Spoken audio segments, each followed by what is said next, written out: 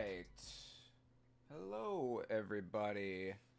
How's it going out there, everyone? Happy Sunday to you all. It is Thinker St. James back again on the Yama channel, and unfortunately, yesterday I was unable to watch the fights live, the Barboza versus Murphy card. So today, going to just be hanging out, watching them on stream here. Just giving the live reactions and whatnot. I'm just gonna watch it as if I was watching it live. So I've got the prelim card, the prelim portion of the card, and then the main card um, queued up, and I'm just gonna go back to back and just let them run. So if anybody wants to hang out, more than welcome to say hello. I don't think I really need the Red Bull, but I've got the Red Bull, so we'll crack that and get started watching some of these fights. So if you are planning on watching along,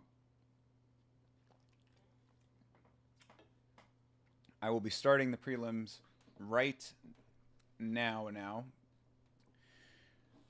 I'll tell you exactly when here. So not now. Give me 1 second. So unfortunately, I can't play any of the audio. I can't play any of the video and all that kind of stuff. So it's really just going to be me hanging, I guess I could probably put some music on in the background, but figure that out in a little bit. For now, I'm just going to start the event, and we'll get going. So, all right, here we go. 3, 2, 1, start.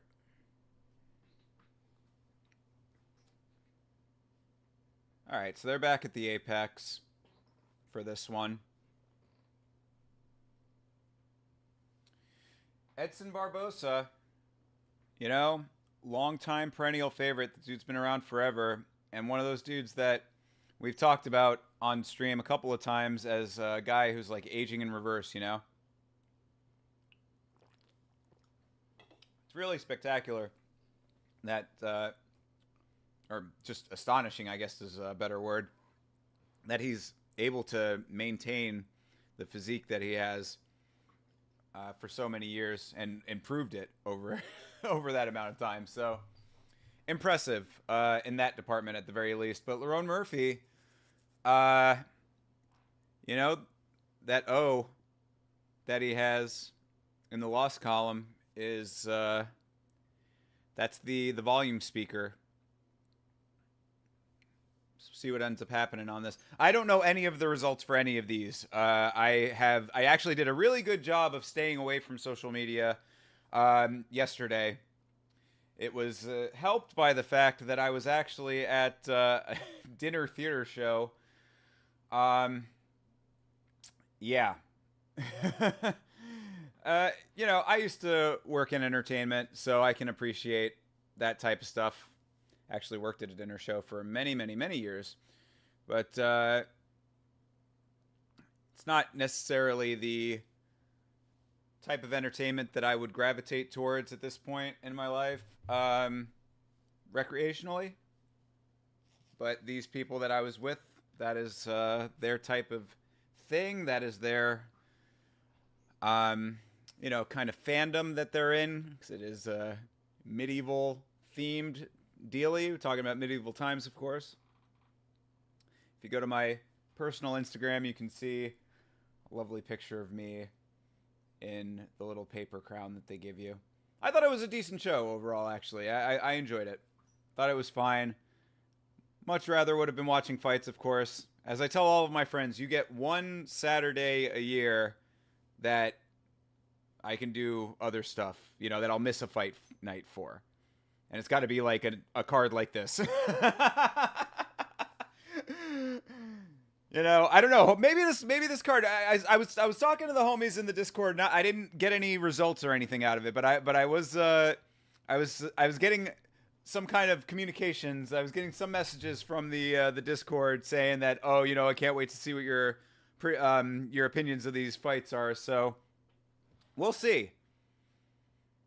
Maybe this card turns out to be like the biggest sleeper banger of the year here.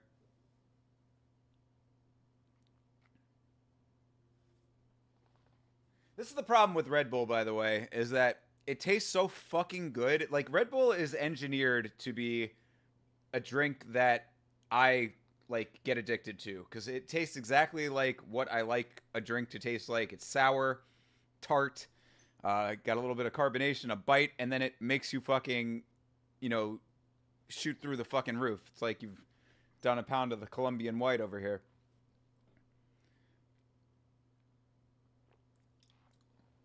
So I've got to sip it slow, but I love that shit. All right, suit roundup. Really love Felder's tie. I think he's wearing that same tie. I think that's that '90s tie I was talking about last time. Dom Cruz. I hate this outfit.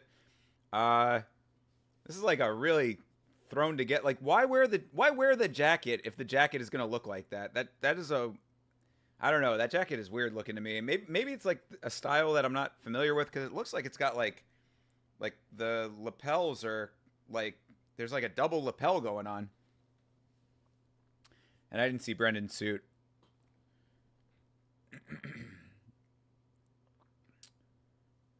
All right. Edson Barboza, Lerone Murphy, Chaos Williams, Carlston Harris, Themba Garimbo, Ramiz Barimai, Adrian Yanez versus Vinicius Salvador, and Luana Pinheiro versus Angela Hill is your main card for this event.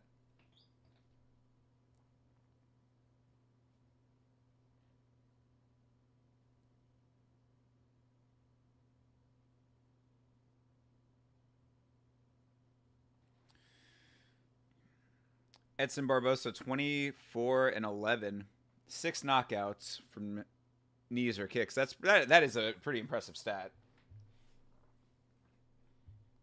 14 wins by knockout total. Yeah, Edson Barboza is a legend, man. Like, win or lose.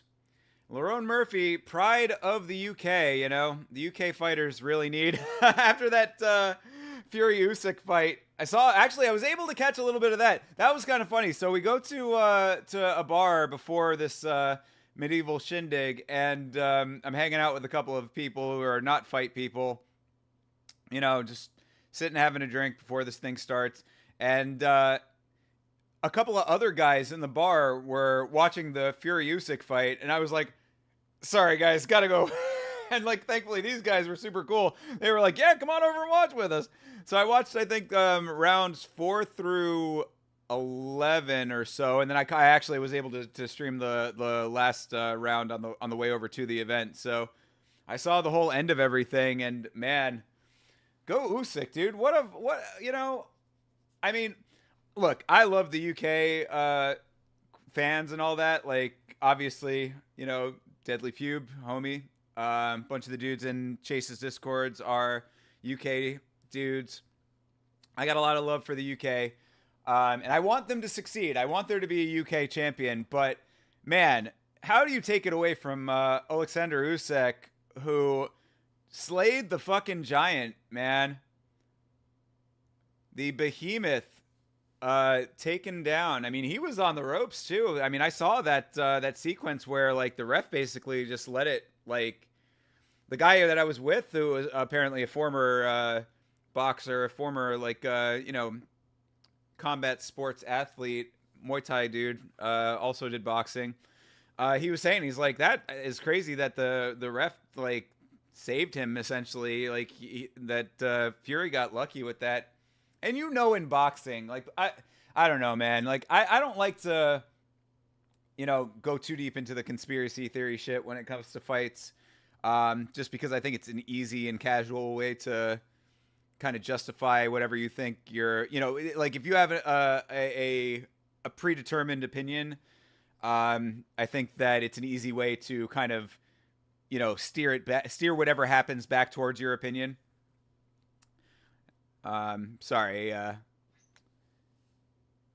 Mego Levy. It was Mego Levy was on screen real quick, and you know how that's always distracting to me. But yeah, you know, I mean, like with boxing, it's like, you know, I don't know how much coaching those refs get to be like, yo, let those fights go, you know? Don't you step in there, don't you save him. Don't be a hero over here. save him from further punishment. Of course, he was saving him in the fight, as in keeping him inside of it. But anyway, long story short, congratulations to the Ukrainian Usyk, because man, tall dude, and seeing him next to Tyson Fury, who's fucking huge as fuck, with all of that weight that he carries around, even with going down in weight, all that transformation that he did, and I got a lot of respect for Tyson Fury as far as all that stuff goes, but his dad's a little bit of a fucking nut job. Seeing him doing some wacko shit. Did he just headbutt somebody like before that fight? All right. Anyway, we got Vanessa Demopoulos here. The I'm in love with a stripper.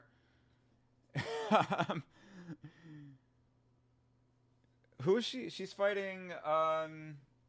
Emily Ducote. Yeah. And I've got, I don't know if you can see them on screen. I put the fights up over here. This was the easiest way for me to do it, where I could actually have them on screen without me like knowing the results. Because normally I would just put up like the Wikipedia or the UFC website or whatever, but I didn't want to get anything spoiled for me. I think I might have had the main event spoiled for me, but I saw something very quickly and looked away, so hopefully I didn't. We'll see. But hopefully you can see where we're at, and I guess I can do like that. I'll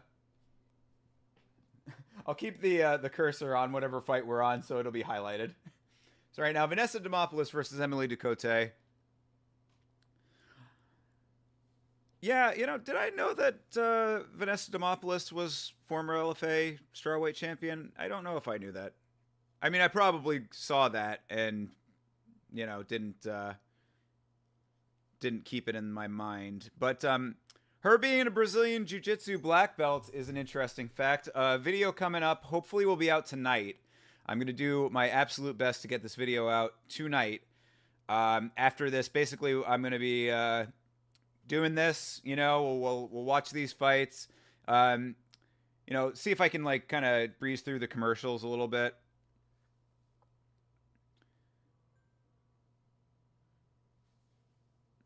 But yeah, I want to. Well, actually, no. Yeah, I'm not going to be breezing through the commercials. I'm just gonna let the commercials run. I want to watch this as if it was like straight up the event. So that's another reason why this is going to take a little while, is because it's I'm just going to let it run.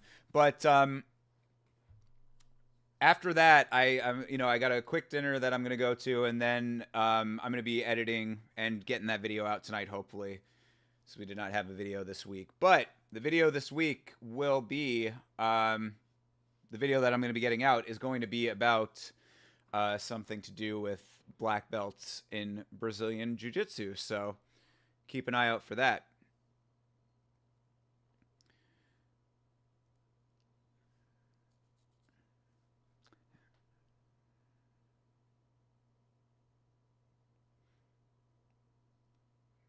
Emily, what's her nickname? Gaginya? All right. So my pick would be Vanessa Demopoulos on this fight. Just based on previous performances. This is the chick that always jumps into the arms of whoever's interviewing her, and used to work the pole, if I'm not mistaken. I believe. I'm pretty sure that's her. But we'll see. Let's see what happens here. Chris Tione, I think one of the better referees. 4 women's bouts on this card. All right. Big night for potentially game changer women's MMA. Let's see if anything comes of that. All right, Ducote Vanopoulos out early. Demopoulos. Red Bull's already starting to get to me.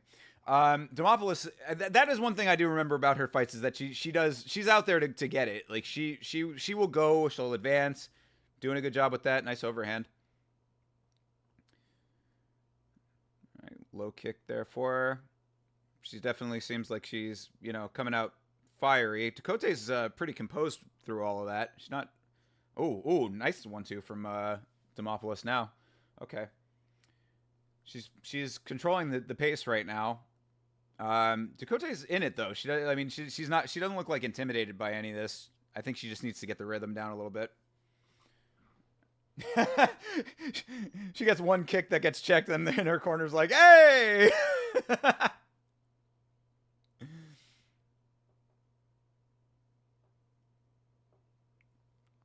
All right.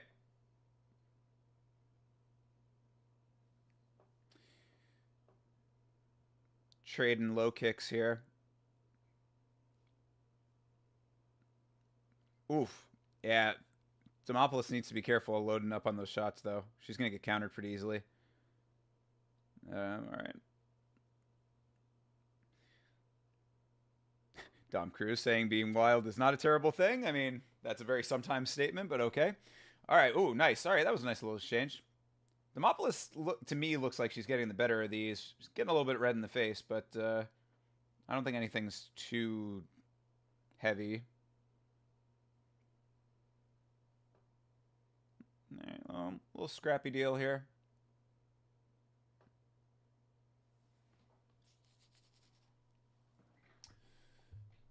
Ooh, okay, that was, see, there you go. Yeah, that was a nice little counter from Dakote there. Like this, Demopoulos needs to be careful with some of these swings that she's throwing, because she's loading up the shot in a way that's leaving her pretty vulnerable.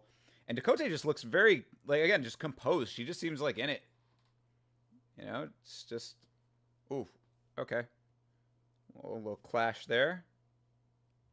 It's like every time so far that they're in close distance, they're getting tangled, which you see a lot in women's fights. Actually, that's a note that I would give to the Tabitha Ricci versus Tisha Pennington fight.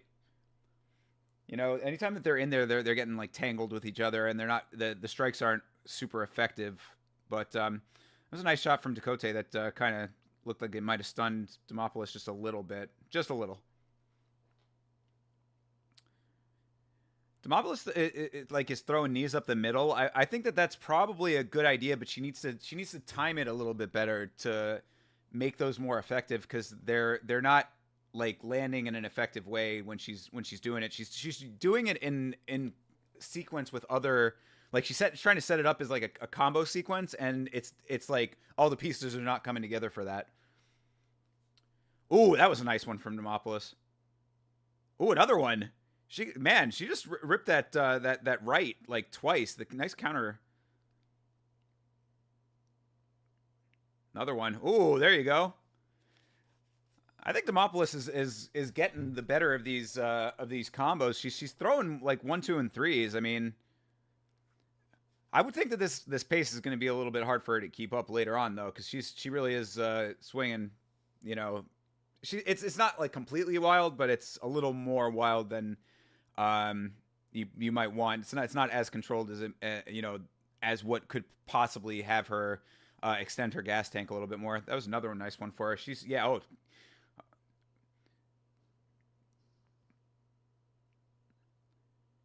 Dakote is a little bit too calm at this point, I think, though. Like because I would say she's down this round. But she's definitely with it. That's what they were saying on commentaries, that she's like she's not allowing herself to be like intimidated by it, which is good. She looks like, she bleeding? Yeah, she's bleeding from the nose a little bit there.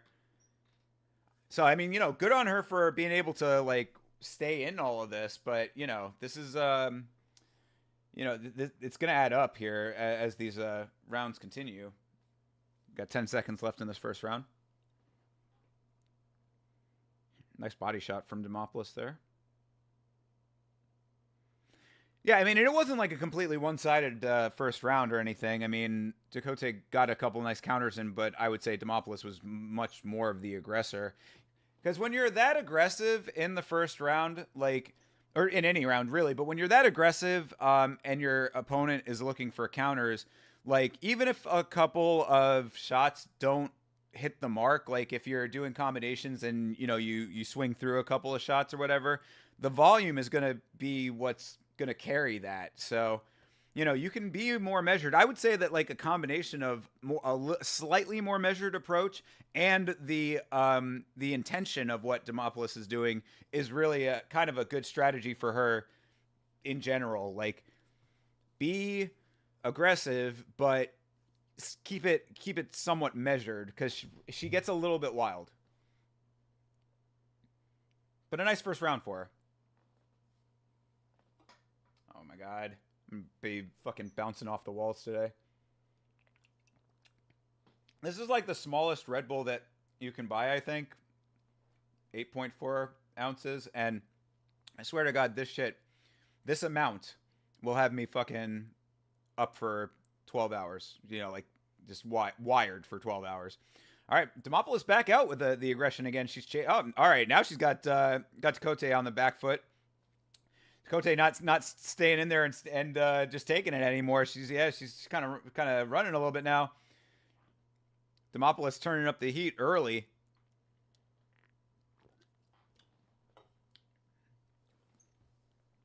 Oof, another one from Demopoulos. Oof.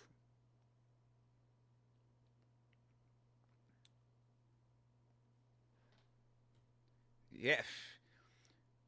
Demopoulos is like bullying her a little bit. It feels like. I mean, like it's not. It doesn't look like it based on the body language of Ducote, but just like the aggression that she's doing. She's forcing her now to move back. And she was, just in that earlier part, she was, making her really circle out and move out of harm's way. So I mean, that's a bully tactic, which oh, there, nice counter from Ducote though. Yeah, Demopoulos does need to be careful with the bullying because that's what I was saying earlier. These counters, if you need to measure it just a little bit more because what's coming back at you can be just as deadly, and if it's well placed and well timed. Especially now after Ducote has weathered all of that. Now she's she's back into this more calm state. Ooh, that was another nice counter. Ducote is definitely being more of like a sniper in this situation, which is this is looking good. Oh, got that kick up high for Demopoulos. Kind of held on Ducote's shoulder. I don't know if it didn't like sweep full through the head.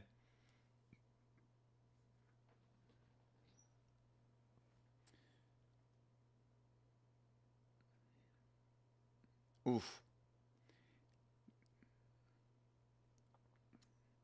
Neither of these chicks seem like they are looking to go to the ground, which is nice. This is a nice striking display from both of them. How many times we've seen women's MMA go to the ground and go absolutely nowhere. Not a knock on women's MMA, a knock on specific female fighters, really more than anything, because it's like when it's high level, it's amazing, but when it is low level, it is the exact opposite. I always have to be like the ooh, really nice counter for Ducote there. She had Demopoulos shooting. Yeah, Demopoulos didn't like that one. Ducote's got a nice little boxer cut on the side of her eye now. Blood trailing down the side of her face. Ooh. All right. Ducote's starting to put the pieces together here a little bit more, but Demopoulos still attacking. The aggression is one of her greatest strengths, I would say. It's like a little female Justin Gaethje action over here, Fucking go in there and just stand and bang. Nice, another one.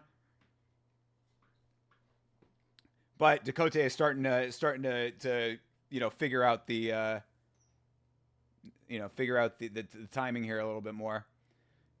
I am surprised that those significant strikes from Ducote in the first round. They just flashed the numbers, said it was 42-36 Demopoulos Ducote on the strikes in the first round. It did not seem like Ducote threw that many significant strikes, but I'm always like kind of like baffled at how they come up with some of these, like what defines a significant strike kind of thing.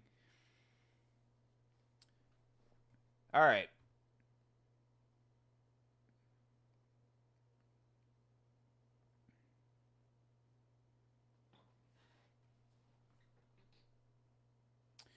Ooh, that cut on Dakota's eye, cosmetic, but it is going, man. That right on that side of the eye, that fatty part right there, like right the eyebrow, like the fold of the eye. That area bleeds like a motherfucker. Oof, another nice one from Demopoulos. It's a good fight.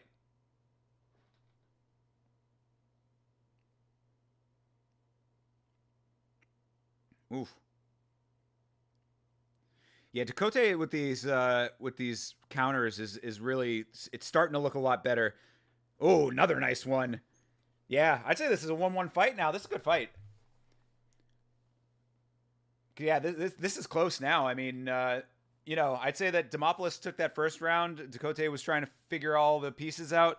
I think she did a lot better that round, getting everything kind of under control, figuring out exactly what the movement was like, especially also with Demopoulos coming out so strong early that it kind of from at least from an optic standpoint, as a observer of the fight, not necessarily judging standpoint, but observing it, it's nice to see that she was able to figure all of those things out, because if she had let Demopoulos go out there and keep that amount of aggression throughout that entire round, that could have easily gone the other way. She saw the amount of energy she was expending coming out that hard that soon, and then circled away from it, let her kind of wear herself down a little bit, get herself get Dakota, get herself back to like a more kind of measured approach, and then got the counters going, and I think took that round. So that was really nice. Yeah, this is a good fight so far.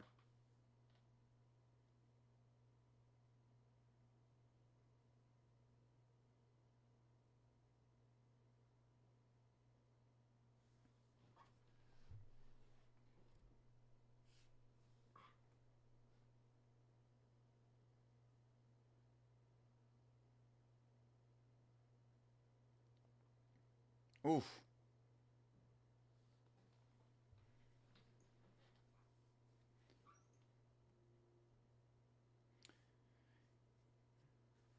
Ooh. Dakota swinging again. That Demopoulos rather said. Oh, now Dakota.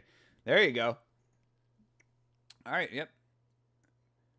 About a minute in, almost through round 3 here.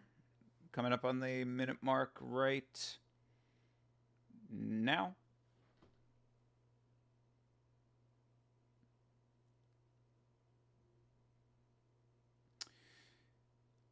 Oof. Oh, nice one from Dakota. This is another thing. I talk about it with Vitz King a lot, where it's the ramp up of the fight. Dakota is started off getting all the information that she needed, got her rhythm down, timed it well in the second, and is now advancing a lot more than she had been in those first 2 rounds. Because she was holding her ground in those first 2 rounds. Now she's advancing, and that's really what you want to see at this point, because she needs to win this. But both of them need to win this round to win. I'd say it's 1-1. But this is a really nice display from both of them, honestly. Good display of skill. Oof. Dakota. Say this measured approach is paying dividends, but Demopoulos still as aggressive as she was in that first round. Oh, another nice one. That one landed. Oh, uh-oh. Demopoulos hunting now. Ooh, man, she is mean, boy. Demopoulos is mean.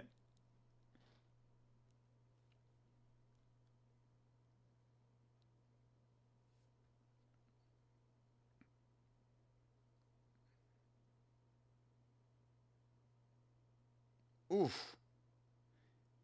Yeah, they're showing the replay of Demopoulos' couple of shots. She had a really nice little sequence in there, and she's just keeping it going now. I mean, one more, going in again. Oh, nice counters from Dakota again. Yeah, this is a styles make fights kind of fight, because like when you have someone as aggressive as Demopoulos and someone who is as good at countering as Dakota is, it's like who's going to be the better one of that, very very volatile combination. And they're both working it. Oof. Ooh, ooh. Stand bang. This is really nice work from both of them, man. Good fight. Definitely a good way to start this card.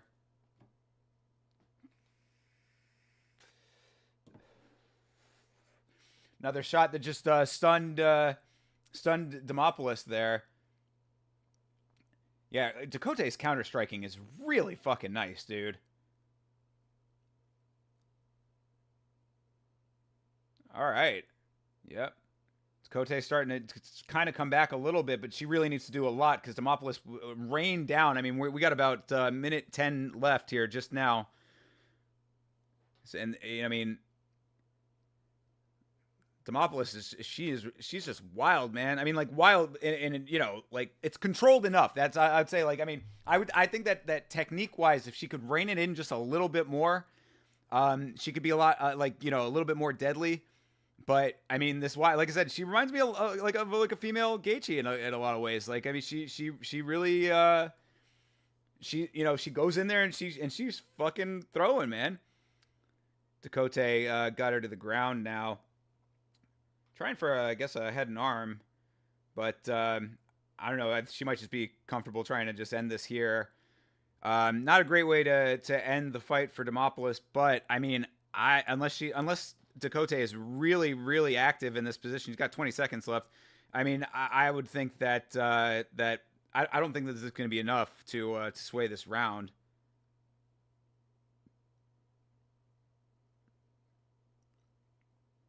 Yeah, not a great way to end the round, but I think that she still won that round personally. I mean, she did a lot of good damage.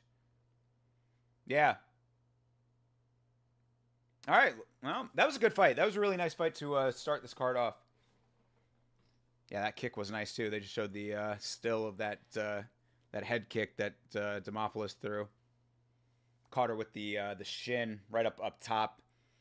Kind of like went across the head and then landed on her shoulder. It was a good kick. If she was able to swing it through, it would have been more effective. But you know.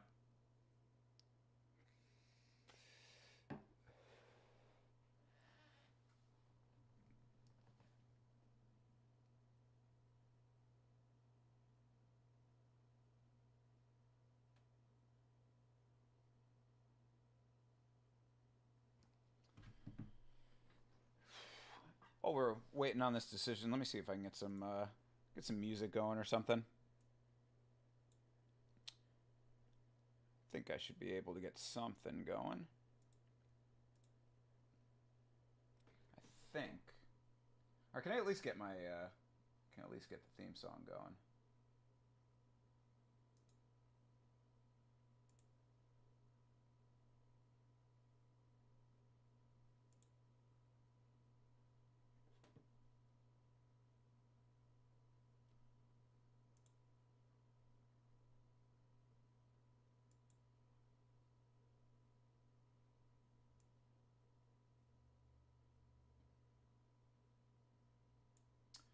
All right.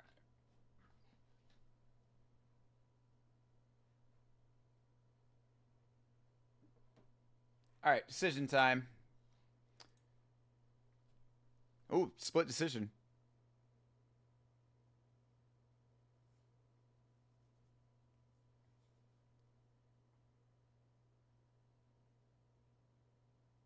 Vanessa Demopoulos by split. Okay, I'm okay with that actually. Yeah, I'll give it that. I think it should have been a unanimous decision. Still a close fight though, and yeah, I think that was the right way to go.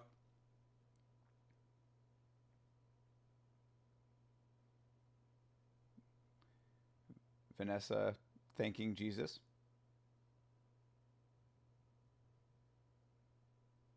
Apparently hurt her arm very badly on Tuesday.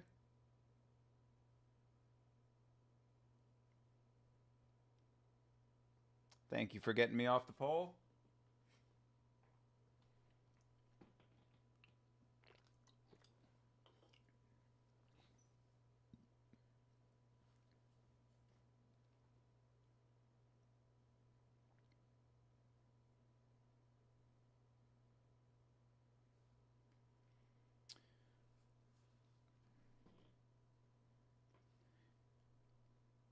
Demopolis, very, very thankful for Jesus, you know? Yay! There it is! I love it. You know, I'm okay with it. I'm okay with her jumping into the arms of everybody. I think it's great.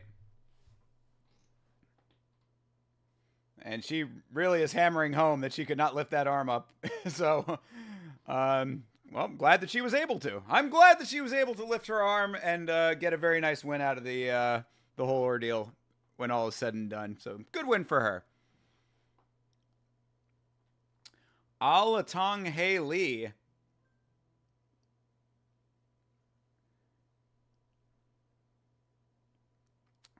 versus Clayjason Rodriguez.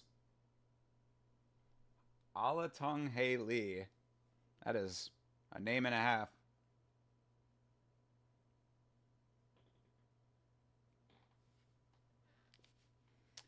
Ah, and he's got a win over the Sancho Kevin Kroom.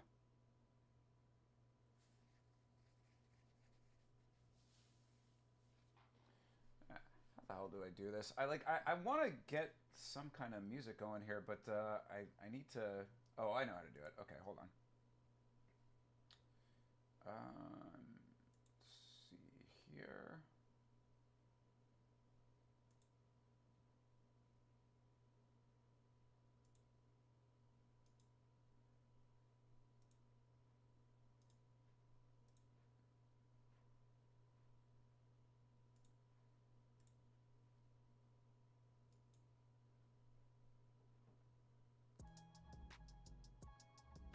There we go.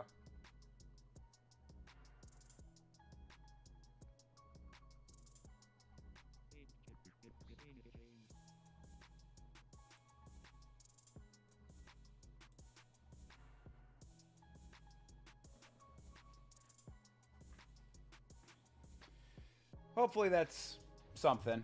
I mean, it's low, but you know, at least it's not just dead silent when I'm just chilling. Oh my god, forgot that we're gonna have to sit through all these fucking commercials if I do it this way, but it is what it is. It's giving me the fight experience that I would have had without my homie Vitz King. Miss you, Vitz. Catch up with you this week.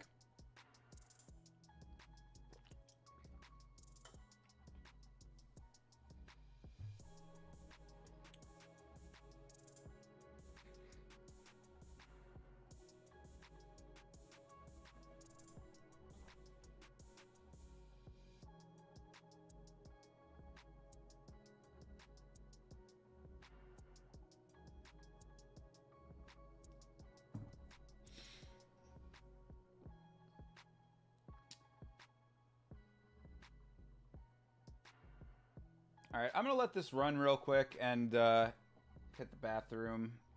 That might be a reoccurring theme of this. If you ever watch the watch-alongs where I'm at Vitz's place when we're doing it, the normal watch-alongs, you know that I am always in the bathroom. I have to go to the bathroom more than any human being on the planet. It's a problem. But let me just do that now as we get a little bit farther into this card. So I'll BRB.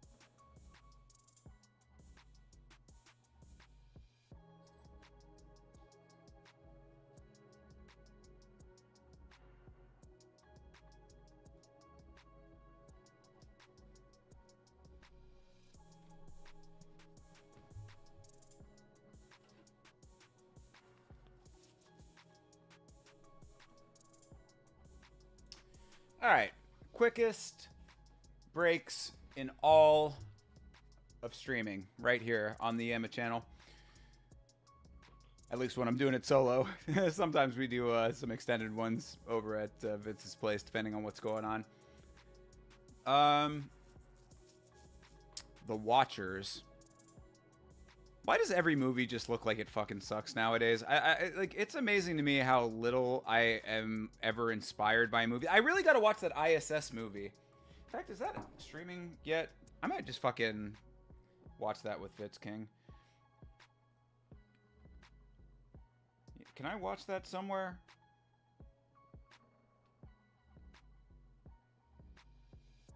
Where to watch? Oh, okay. It's on Prime. I mean, it's not on Prime like for free, but at least you can stream it on Prime. Oh, it's on Roku. I don't know. I want to like the reason I bring that up is just because that ISS movie is one of the few movies that I've seen in like the last, I can't tell you how long, that like I actually was like, that's a great concept for a movie. All right, Clayton Rodriguez. Clayton. It's like Clay D Sun. And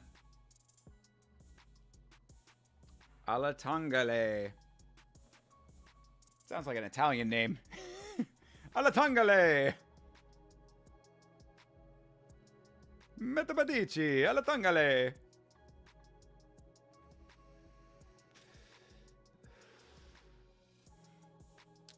He's the Mongolian Knight. Herb Dean. Also there. Mongolian Knight. Clayton. Let's see what these guys got. Here we go.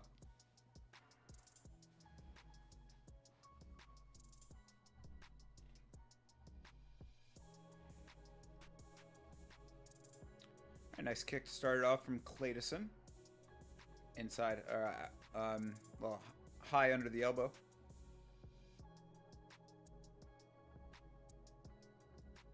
Using his kicks to keep distance early.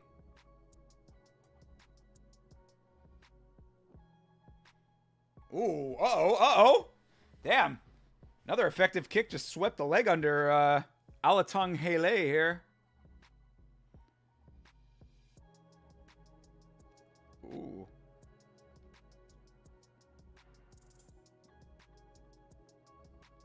All right. Clayton has... Oh, okay. That's pretty nice. Ooh, all right. Nice reverse.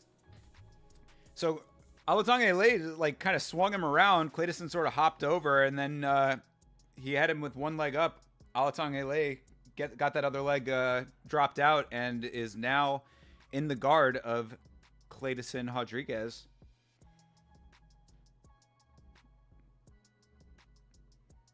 It's in good position for some ground and pound here if he can posture up.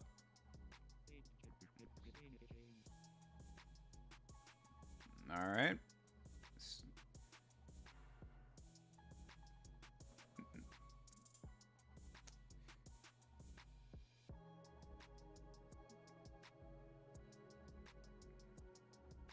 I mean, he's got to be active in this top position here, because yeah, I mean, Rodriguez, he's just tying him up, closed guard here. Not, I mean, he also needs to figure something out. He's in wide open spaces out here in the middle of the mat.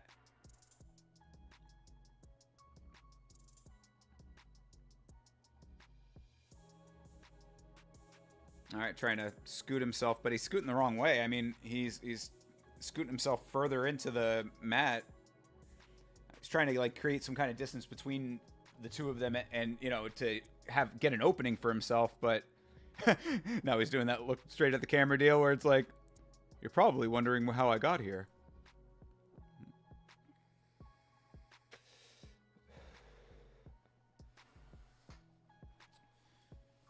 All right. Alatang, I like that. This is like kind of an essentially neutral position right now. Really not doing too much with it.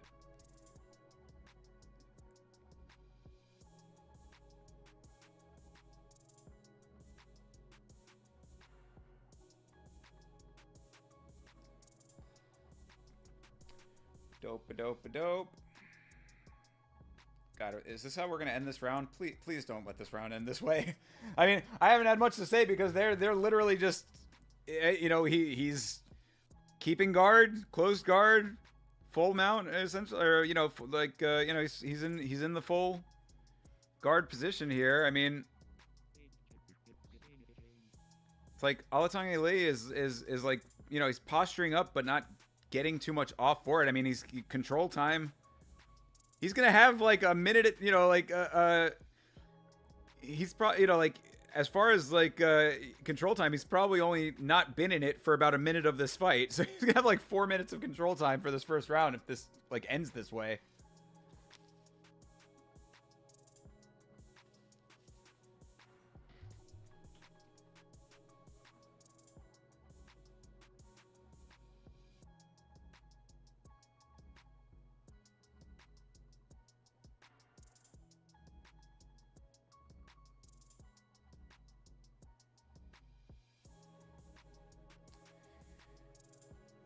All right. I mean, not much to talk about here. Like, this is this is just a stalematey type of deal. Neither of them doing really much of anything. Hey, what up, Chase? How you doing, homie? Creative player in the chat. What up, my dude? Who do I think won, Vanessa or Emily? I thought Vanessa won. Absolutely, yeah. 2-1. I thought it was the exact right decision. Good split. I wouldn't have been mad if it had gone the other way because the counter striking was so effective. But I think the aggression really showed in that third round, and I think that like what I had said early in the third round was that Dakota was ramping up, like she was doing a good ramp up, like in the way that the progression was going, like she was ramping up nicely, but I don't think that she culminated the ramp up. Like she didn't culminate it, you know, in a way that gained her the win, in my opinion. I gave that first round to Vanessa. I gave the second round to Dakota, and I gave the third round to Vanessa. Because she was looking really sharp with some of those combos in the third as well. First and third. But Emily's counter-striking is really, really nice. Like, I honestly, what I would say is if you could combine both of their styles into one fighter, that would be a really effective fighter.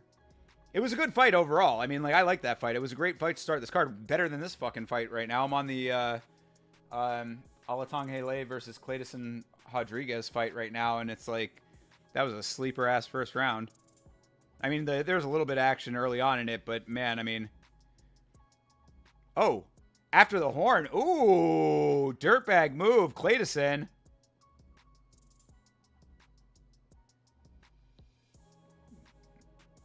That's, lucky he didn't get a point for that one. All right, a little spin kick start here for Clayton.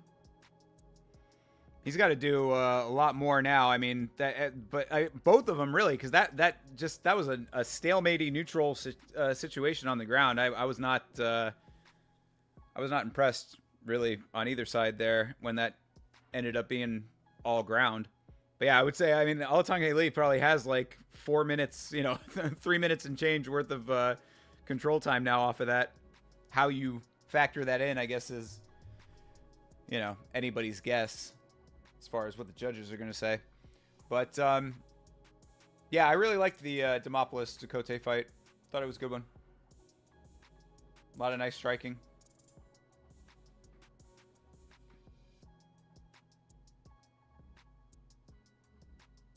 And I wouldn't be mad if somebody said, like, oh, no, that, you know, that should have gone to Dakota. I thought it was close enough. Like, split decision was fine.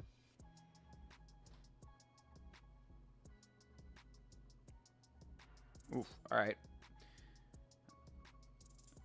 Clayton's really nice with these kicks, but, like, he's got to make sure that he doesn't get back into, like, some kind of situation where he's getting controlled on the ground, because that's going to be a problem for him.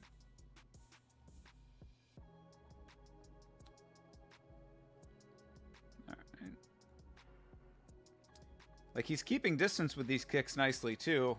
But you've got to do something effective on top of that, because if all you're doing is creating distance and not actually getting any effective striking out of it, then you're really just keeping your guy, your opponent on the outside and, not landing anything. Ooh, nice one from Alatang Hele.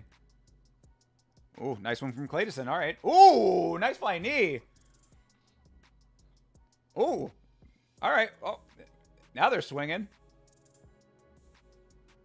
Alatang Hele took that knee, really nicely. It didn't land in a really, super dangerous place, but anytime you see a knee like that flying at you, that's potentially pretty bad.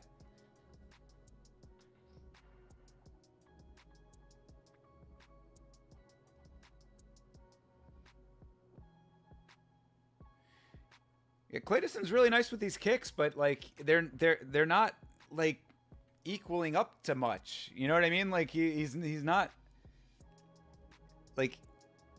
they're really more tactical, kind of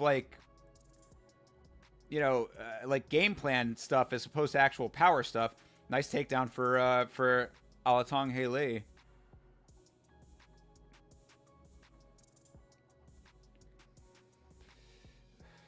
Felder's talking exactly what I was saying in the first round.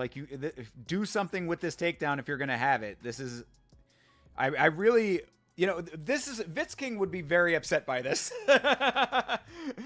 He would be saying that Clayton is winning this fight strictly off the fact that he is more active in these non-neutral states. So, philosophically, it really depends on where you land on that. But, yeah, right back to this. It's now, thankfully, Clayton had enough striking, I would say, to, kind of make this a more competitive round to hopefully, win the points for it. But, this is just, these neutral positions here are just weak sauce, We want lava sauce, baby. We don't want mild around here.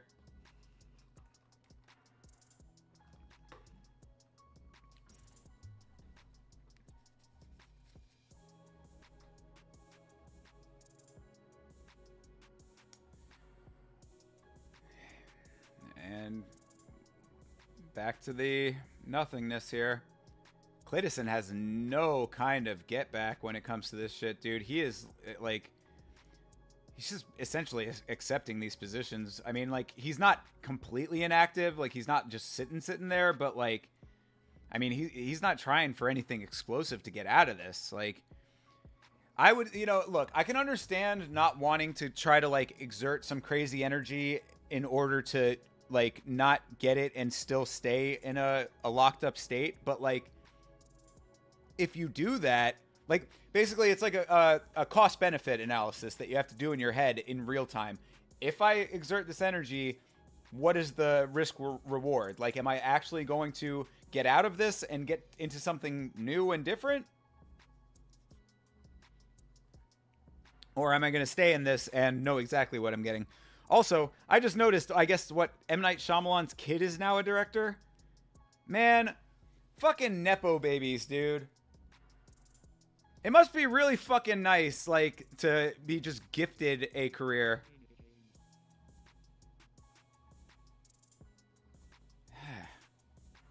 I'm not saying that the kid is not talented or, I don't know if they are or are not, but, the barrier to entry is a lot fucking easier when you can just walk in and get everything you need, man. To me, it's just a bit of a slap in the face to the creatives out there. But anyway, I digress. They're playing those commercials for those Little Caesars little cup things. Those are delicious, by the way. We had those on stream for a watch along not too long ago, and I vouch for those 100%. Little Caesars is good, man. I don't know. Yeah, is it gourmet pizza? No. Is it pretty goddamn good for $5? Ooh, nice spinning elbow to start off. Oh, and a nice flying knee to follow it up. All right, Clayton is fuck this shit. I need to really throw it all at, throw everything at him, and that is absolutely correct, because this is, if he gets taken down again, I think everyone's gonna fucking start crying. Like, no!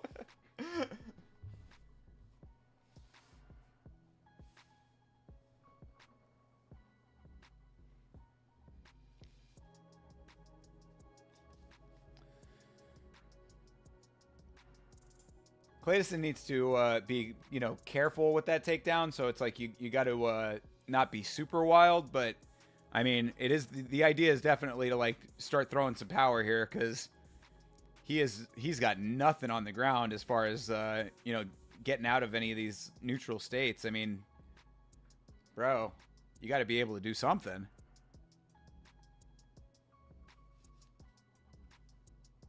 Oof.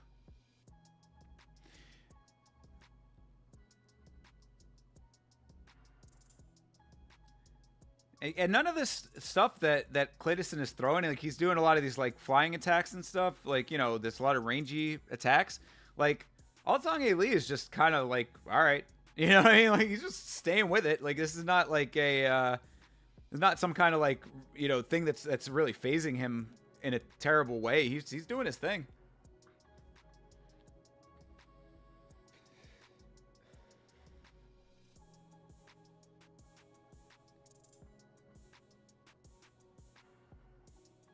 Oof, but nice body shot for Alatong Haley.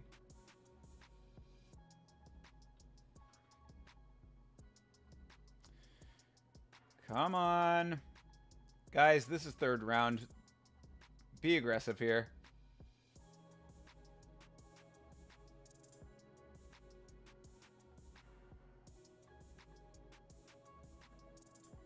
I mean, they're trading a little bit here. Nice spinning kick to the body for Rodriguez.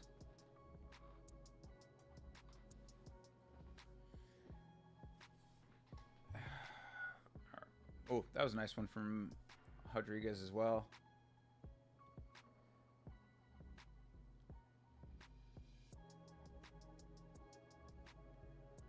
Why? Okay, so Rodriguez goes in for a takedown here. Like, bro, I mean, I like, okay, I guess, and yeah, and then gets countered and gets taken down himself. Why would you do that after everything that you just saw in this fight already, bro? My God. That's, man, that yet another example of like a low fight IQ kind of move, man. Like after all that you've seen already, to just basically allow that to happen again. I mean, like you have to be 10,000% sure you're going to get the takedown if you know that you've been countered in the takedown attempts already. If you get reversed like that, why would you go for that?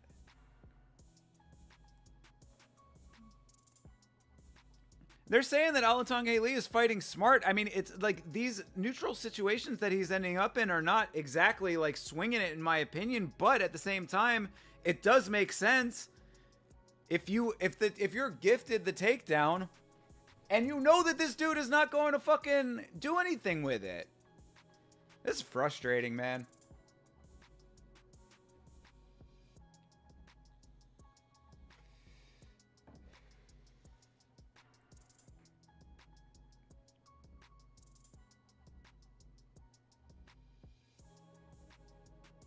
And yeah, and they're saying that the commentary is saying that he's going to get this by decision. I would think that that's probably going to be correct based on the amount of control time that he's had. But God, how do you really get like that? That is why this shit is frustrating in general, is how do you give this man the decision when these control time situations are not leading to anything?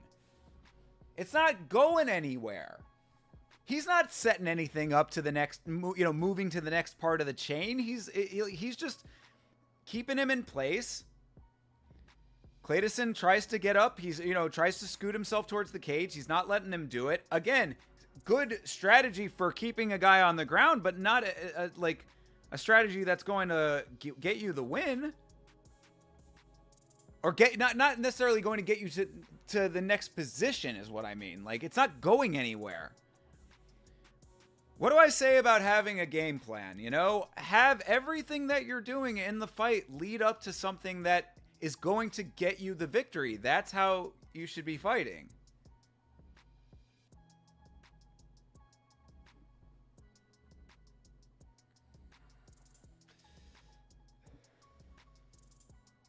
All right, we'll see what this decision is, but that was a frustrating fight.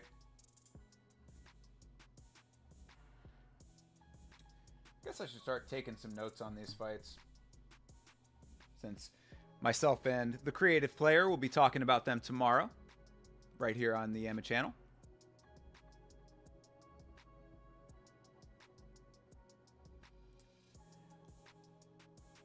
Anya Taylor-Joy is the new Furiosa, the next Mad Max installment. Which, you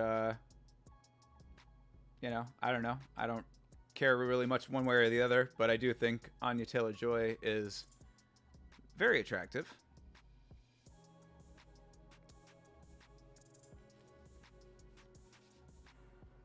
She was great in the Northman.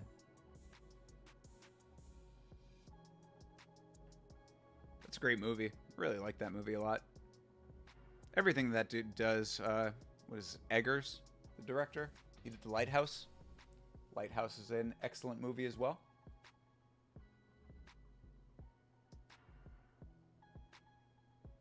Yeah, and there you go. Yeah, I mean, Alatong Haley gets the win. I mean, unanimous decision with that. I mean, I guess he got to, you know, by, like, I don't know. Fights like that are frustrating. Vitsking would have a lot to say about that. It's unfortunate we didn't get to watch this fight together, because I know he would be upset by that. I know he would be saying, well, Rodriguez was more active on the feet. He was throwing more, you know, he was actually going for it. He was more hungry for the win.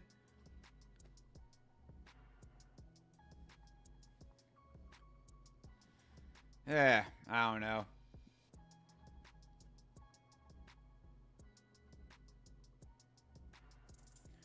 All right, so Piera Rodriguez versus Ariane Carnelosi.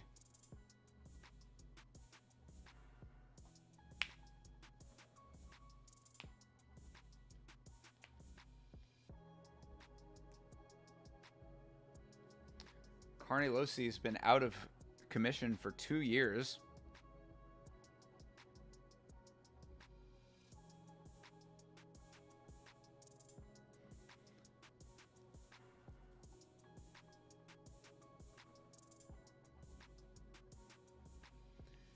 Piera La Fiera. I remember Carnelosi.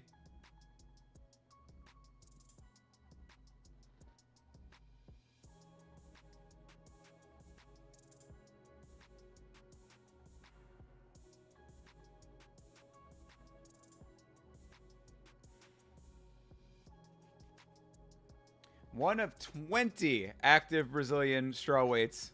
I'm assuming that that's women only, but good lord.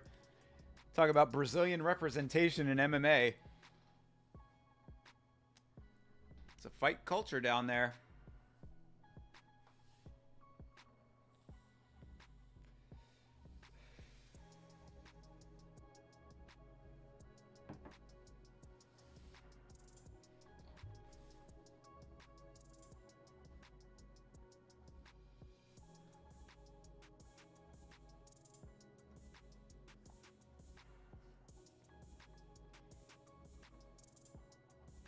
Big Dan Murgliata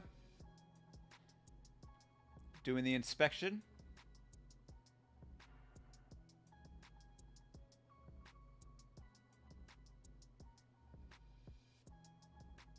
Yeah, they're talking about how you know, she had this long layoff, and they're asking why, because they're saying that they didn't hear anything about injuries and stuff. So yeah, you kind of wonder. Anytime that you see long layoffs where there's no definitive reason for it, it's a little bit concerning, I would say.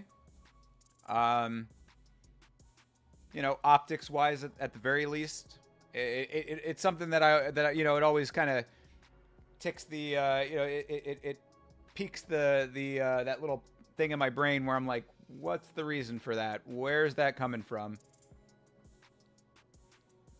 Because really, I mean, you know, theoretically, it's like no matter what the reason is, you know, it would appear at least that it's never good. I mean, unless it's just like, I'm going into the mountains to recenter myself and become the best fighter that I can possibly be and all that kind of stuff. But yeah, that's yeah, you know, maybe that's what it was. I don't know. All right. And Piera from Venezuela.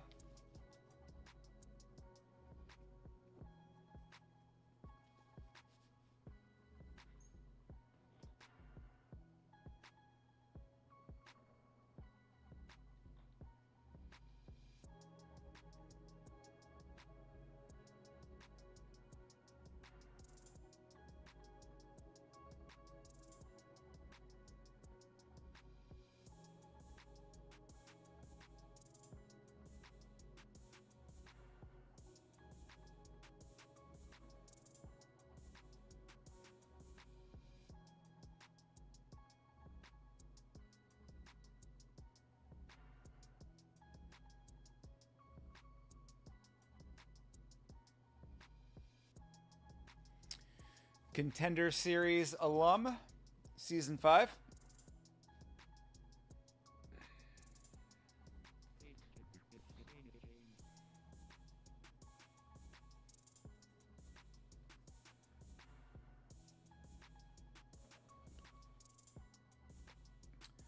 Extreme Couture fighter, Miss Rodriguez.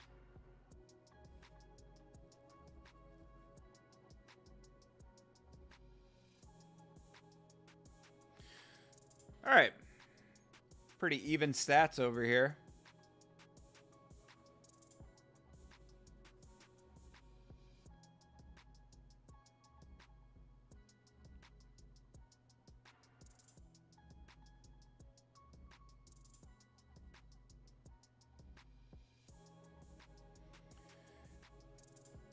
See what we got.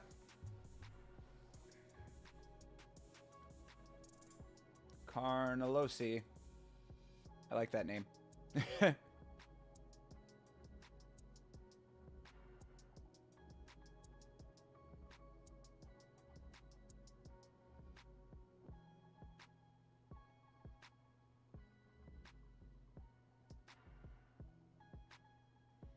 Kind of a mirror match situation.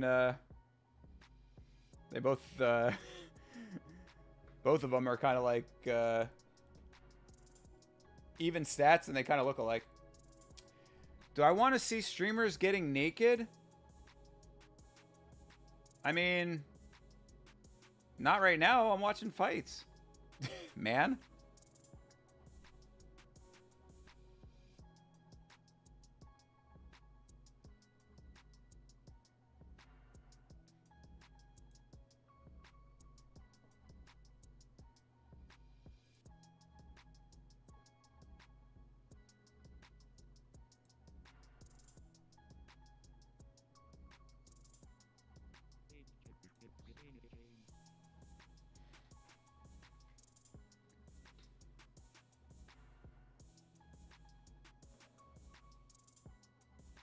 All right, here we go.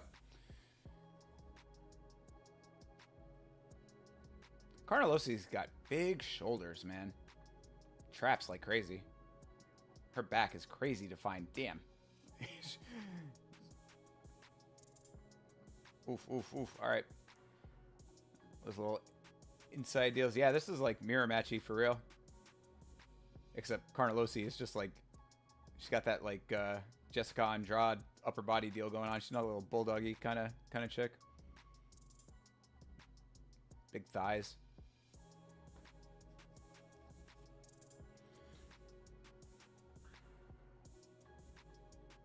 Yeah, they're kind of peppering each other early.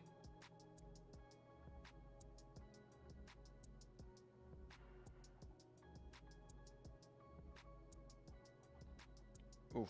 All right. Little check from Carnalosi there. You know, yet another one where they're both kind of throwing a bunch and sort of just seeing what lands early. Oh, all right. There, all right. Little phone booth action there for a second.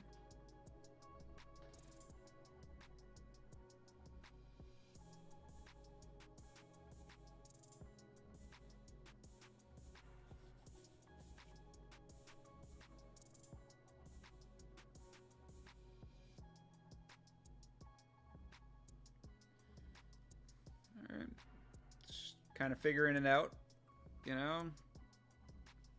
Nothing too crazy going on just yet. Sort of gauging distance. All right. Rodriguez kind of going in and out nicely. She's moving nicely.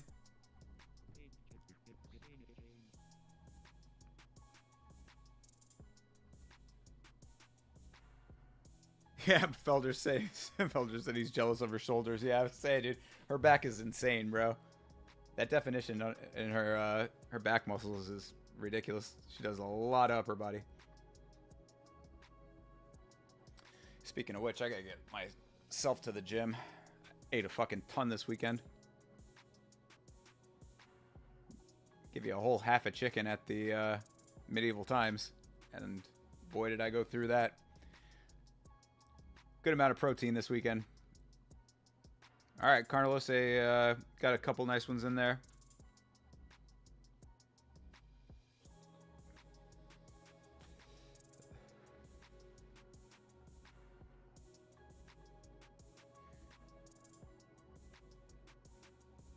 Carlosi's kind of walking her down a little bit here, which is good.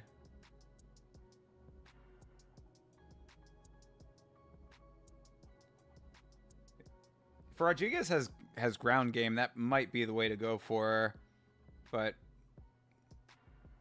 always dangerous going up a Brazilian on the ground.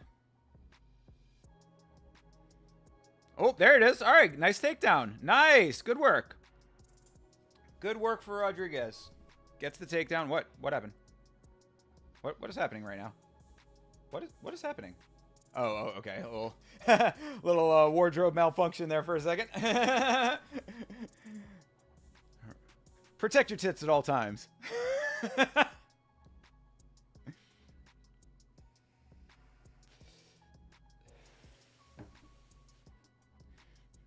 Mark Smith going in there to kind of have to play human shield while those titties got wrangled. But all of them have been put back into their place, and now Rodriguez is in a nice control position here.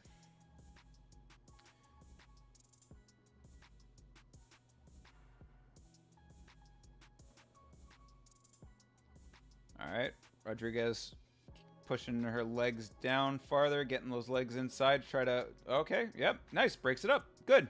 That was nice work from Carnelossi. See, Clayton and Rodriguez could have taken a fucking note from that. Get your legs up.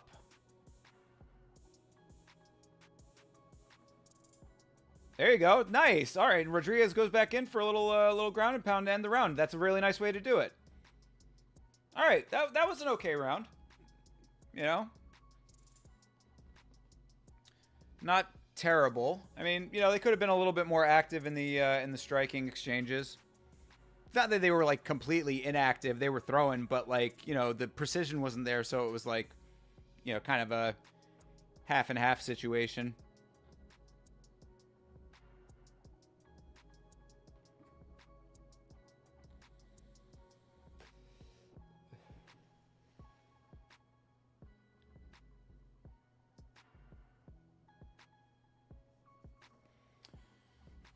All right, so far so good.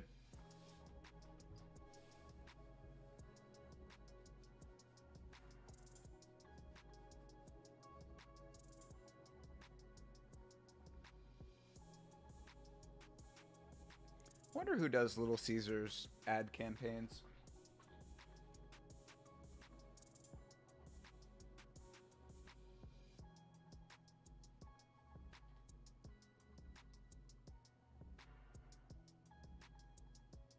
All right, round two. Here we go.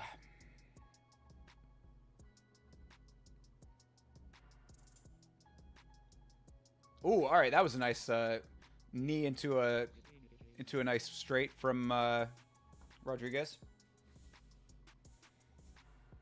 Going for another takedown, doesn't get it. Oh, nice Muay Thai clinch with a couple knees on it for Rodriguez. Starting good early for her. Which is, I mean, what she's doing is good after seeing what Carnelossi was doing in that first round. You know, it's like, okay, I know that she's going to be outside striking. She was using distance pretty decently. Rodriguez closes that. Has her up against the cage, clinched right now. Seeing if she can get her to the ground. Effective strategy, I would say, or could be potentially effective. A sound strategy for now.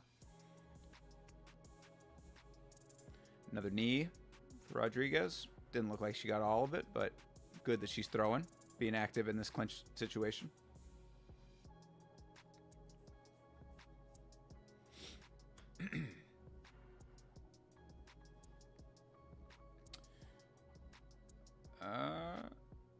Saying she grabbed the fence? Didn't look like she grabbed the fence. All right, another nice knee from Rodriguez there on the inside in this clinch. Doing a good job neutralizing Carnelosi's hand. Got it free now.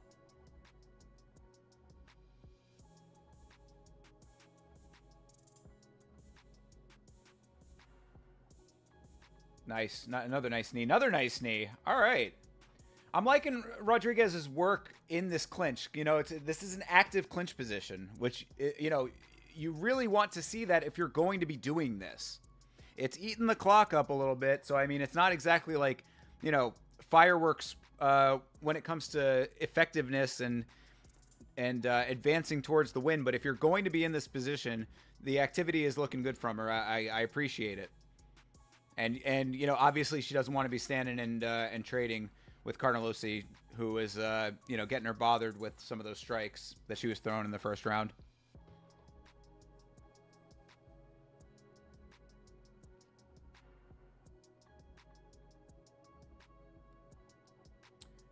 Another nice knee in there. Oh, there you go. Breaks and starts throwing. Good, very nice. And gets out of there before Carnelosi has a chance to really lay on some good shots of her own. This is a really nice performance in the second round from Rodriguez. You know, it's not exactly like getting... Oh, yo! T-kick up the middle. Oh, Carnelosi down off of it. All right. Now it's leading towards something. This is a really nice performance for Rodriguez. Oh, what? That was a headbutt. Yeah, yo, legit. Hey, yeah. Absolutely. Wow. That was a legitimate headbutt. Yo. Oh, man. No, yeah, dude. Blatant foul. That's a point. That's a point, dude. That's a point. Oh, man. Oh, why would you do that? Why would you do that when you were doing so well in the round up until then? What the fuck is happening with this fight IQ on this card? Oh my God. Come on, bro.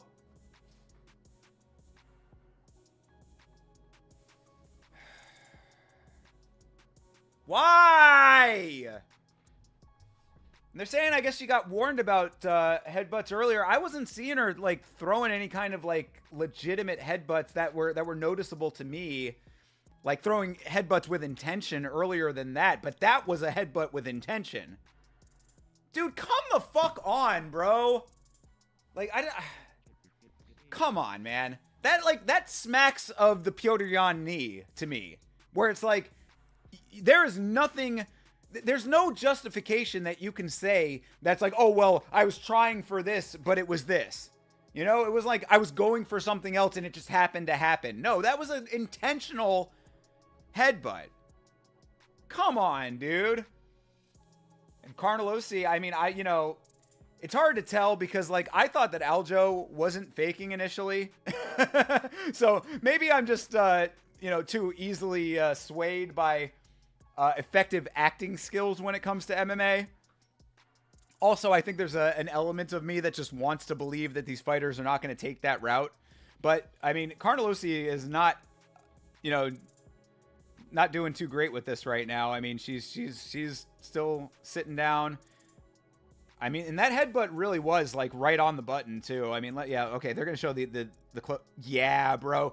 It's like the front of her forehead goes straight into like the side. I guess it would be this side. It was like forehead down right into like the, you know, the broad of the jaw.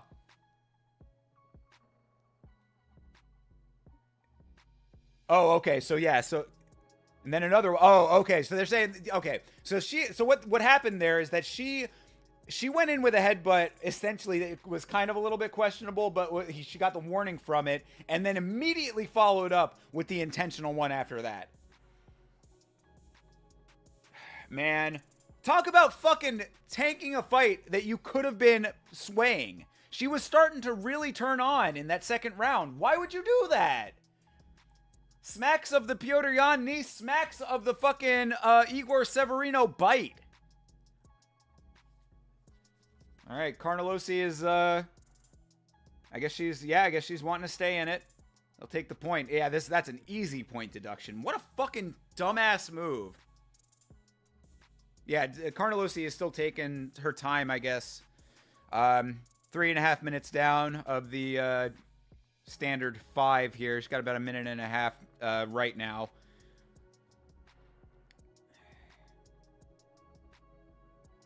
Because, yeah, this would be a no contest if it...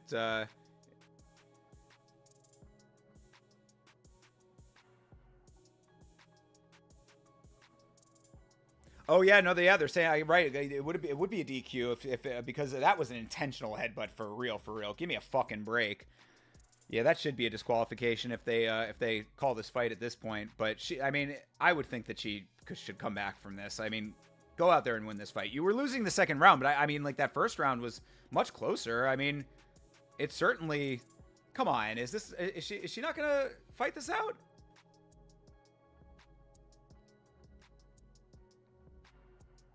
Yeah, Dom Cruz is exactly right, saying how upset that Rodriguez is going to be when she looks back on this, when she was definitely winning this second round. This was such a dumb move. Yeah, Carnelossi is not looking like she's coming back from this. Yeah, this is going to be a DQ loss for her, and I mean... it's tough. They're calling it. Yeah, they're calling it. All right. Man, what a dumb way for that fight to end. Fuck this. Man. So, I don't know. Carnelossi... Is it a situation that needed to be fight ending? I guess that's, you know, she's the only one that can truly know that. So, maybe it was that bad. That just sucks, dude. That fucking blows. Hey. Well, there's your early dose of wackiness. Maybe this is why Chase was saying that this is a card to react to. You know?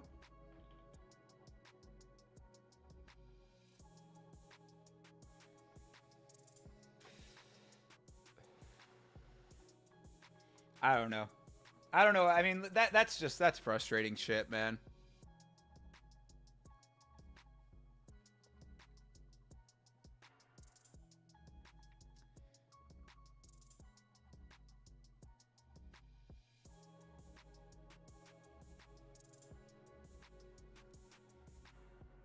And like, you know, well, I mean, Carnelossi's leaving the cage. She's not even staying for the decision, so maybe it was that bad. You know, either that or she's just really selling it, but she's walking her way out, so that's good. But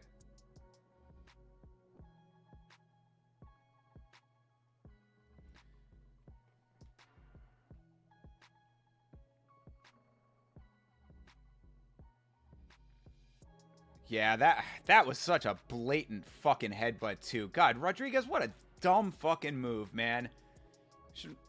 Yeah, and that's what they're saying too, is that it was 2 headbutts. It was headbutt number 1, and then fucking definitely intentional headbutt number 2.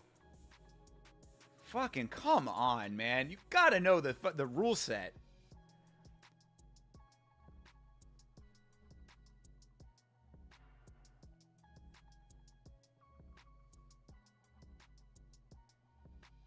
Intentional headbutt.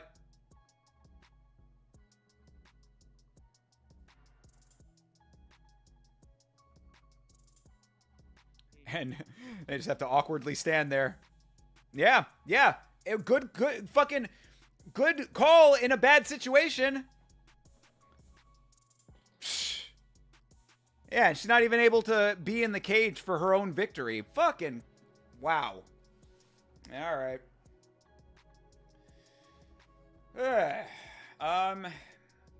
What do you say about that? I mean, fucking go back and reassess your understanding of this sport, Miss Rodriguez, because you were steering the ship in the right direction in that second round. First round, it was yet another kind of two-way action-ish round. It wasn't like they were going super crazy, either of them.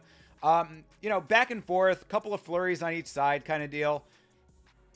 That was a close round. I guess, you'd have to see the scorecards, see what the judges said about that. But that second round, she was definitely getting the better of it. I was saying, I'm like, oh, this is really nice. She's starting to put it together. She was doing good in the clinch. To lose a fight that way, go back and assess yourself. Assess yourself before you wreck your career.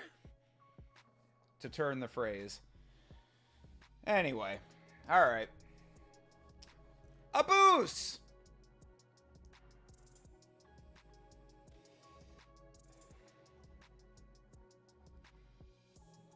Abus versus Warley coming up here. Always liked Warley out of those.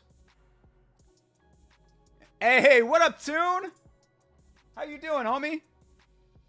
If I didn't have my soundboard muted because of the audio, I would I'd give you the air horn. The air horn. Jesus Christ. What's going on, brother?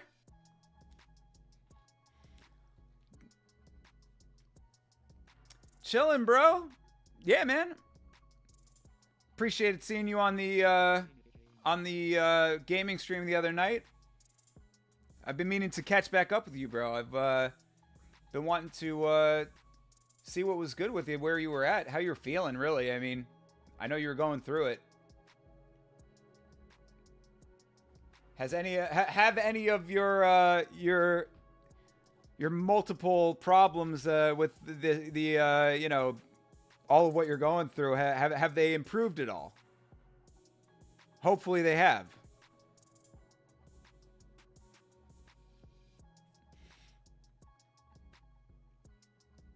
Oh, good. All right, cool, man. Good to hear it. Absolutely. Yeah, absolutely, man.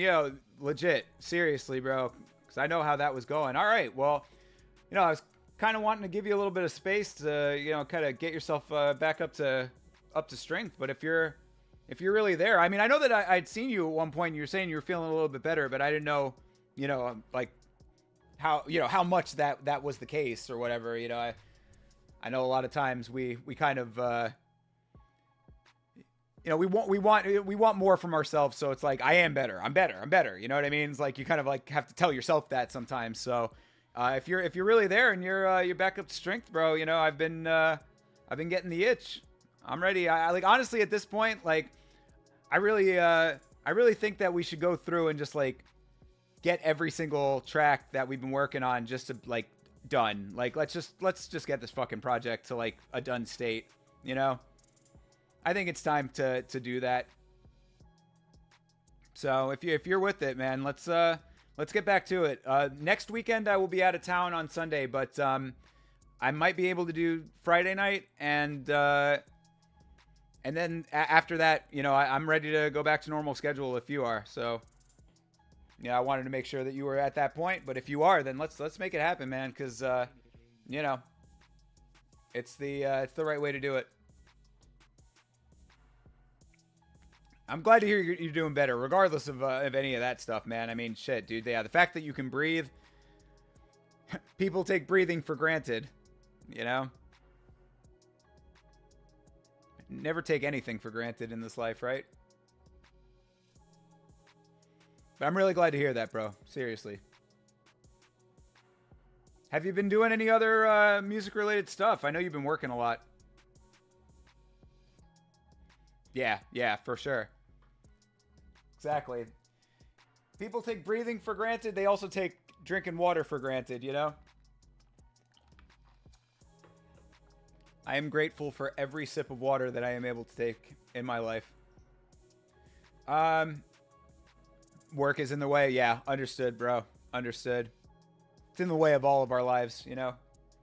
It's why me and Vitz are doing so much to try to, you know, steer the ship, because it's you know, this ain't it. You've been producing lightly? All right, cool. Any progress on the MP?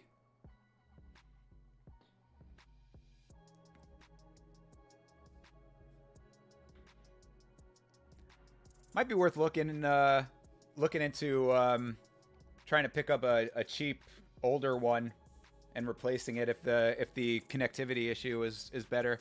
If it's the MP itself that's the issue. If it's the program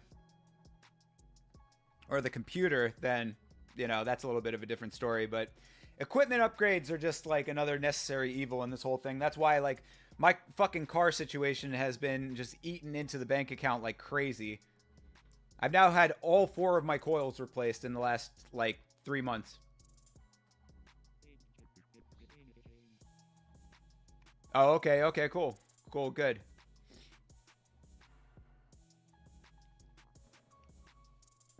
But, yeah, man, you know, the equipment stuff is like, I got to get the processor upgraded. That's the big thing right now. Just get an upgraded processor, and then eventually the next process is going to be building a whole new computer. Your monitor fell on it and you dropped it? Jesus. That's not good. Fucking A, man. It's like even when we win, we're losing over here. Oh, you bought a cheaper one and replaced it for the meantime. Okay, smart move. You talking about the monitor, or are you talking about the MP?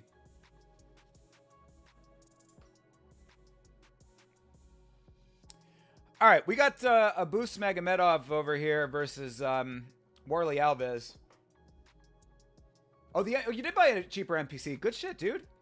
Also, I've been meaning to tell you too. My soundboard that I use is an Akai pad set. You know, it's the LPD8 wireless here. So, if you ever want me to bring this over, I can absolutely do that.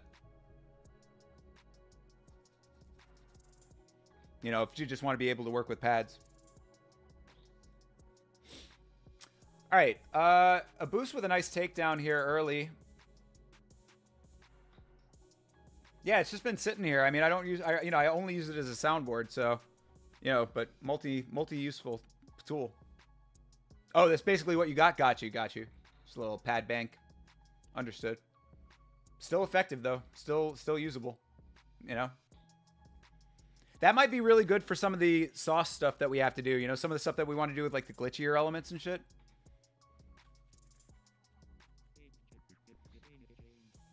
Yeah, hell yeah. All right, let me key in on this fight a little bit here. Abus got him up against the cage nicely. Warley back to his feet. Magomedov, a big dude who uses his weight pretty effectively when he's doing his thing. Yo, hey, absolutely, bro. Send me a text. I've been meaning to text you for a minute, bro. That's completely my bad. I will absolutely. I'm gonna have it in my notes to make sure that I do that. So that's on me. But I will catch up with you, bro. I'm really glad to hear that you're feeling better, dude. Let's get it. Let's get back to it, man. I miss you, brother.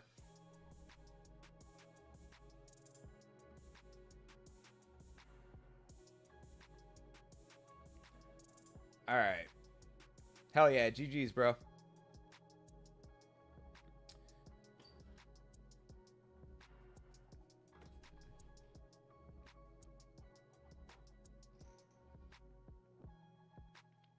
All right.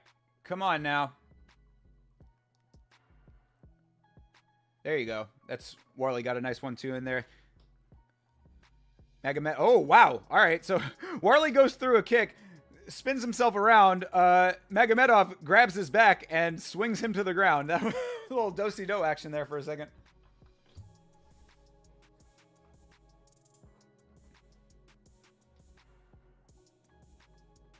All right, this is nice work from Abus.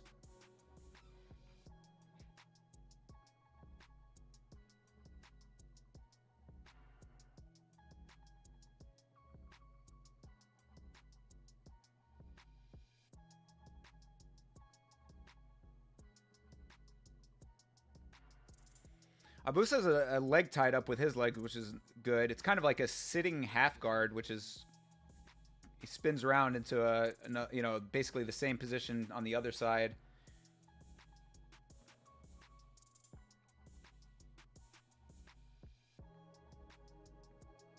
It's nice work from Magomed. Magomedov, that is. Not to be confused with Magomedov. Abus doing some nice work here. Nice. A nice little pepper shot in there on Warley while he's down. Nice. Yeah, this is good work. Nice. Another one. This is good effective striking in this odd position because he's still kind of like somewhat seated right now. He's never been in full mount in this like exchange that he's been in, but he's always been in control. He's always been on top. So this is good work.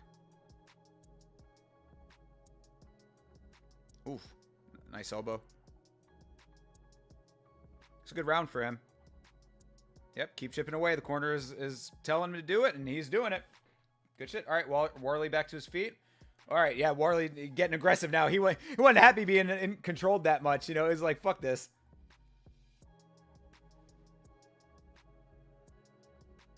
All right. Oh, okay. Warley Alves gets a somewhat of a takedown. Had the neck for a second. Abus wise to all of it, out of it. Another nice elbow from Abus. Now, good activity.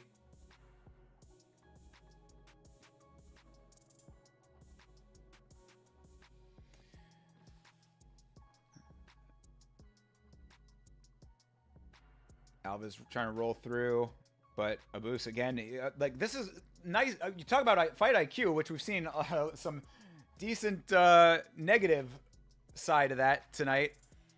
Kind of a contradiction in terms. We've seen some negative fight IQ moves tonight, but Abus showing some good fight IQ and staying with all of the positions. I mean, he was pretty much wise to everything that Warley was trying to do. And Warley's a big guy. He's got a lot of weight on his frame, so you know, getting tired out in these exchanges, that can happen. See how the second round goes for him, but that was a solid first round for Abus.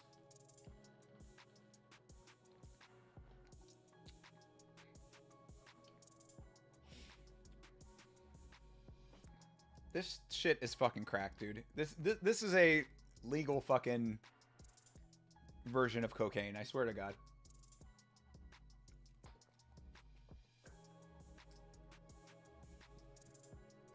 If that shit gave you the drip,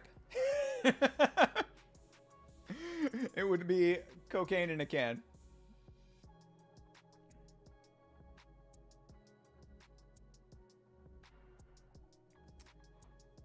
Can't feel my face when I drink Red Bull. Anyway.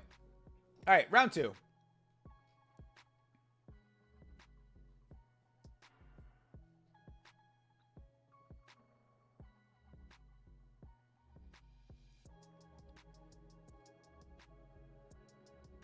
All right.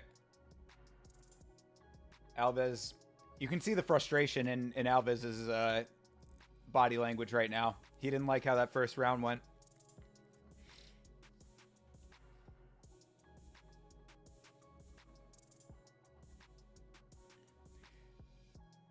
All right, they clinch up on the cage, and Dan Miragliotta already telling them that they need to work, which I appreciate from Dan Miragliotta. He's one that doesn't allow for the cage clinching inactivity as much as some of the other refs do.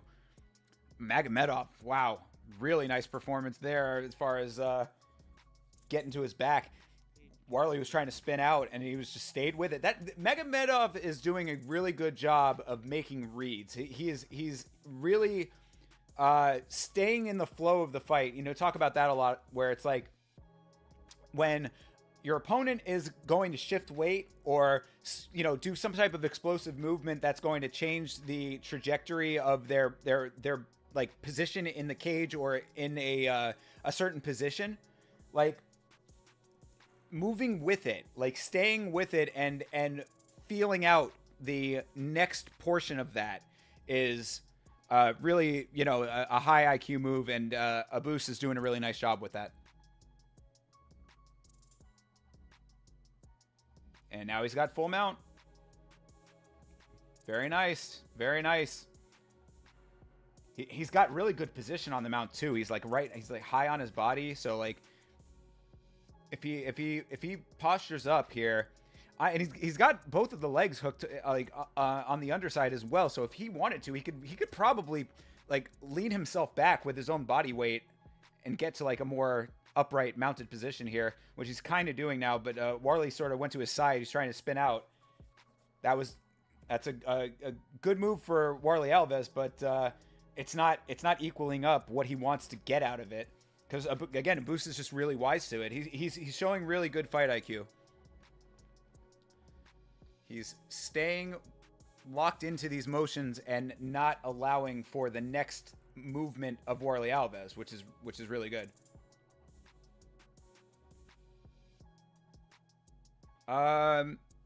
Took a third shower this morning. Oh, damn, dude.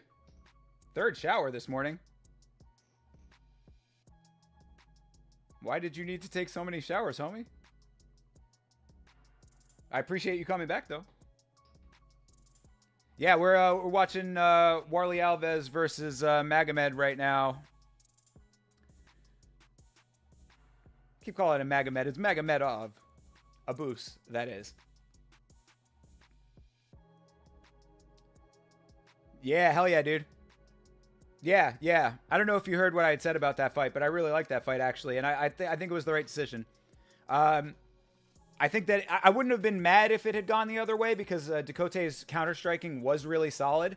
But I think that it was like first and third round were both Vanessa. And the aggressiveness was just there. And Magomedov is doing a really fucking nice job with what he's doing in this fight. Oh, you're just a sick individual? Oh, no. Feel you. Ooh, nice cut open up on Warley over here. Good amount of fresh blood coming out. Abus looking good? Yeah. I'm in the... we're about a minute away from the end of the second round right now, so... first round was really good for him. The second round, also really good from him. He's... I mean, he's controlling this fight really nicely. And again, I have not seen the results for any of these fights, so spoilers will not be tolerated. Although, honestly, if you do, I don't really care all that much. I don't know. For some reason, I've never been all that much of a... Like, it's never really bothered me all that much if I know the outcomes to fights. Because if they're good fights, I still will, you know, be happy to watch them. Even knowing the outcome. I'm not one of those people that, like, if the end of the movie is spoiled for me, like, I won't want to watch the movie. Like, is it still a good movie? Like, I knew the twist in The Usual Suspects, like, years before I ever saw it. And I still love that movie. Even though it's hard to reconcile loving a Bryan Singer movie, but, you know, it is what it is. But yeah, no, Vanessa Demopoulos looked really good in that fight. Like what I was saying, I don't know if you heard that as well. What I was saying is that if you could combine the styles of Vanessa Demopoulos and Emily Ducote and like combine them into one person, that would be a really, really effective fighter. Because Ducote's counter-striking and controlled aspects to her game, paired with the aggression of Demopoulos, that'd be some sick shit. But yeah, in that fight, I definitely think that Demopoulos was doing the right thing. I mean, yeah, as far as like the output goes, she was being really aggressive. She was being bullying, which, you know, like when you're in there with the strength that she has, go for it, right? I thought she looked good, especially if she was saying that her arm was that compromised. Oh, they're showing the replay of this cut. Yeah. Those elbows did it. Damn, and that's, yeah, that cut is, that's a bigger cut than I was expecting. Oh, nice little hug. Hug, and then he pushes him off. All right, Hug, get the fuck out of here. Ooh, and a push kick to start the third round. Abus is putting that work in right now.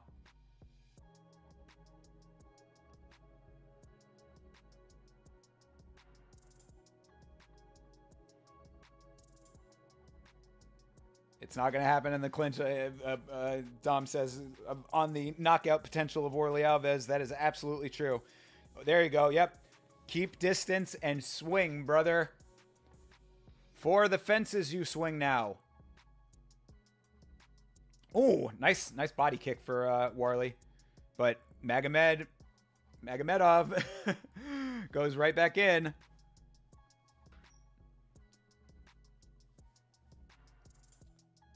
And Abus just has his back now. It's just effective. I mean, you know, and again, compared to the what's his name? Compared to Alatangale, who was neutralizing and not doing anything with the controlling positions, Abus is being active.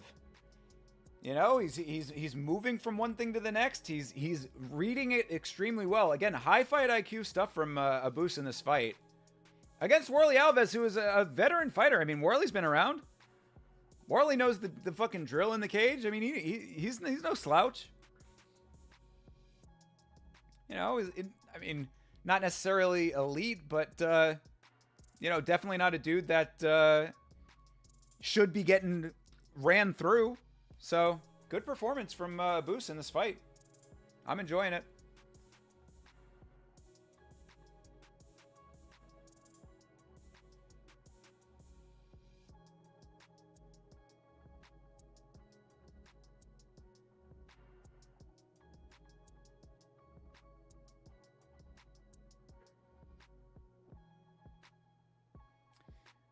Warley just kind of holding Abus's head here. I mean, this definitely had no kind of submission danger. Magomedov still just in control. Moving. You know, moving.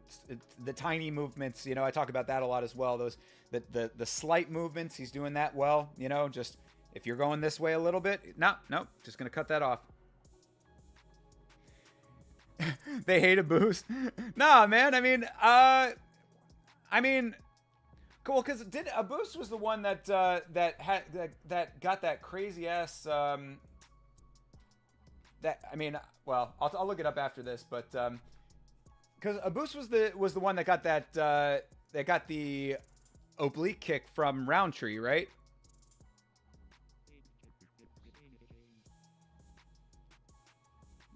So, I mean, you know, lost for that fight. And then did he come back and lose that fight after that? It might not have been him. It might have been the other German guy, or the other guy that's fighting out of Germany. And also, you know, whenever this is something to keep in mind as well, is that whenever a hype train gets definitively derailed, they always shoot them way low. Like there's like, if they're putting a lot of energy into hot-shotting you and then you have like a really bad loss, that's kind of like they basically look at it like all of your stock just evaporated. So it doesn't surprise me that they would do that.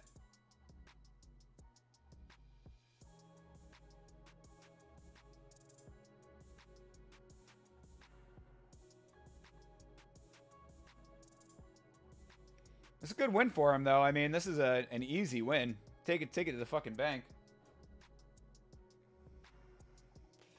Nice elbow.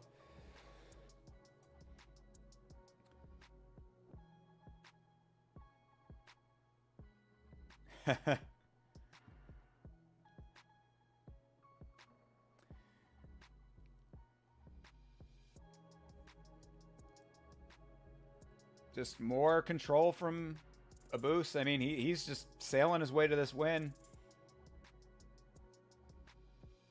I mean, there's nothing doing from Warley Alves here. I mean, trying to get a guillotine in here, but I don't think this is gonna do it.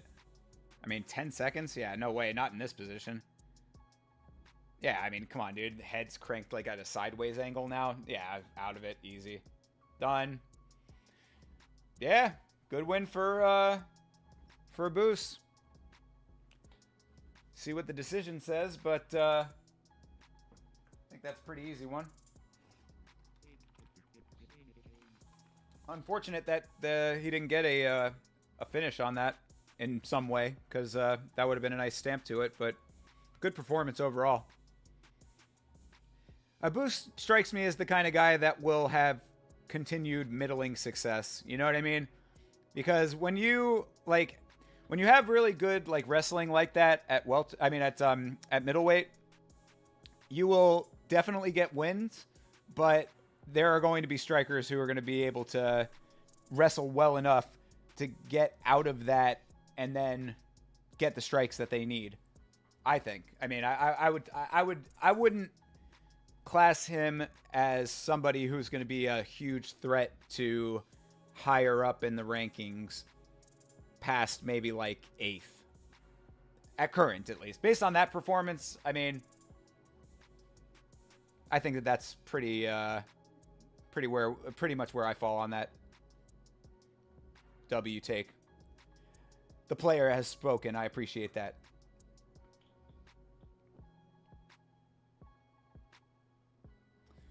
All right, decision time. Nice one-sided performance for Magomedov. Let's hear it.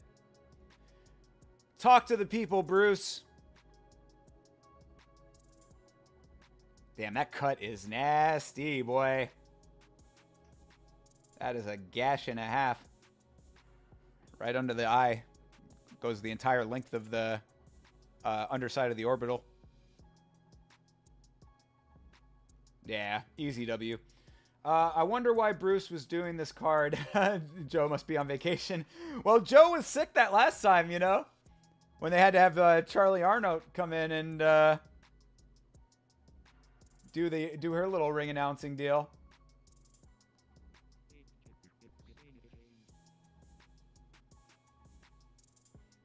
So hopefully Joe is feeling better.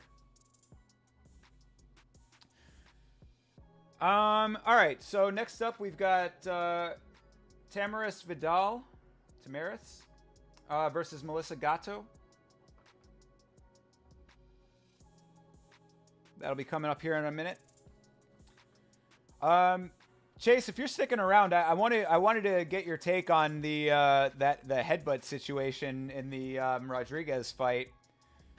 I'm gonna take another real quick bathroom break here while we're queuing up this next fight. So I'm gonna BRB, but if you want to throw something in the chat on that, I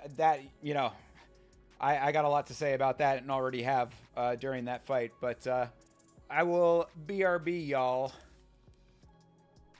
real quick.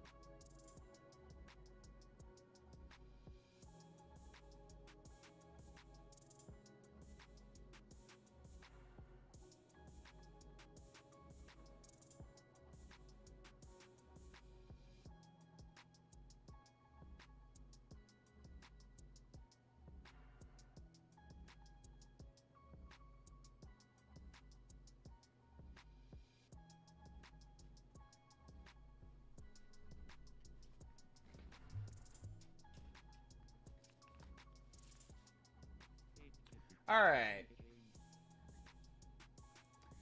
Quickest breaks in all of MMA streaming right here.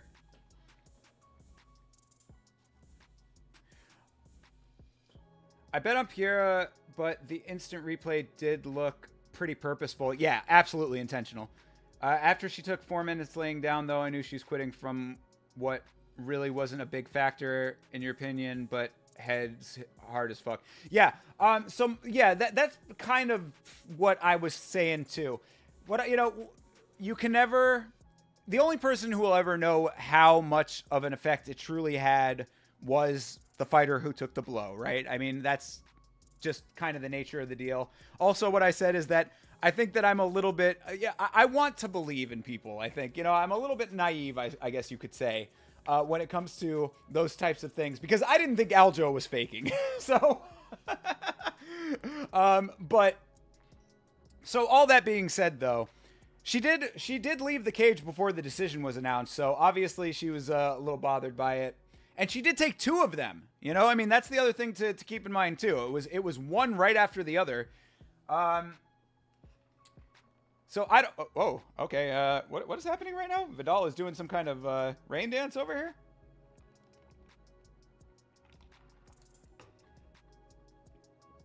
Vidal is doing a TikTok dance right now as she walks out. This is also why, by the way, I watch the entire card as opposed to just watching the individual fights. For things just like this, you gotta see the rain dance.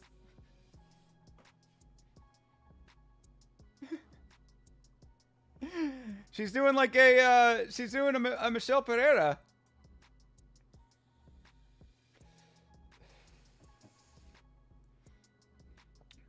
The next controversy will be more cut and dry. Oh, okay. Jesus Christ.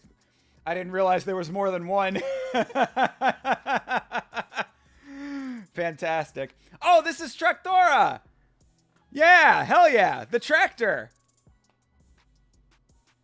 I've seen her before. Remember me and Vitzking talking about that.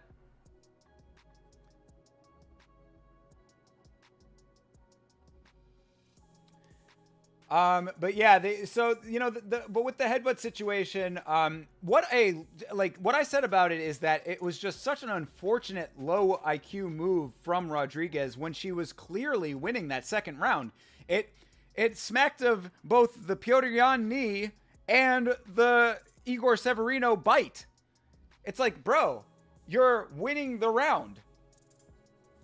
Like, I mean, you could say maybe that first round was a little bit closer or whatever, fine. Maybe she was down a round, but you were winning that round pretty decisively, I would say. And to do some shit like that, I mean, bro. Now we never get to know what the third round would have been like. Now you got a DQ loss on your record. That's a shitty thing. Like, and a well-deserved DQ, in my opinion. I think only one more, but good performances will get you going. When I tweeted at Minty, they had been on break for like 20 minutes. Hella finishes. Oh, got you. Okay. There's going to be a lot of downtime coming up. All right. Well, let's see what we got, and we'll play it as we can here. But good. I mean, that's that. Like, these kind of cards, man. This like, obviously you don't want to miss the, the big deal fights and stuff, the big names, but like never miss any cards if you can avoid it. Like, I mean, these kind of cards have the potential to be like serious bangers, and you're watching a lot of the people that will eventually become, the next people of the sport, theoretically. I mean, some of them at least. The next names, the next people to talk about.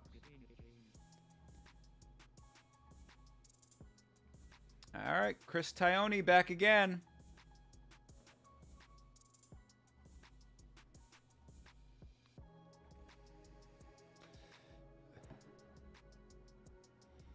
Yeah, absolutely, dude. Fight nights, contender series. You got to be paying attention to this shit if you're a fight person, man. If you're a fight fan, it's like this is the bread and butter, really. Like, the big fights are the culmination of a long line of things, I mean, that's MMA is a sport that, like, it's you have to play the long game with MMA, like, as far as like paying attention. Like, the storyline is a long road. Ooh, nice takedown from Gatto early. Even ones like this one who don't look good on paper. Absolutely, abso-fucking-lutely, dude. Chris needs different shirt material. He's soaking wet. Well, I mean, I don't want to be rude, but Tione looks like he could probably, use a little time in the gym himself. He looks like he's putting a little more weight on. Might want to slim down a little bit in general. Carrying all that weight around is, get you tired out, even if you're not one of the people in the fight. The storyboard from MMA comes together so well when it does if you follow it. Absolutely, dude. People talk about like storylines in professional wrestling, like these are legitimate storylines. You know what I mean? Like that you follow a person's career. That's why whenever I talk about Petr Yan, it's so upsetting to me. Is because I followed him from his first fight in the UFC. Like, I mean, like I was watching that story unfold as it as it continues to unfold, and it's like to see the ups and downs of it. It really it hurts to see the downfall of that after watching such a, what could have been a really, really tremendous story. And I mean, still is to a certain extent, but you know the deal with that. All right, Gato keeping this top control.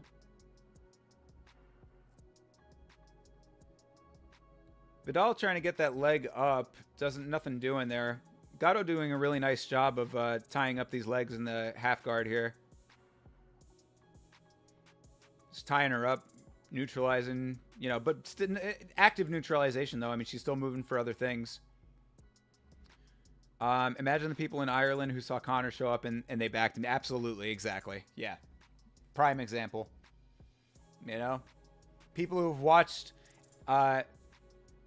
everything. I mean, as far as like a guy like Charles Oliveira, right? Storyline with that, the long form story that continues to unfold with him. I mean, getting cut from the organization, coming back, becoming champion. These stories are there's a lot of life lessons in every story in MMA. I would say that's the biggest reason that I think that I like MMA so much is that it's a direct there are direct correlations to real life in MMA in all aspects, not just in the cage. The hero story, the hero evolution, the Joseph Campbell kind of stuff, the hero arc. There's a lot of that. All right. Gato still just keeping. Okay. Vidal trying to swing out of this. Gato doing a really nice job of not letting any of the evasion attempts happen for Vidal. And now she's a nice full mount right now and getting some good strikes in there. Oh, there you go. Little pepper shots. This is activity in the full mount. Good stuff. It's what I talk about a lot. You hear me say posture up. She's doing a good job of that because she's high in the mount. Like, when you're that high in the mount, like she is, like she's like got her hips like just in the the belly button region of Vidal. A lot of times it's like, you'd think that you don't like have the straight down aspect of it in order to rain these shots, but it's not the case. If you use your body weight to pull yourself back, which is exactly what she's doing here, she's getting some really nice shots off with this. Very nice elbow. Oh, another one. Hell yeah. One of those might open something up. This is good work from Gato here.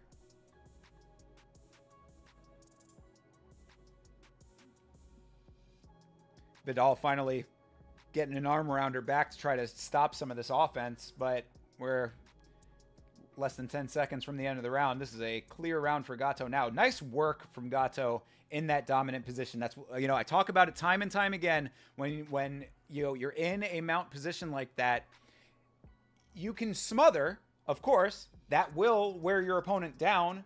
It takes a lot of energy to try to buck out of that.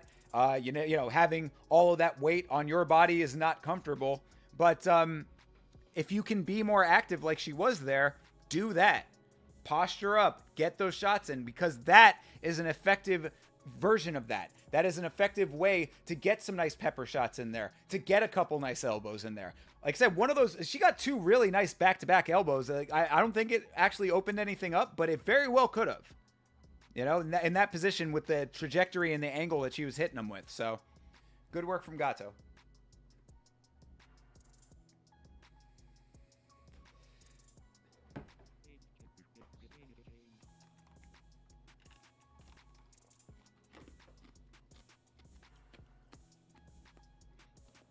Oh, by the way, Chase, I figured out the issue with the Twitch, so if you go over and check Twitch, it should be working correctly now. I think I got everything sorted, thankfully.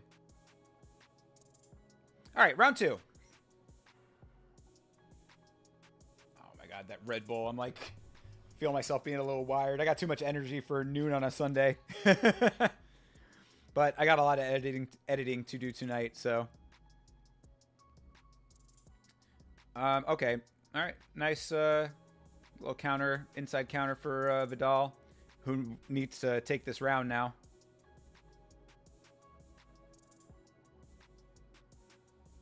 All right. Nice range work from Gato there. It's a good performance so far. Vidal needs to start throwing with some urgency here because she's solidly down around. Once you started watching, you noticed you knew a lot more people than the names. Yeah, absolutely. That happens a lot.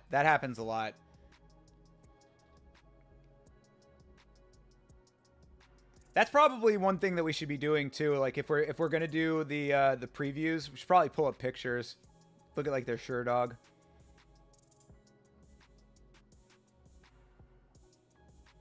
Cause yeah, a lot of times you'll remember them from nicknames and stuff. Oof. All right. Yeah, Vidal's starting to load up on some of those shots because she knows that she's down. Probably a little frustrated too. Rage quit. What up, homie? How you doing, brother? Happy Sunday to you, my dude.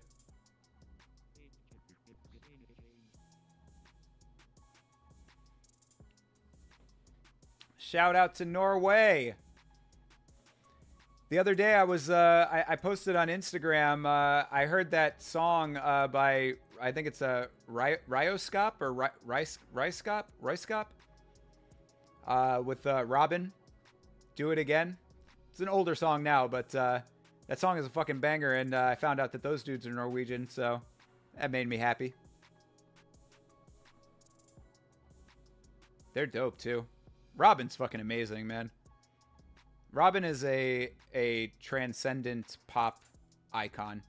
They're actually doing like a Robin party coming up in a next month, but it's on the same night as a fight card. I was like, that sucks. If Robin was coming to town to do a show, that might actually be something I would miss a fight night for. Gato right back down on the ground now. Really nice. This is a really good performance for Gato right now. You know, she waited out some of the striking from Vidal, who was definitely frustrated at this point. Saw her opening, and now she's got her back. Really nice. Yama time, you know the deal. It's a Sunday Yama. It's a little bit different, but you know, still enjoying it. Glad to see the homies. Thank you to everyone who's been hanging out in the chat. I appreciate it, and I'm glad that I got the Twitch sorted out. Thank you very much for letting me know that, Rage Quit, that it was a problem. I was just saying that we got it figured out, so hopefully it's running nice and smooth for you. Had a couple of COD wins with Toon. Nice! Toon was in the chat earlier, too. That's awesome. I'm glad you guys are gaming together. That's great. Toon is fucking sick at the Call of Duty shit, man. Yeah, that's like, I don't even fuck with any of that stuff, dude. That's like outside of my gamer wheelhouse. But it's awesome that you guys are doing that. Glad you got some wins. I finally ranked back up to Platinum in Omega Strikers, which took a fucking while and a half. It basically took Omega Strikers recalibrating the ranking system for me to get back to my to my decent rank. As far as this fight goes, Gato still just really neutralizing, doing well. I mean, she's active on top. I'm not mad at this. It's active neutrality. Like, you know, which sounds like a contradiction, but you know, it's really not. Like, she's doing a decent job with this. She's not letting Vidal do anything. It's getting Vidal very frustrated. You can really tell it in like her body language. Like, she's doing that, like, you know, the low push now, squirming. She's being really jerky on the ground.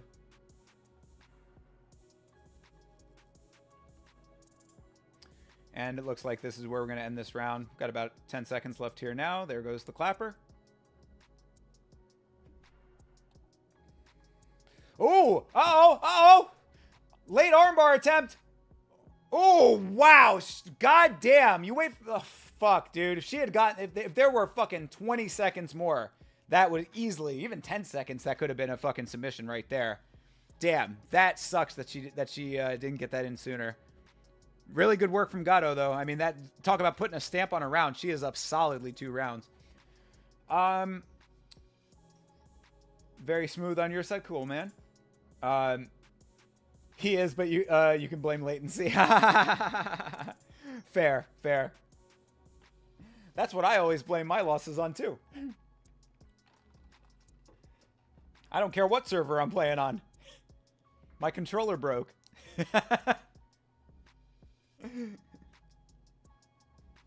But good, man. Glad that you're doing well. Are you on work or are you off of work right now? You in a work stint or are you outside of one?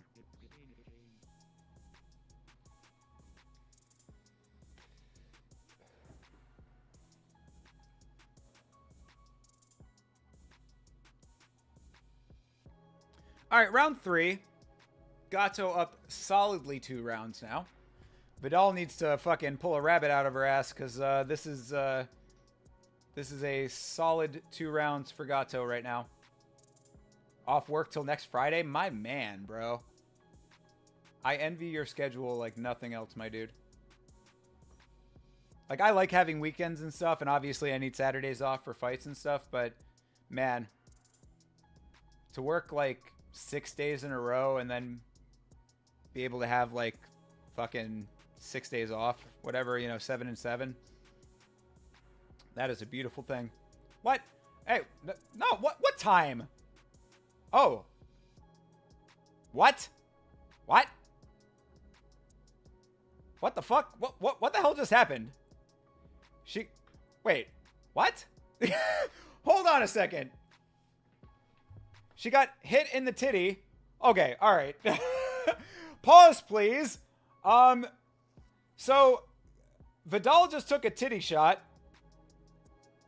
Yeah, that's a legal strike. She got a shot to the chest.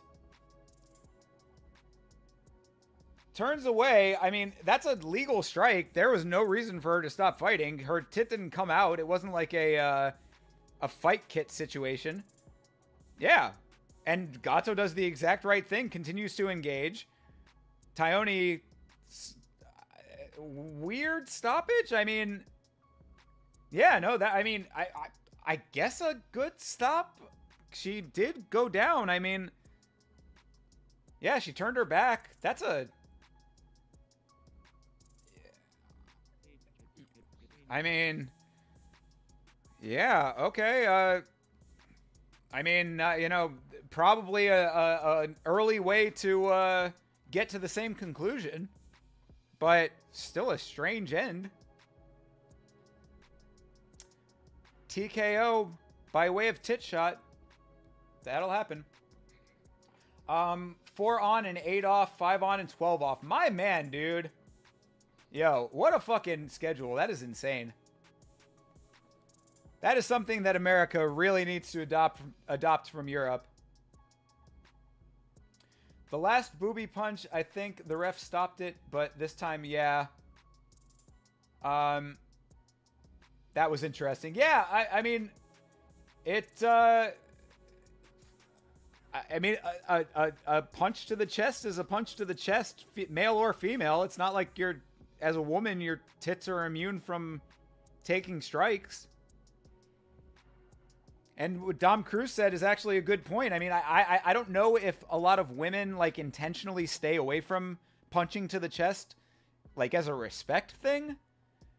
But you don't really see it all that much, but it is a completely legal shot. There's no reason not to. Shit, dude. Punch titties. Mark it, dude. Punch titties. Thinker St. James says punch titties. This card has been wild so far. There's been all kinds of crazy shit. Good first fight. Annoying second fight. Low IQ disqualification loss, third fight. We're just going in weird circles today. Good win for the little cutie pie Melissa Gatto. Melissa, did you think that the tit shot was going to be the strike that would end the fight? Yes, you know, I thought the tit shot was going to be the one. I didn't know which titty I was going to aim for, but when I decided on the left titty, I knew that that was going to be the one that was going to neutralize her, and thank Jesus that it was the one that did it.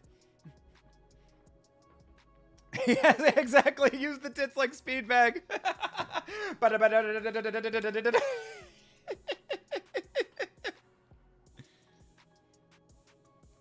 And Melissa Gatto's a little cutie.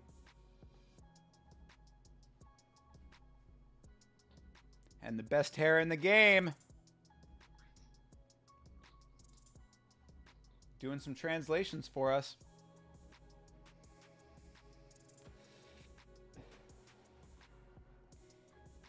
So Rage Quit, what do you have planned for your time off, man? 4 on, 8 off, man. God. That is beautiful.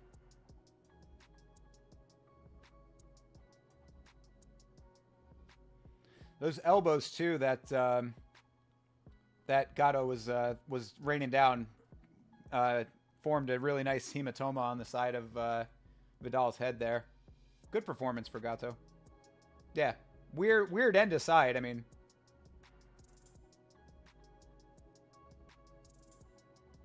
very nice.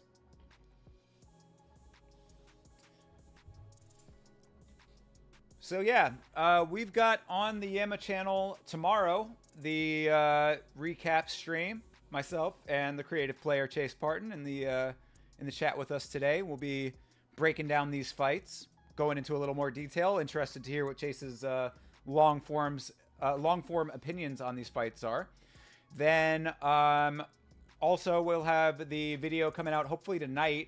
I kind of hinted about it a little bit, but it has to do with black belts and some of their merits. Leave it at that. Then after that, might try to get a Yama episode out this week if I can do it, but we'll see. I'm not committing to that just yet, but if you know, I really depends on what else happens in this fucking card, because I mean, there's already been enough wackiness that I could probably fill a Yama episode if I want to. Yeah, Umar C versus Tuco Tokos. I think I've seen C fight before. Tokos, I don't know if I've seen or not.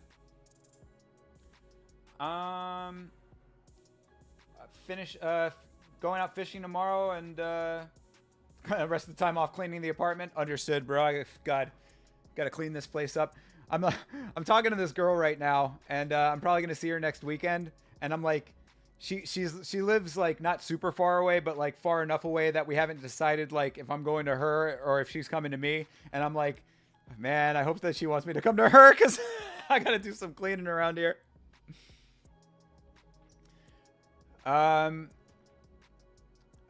Getting a little visit of yourself. Is that the lady that you've been talking to? Is she back from Africa?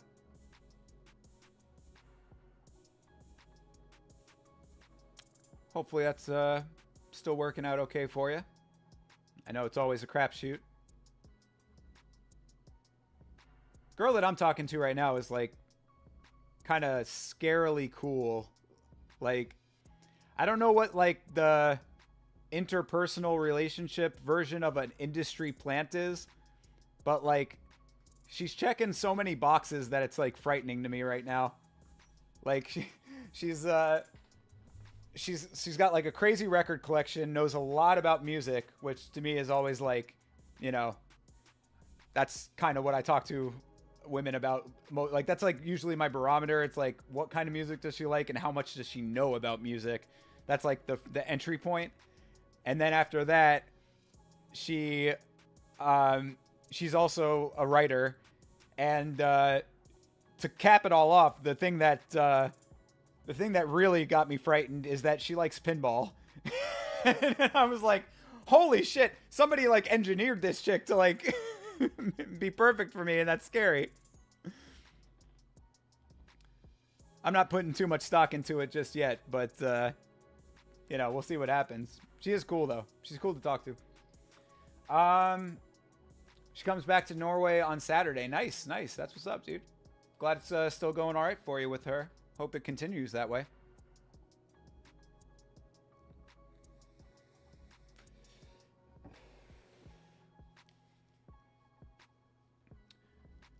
Cool is a good thing. Cool is a scary thing to me.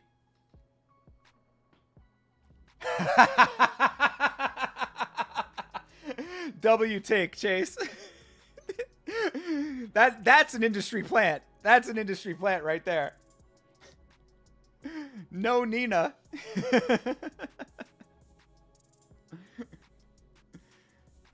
That's fucking great. That's funny as fuck. But yeah, no. Cool is cool. Like I said, cool is scary to me because like you don't know what like the other side of it is. You know what I mean? Like if it like I'm like I think what it is. So like comparing it to fights, like she's not showing the holes in her game yet. You know what I mean? Like I'm waiting to see where like the negative aspects are, like where the you know the weak points are. But we'll you know, I'm playing it by ear, like from that aspect. Yeah, what up, Andy? How you doing, brother? Yeah, I was not able to watch the fights yesterday because I was at medieval times. Not necessarily by choice, but because I am a good friend. So yeah, we're getting the watch long in today. But thank you very much for stopping by. Thank you to everybody who's hanging out today. I really appreciate it. Thank you for spending some time with me on your Sunday. You could be doing anything, and I really appreciate you guys hanging out with me. So, you're planning a 4-day trip to Poland in mid-June. Oh, all right, my man, taking it to the next level, doing some traveling with the lady. Fun card in the main event's great. Cool. Good to know. Good to know. Yeah, I have not seen or heard anything. As far as outcomes go, the only thing I know is that the creative player was telling me that this is a card that's got some wildness on it, and we've already seen a little bit of it with the disqualification.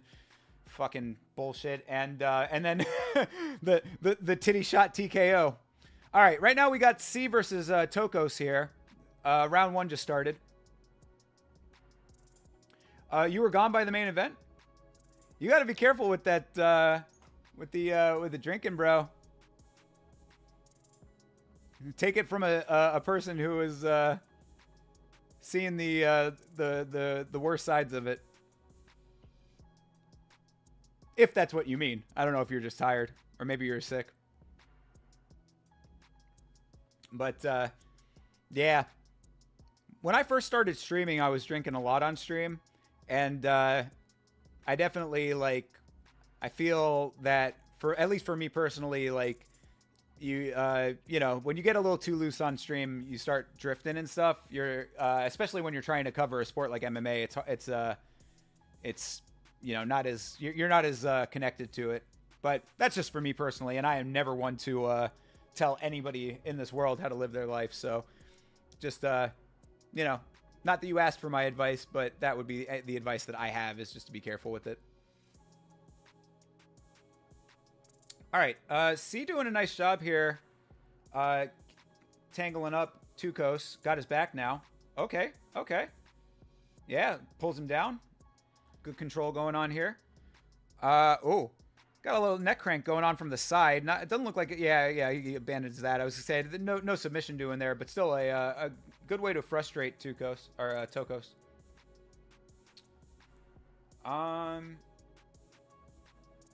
Just went for a run. Now you're gaming, but keep this on the Bluetooth speaker. My man, thank you, Andy. I appreciate you, brother. What are you playing?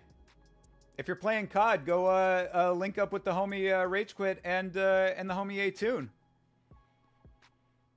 Getting some kill shots in today over on their side of the world. I stay away from the FPSs. Good work for C right now still. He's controlling nicely. Tukos is getting tangled up in some of this. I think the tone of this card so far has been frustration. Because we've been seeing a lot of positions where people are getting tied up and not being able to get out of them and getting a little bit worked up over it. All right. C also moving nicely. C is doing the same kind of effective movement that a boost was doing. Just position to position, you know, neutralizing well to like, again, active neutralization. I call for that, like, more so than anything when you're going to be in positions like this, especially this early in the fight.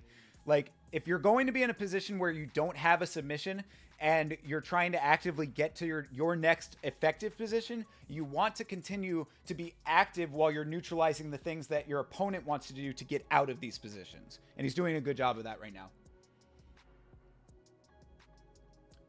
Got his back. Got a nice body lock in there. Nice body triangle.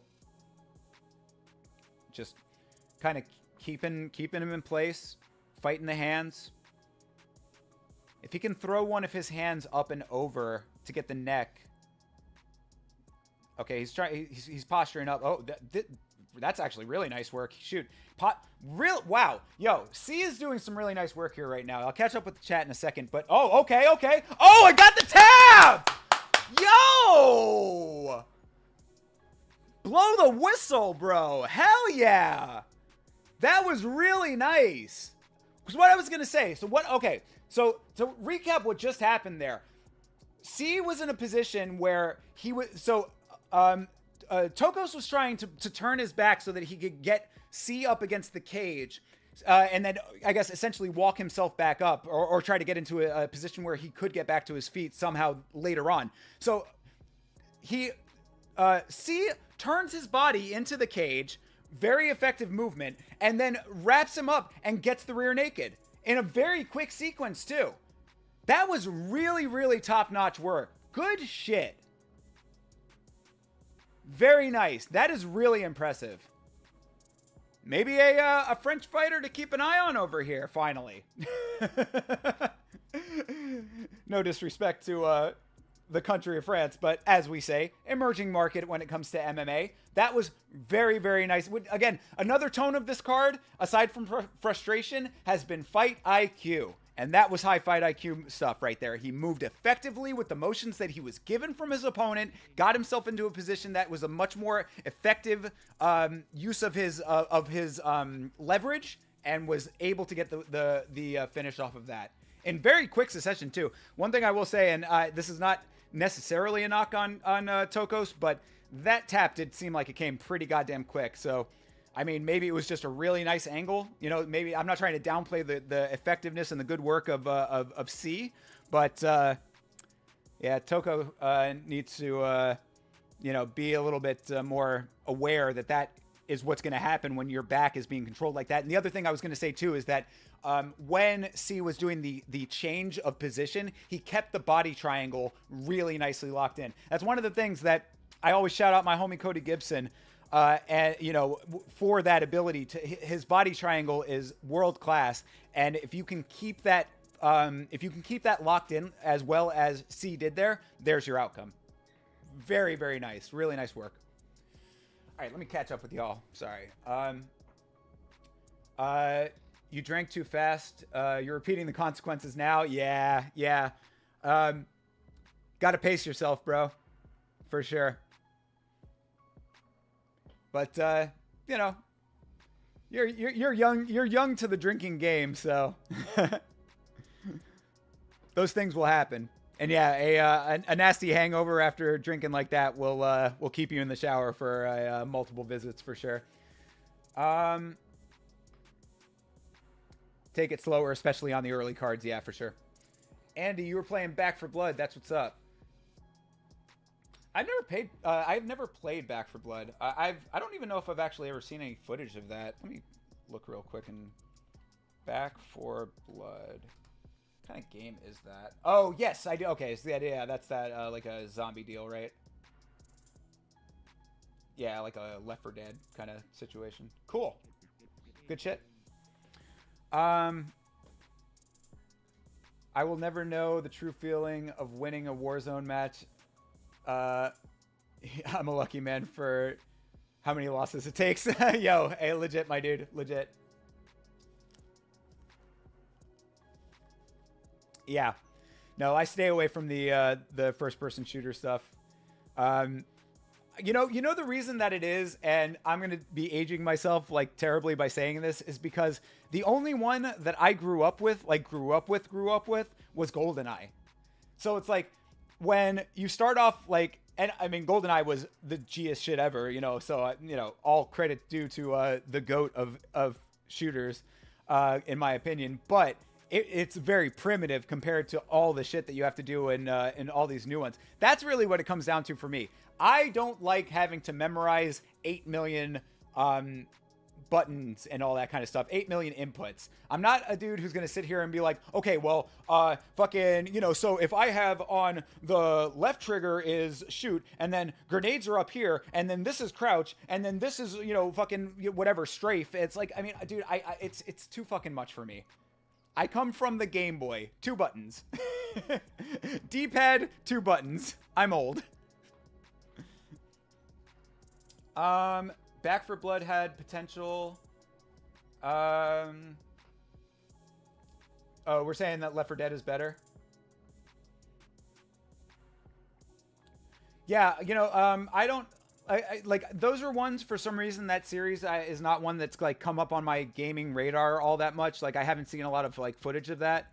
Because a lot of times what happens for me is that I'll see first person shooters either in competitive play or in speed runs. So I think I saw a little bit of Left 4 Dead, like the earlier ones at like a GDQ or something like that. But I haven't like kept up with that series all that much. That's why I didn't even know that was part of like the same deal, that it's like a reboot or whatever. There's Minty. There's Vitz's girl. Lady Longneck. I like Minty's style. She's got a very like 1960s mod style that she rocks with. Very classy. Hell yeah, GoldenEye. Hell yeah, GoldenEye. I wanted to play the reboot. You know, not the reboot, but like the remaster or whatever. They came out with that like GoldenEye, like, you know, gold edition or whatever on Xbox a couple years ago. Probably more than a couple years ago now. But I wanted to play that again. Actually, that might maybe we'll do that on the gaming stream this week. That's VitzKing89 and at Thinker St. James on Twitch for our gaming streams. Me and the homie Vitz King, who I'm missing right now, not watching fights with my buddy. Shout out to Vitz King. It's funny how that game is regarded. It's the most known classic shooter. You've never played GoldenEye, my dude? Oh man, get yourself a get the remaster. I heard the remaster of GoldenEye is actually really good. A lot of times, you know, we've heard the fucking horror stories about the Vice City remasters, you know, all the GTA stuff and all that. The GoldenEye remaster I heard was a pretty good one. And GoldenEye is just a good game to play, period, even if you're not just playing for the multiplayer, because it is a fantastic game. Just a, like, I mean, it's regarded as, like, the best game for the N64, aside from Super Mario 64. For me personally, I might even put it a little higher than Super Mario 64. My favorite game for the N64 is still Smash Brothers, but if you're going for a shooter, you can't do much better than GoldenEye to me. Your girl Minty, she looked like she liked your tweet mid-show. Nice, my man. Making more inroads, my dude. I appreciate that you go out to like actually like, you know, become more active with the people that are in the fight world, because that's not something I really do all that much. Like, I don't know. I guess I have like mixed feelings about that, because on the one hand, you don't want to like, I don't know. To me, like, I don't want to be like too try-hardy. You know what I mean? It's just really not my style. But like, you should you know, be actively like talking to people and stuff, I guess. You know, I know you're big, you're good friends with Figuedo. That's pretty cool. Big head mode, yo. Big head mode, fucking paintball mode. Odd job. Fucking all chop matches. We used to do everything back in the day, man. We had like those were so much fucking fun. Proximity mines. Me and my friends used to do it where you would, so okay, this was something that we would do if you had more than 2 people playing at once, right? You ideally you would want 4 or 5, because what it would be, if you could find 4 people and have 4 controllers and a 5th person, it was the best. But what you would do is you would do all proximity mines, and there would be another person who wasn't playing who would have to be like the referee basically, and you were not allowed to not move. That was the way that those would go. It was really just like a big free for all, like, you know, kind of like playing like roulette in GoldenEye, because you just throw proximity mines everywhere and just hope that you didn't get hit and hope that you hit other people. But it was fun as fuck, especially when you're like 12, you know. Doom and Duke Nukem, another good example of how we're opposite. I was on the verge of games getting dope features. Walk, shoot, turn corner to 2 bear for you. Yeah, fair enough. Yeah, I could see that. I was never a big Doom guy. We played Doom on stream not too long ago. The Sega Genesis port, actually the 32X port. The 32X, one of the worst peripherals of all time. The Doom port for the 32X fucking sucks as far as Doom ports go. But I've never been a big Doom guy. Duke Nukem, maybe slightly cooler, I guess, just because Duke Nukem is a cooler character, but yeah, not too huge on those. Though I will say that the Duke Nukem that they were planning could have had potential, and the newer Dooms look really fucking cool. The speed runs of the newer Dooms are fucking amazing. If I was going to play a first-person shooter like as a single-player deal, I'd probably play one of those, like Doom Eternal, or Doom 2014 or 2016 or whatever it was. I think it was 2016. But yeah, the more recent Doom's really cool. Old school Doom, not really my thing. And yeah, that Doom, the Duke Nukem that they were planning, like, could have been like potentially really cool, because from what I had heard, I think I saw the Matt McMuscle's video on it, where it was like talking about how it was going to be like not like super open worldy, but like have open worldish elements to it, and then still with like the classic Nukem kind of stuff going on too. That sounded like it could have been potentially pretty cool. Old school classics, Duke Nukem, N64. Yeah, absolutely, dude.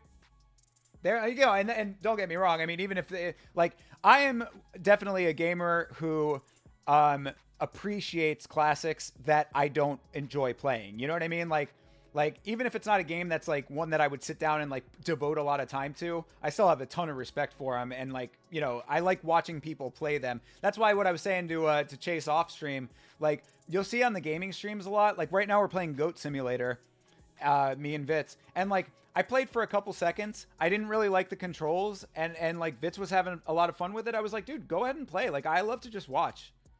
Like I'm super cool with somebody else being on the sticks and me just getting to kind of hang out and watch. Like I enjoy games like for the artistry of games. So even games that I don't like really want to get down with myself, I can get down with watching. All right, we got Victor Martinez versus Tom Nolan coming up right now. About to start here. Damn, Tom Nolan, tall dude. 73-inch reach.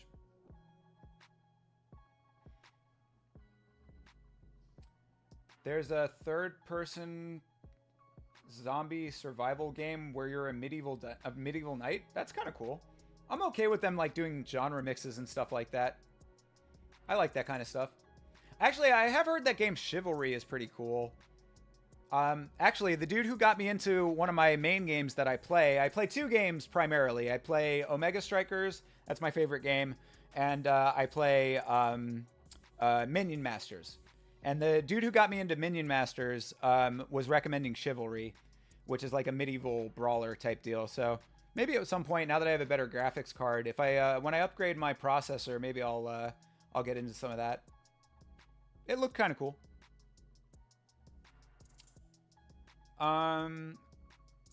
Yeah, it's like two old school UFC fights and games. There's so much to play and watch, not enough time. Yeah, Andy, you're absolutely correct, bro. If I had all the time in the world, I would watch every single UFC card ever. I would go back from literally UFC 1 and just watch every single one. That actually, if the channel takes off one day down the road, like really takes off, I would love to do that. Do like a chronicling of like every, like I would just go on Fight Pass and watch every single card and just do reviews. Like, you know, do like a 5-minute review of every single UFC card ever. That would be so much fun. I would love. There's actually a dude in one of my discussion groups who was doing something similar. He wasn't actually doing content around it, but he was just for his own pleasure, his own personal benefit, just watching all the old UFC fights, the old cards and stuff. And I was like, man, I envy you so much, because I would love that. Like that would be so much fun for me. So Chase, you and me, we really got to get this content creation stuff like going to the point where like we could do that together. That would be so dope. Each of us just do like 5 minutes, do like 10-minute videos, you know, where we both just like review the card real quick, you know, give our impressions, quick takes kind of thing. That would be a really fun project to undertake. I would love that. All right, Martinez versus Nolan. Nice kick for Nolan there. Return for Martinez. And you can see the size difference, man. Nolan, a big dude. From the land down under adjacent, I believe. He's a New Zealand guy.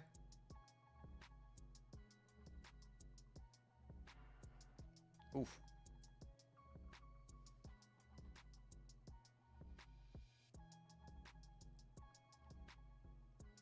All right. Let's see what we got here. Ooh, that was a nice little move for Nolan there. He went in for the kick, didn't get the kick. The kick got blocked, and then he followed up with a really nice nice looping shot. Nolan's striking's looking really crisp right now.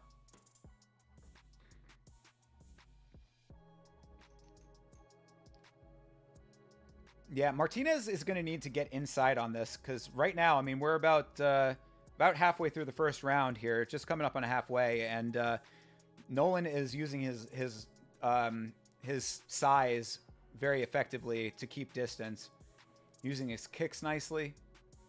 Oof, and when he is getting in on those shots, he is getting those shots. Ooh, nice knee up the middle, didn't land, but man, oh, a spinning kick to the body for Nolan too. That Nolan is doing really nice with these strikes right now.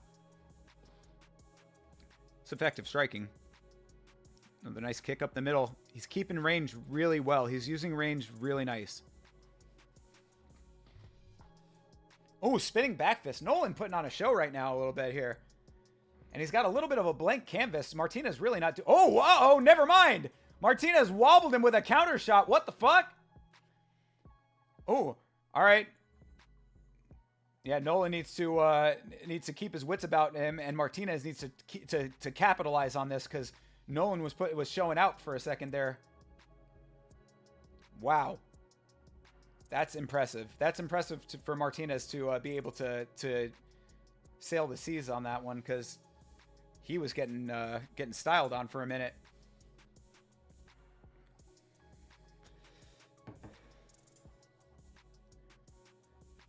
Nolan, the Aussie Jalen Turner. I could see the comparisons. Ooh, Martinez is leaking something fierce right now, though. Looks cosmetic, but where's that blood coming from? Oh, and Nolan. Oh! Nolan turns. What the?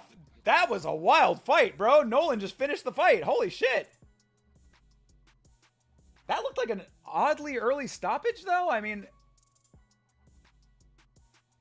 Well, okay, I need to see that fucking. I need to see the replay on all that. What the hell just happened there? I mean, like, so. No, okay, so to recap, what I, at least from my perspective, just there, like, so okay, they're showing the replay here. So Nolan gets knocked down off of this really nice counter from Martinez. Martinez goes into the ground to engage it.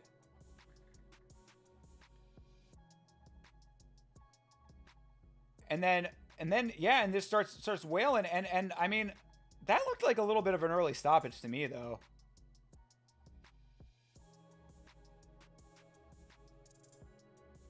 I mean, he was just covering up. I mean, I guess I could see that part of it, but and the blood, I guess, kind of factored a little bit into it, but I mean, I don't know if the cut was just that bad. Let me see how bad this cut is that they're talking about. But I mean, just off of the strikes, it looked a little early. Maybe, yeah, maybe they're gonna show the cut itself here. Cut was bad. Agreed early, but Nolan the GOAT. Gotcha. Yeah, okay, fair enough. Yeah, I'd like to see the cut, if they actually show the cut again.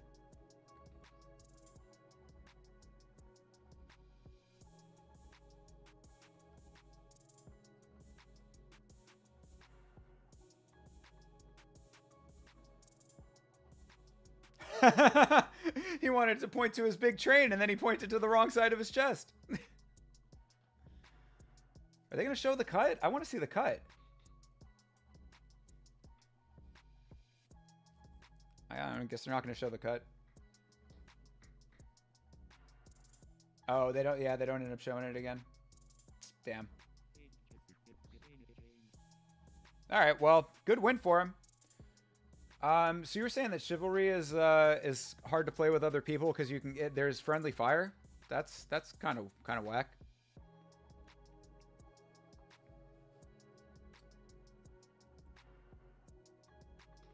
Because yeah, I mean, it was certainly a nice performance for Nolan. You know, deserved win, especially after coming back from that the little stunner shot.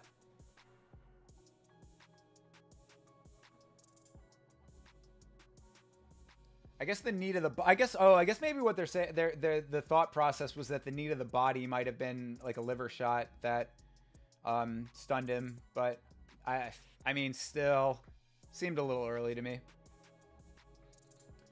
Chivalry is the most chaotic game. Oh, got you. Okay, yeah. That it did kind of look from the little bit of preview footage I saw of it. It did look very chaotic for sure.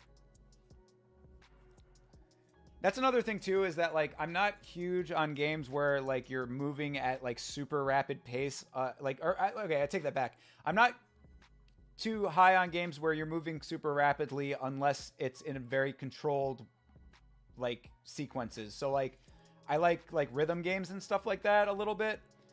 A little bit. I'm not like super huge on them, but I do like them. But I don't like I'm not big on like racing games and stuff like that, like where it's like hyper racing kind of thing. I don't know. It's case by case basis, I guess.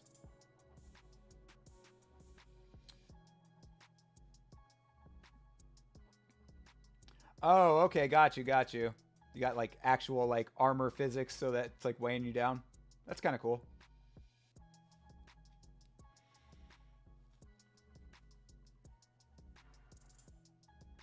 Got you. Yeah. Fast action, slow pace. Cool. All right, so that is the I guess that is the prelims here. All right, you know what? If that is the last fight on, or is it the last fight on the prelims? Do we have one more?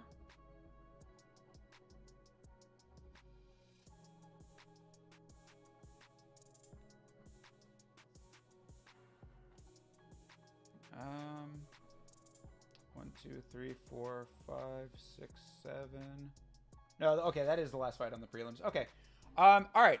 I'm gonna take one more real quick break, and then we're gonna start the main card right after this break. I apologize about the breaks. It's unfortunately you know, something that I just have to deal with. Trust me, it's even worse in my day-to-day life. But quick break. We'll come back. We'll start the main card and rock on with the rest of this pretty entertaining fight night so far. I have to say, I'm enjoying this. So thank you, everybody who's been hanging out. I very much appreciate it. We'll be right back, and we will get into the main card.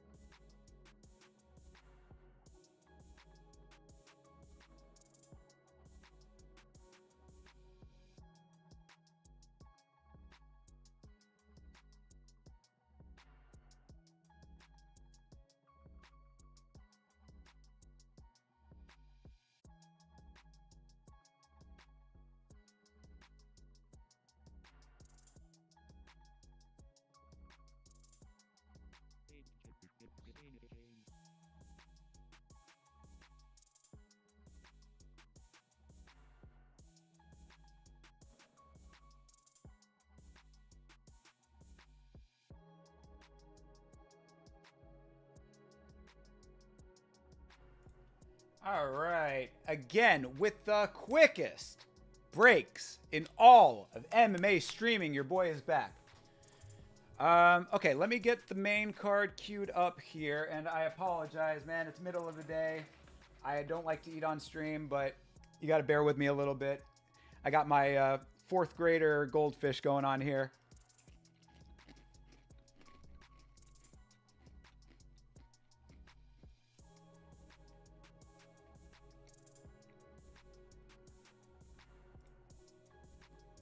As we get the main card queued up.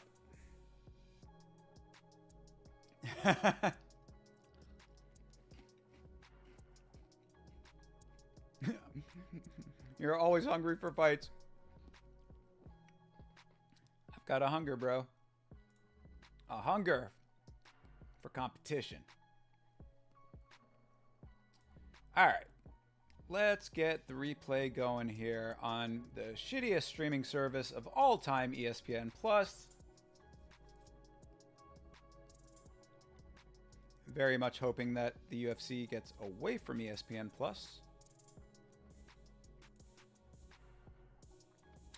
All right, we got the main card getting started here. Let me queue it up. If it wants to fucking play on the worst streaming service of all fucking time. Motherfucker, play! God, I hate ESPN Plus. Heard me talking shit. That's really what it was. All right.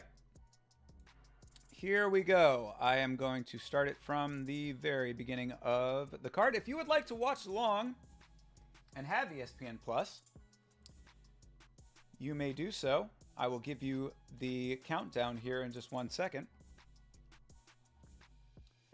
Moving to Fight Pass by the end of the year, it's probably the right choice, man. I mean, if you're not going to get the pay-per-views anyway, the only reason I have ESPN Plus is because I watch hockey. You know, I mean, that's like, and honestly, at this point, I don't even watch enough hockey to justify it. And the playoffs are not on ESPN Plus a lot of the time, so it really doesn't make sense anymore. But yeah, I mean, Fight Pass is just, it's probably the better way to go. Plus, you can see all that other cool shit. They got LFA, they've got fucking Invicta, you know, they got all kinds of cool shit on Fight Pass. All right, here we go. I am going to be counting down, excuse me, the start of the card here. So if you'd like to watch along, we are going to be starting the main card in 3, 2, 1, go. That is from the very beginning of the VOD replay here. Main card time, ladies and gentlemen. I'm enjoying doing this on a Sunday, by the way. I mean, you know, obviously not ideal. I'd love to be watching it live. I'd love to be watching it with Vitz King, but it is nice to just chill and watch some fights on a Sunday after watching some people ride around on horses while I ate chicken.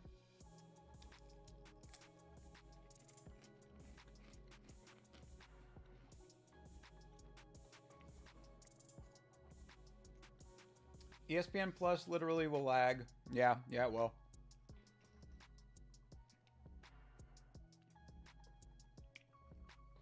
Oh, it does that laggy shit with you too? I'm glad I'm not the only one. I didn't know if that was my internet doing that.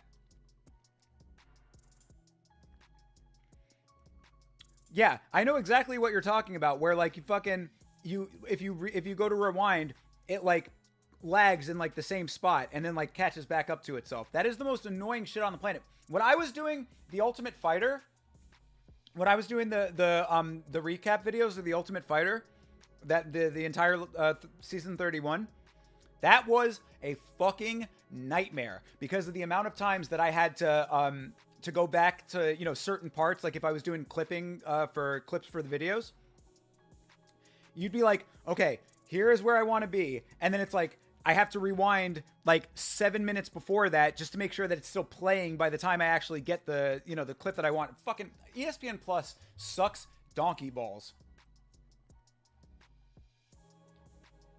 You have ESPN Plus with a bundle. You don't even use Disney Plus. It's just a mess when they come with Hulu. Yeah, Hulu's the only one out of all of that I might even consider doing anything with. Disney Plus can suck my dick. There's not a single Disney property right now that I could give a fuck about. And if you notice, I don't know how much of it you can... Oh yeah, you can see it on stream. A lot of that shelf is animation. I mean, not a lot, but enough of it. I'm a huge animation fan. Disney is one of the most... creatively bankrupt companies on the planet at this point, and it's really sad to see. Sad to see what they've done with Star Wars. Sad to see what they've done with pretty much every big property that they have.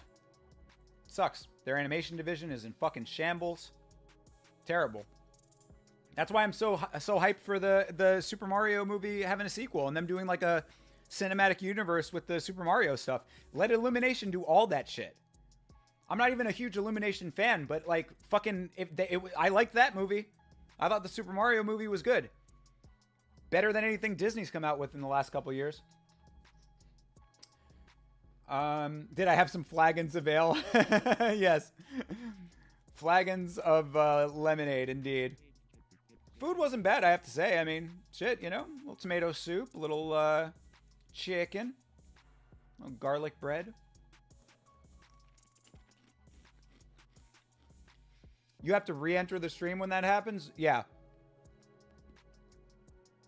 Absolute trash. All right, getting a nice view of Brendan Fitzgerald's suit.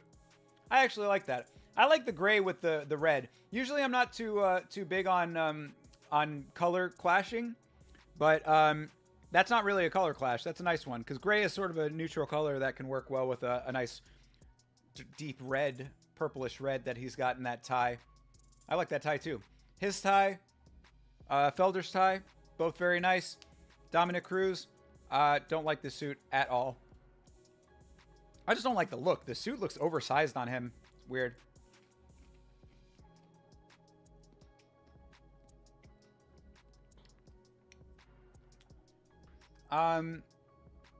Thank God, because your internet ain't godly, so I just assumed. But yeah, absolutely, dude. The apps, it blows. It doesn't. The thing that bothers me the most about ESPN Plus is that when you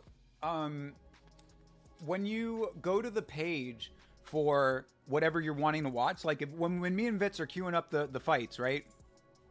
If it's before they've actually started the feed, it won't automatically start the feed. So you can go to the page where it has like the little the window that just says what time it starts, and it doesn't automatically start when you're on that page. So you have to back out of it and go back into it. It's like, fucking what the fuck?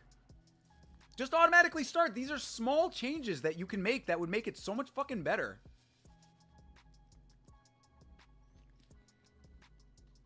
Current animation is really bad sometimes. I don't know why they do dumb shit.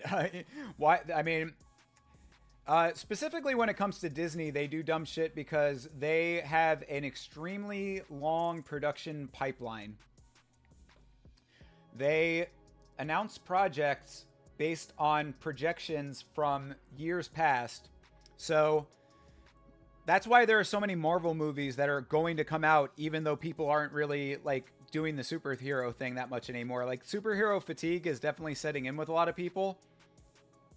But they've got all of these movies in the pipeline because they greenlit all of them back in fucking, 2019. So that Disney, like, they do their projections way too far in advance. Damn, Minty looking fine as fuck. Sorry. But, yo, that is a really nice outfit on her. And she is a very nice looking lady. Anyway. But yeah, their pipeline of production goes back like fucking 10 years. They have a 10-year roadmap. And, like, they don't adjust it for anything, it seems like.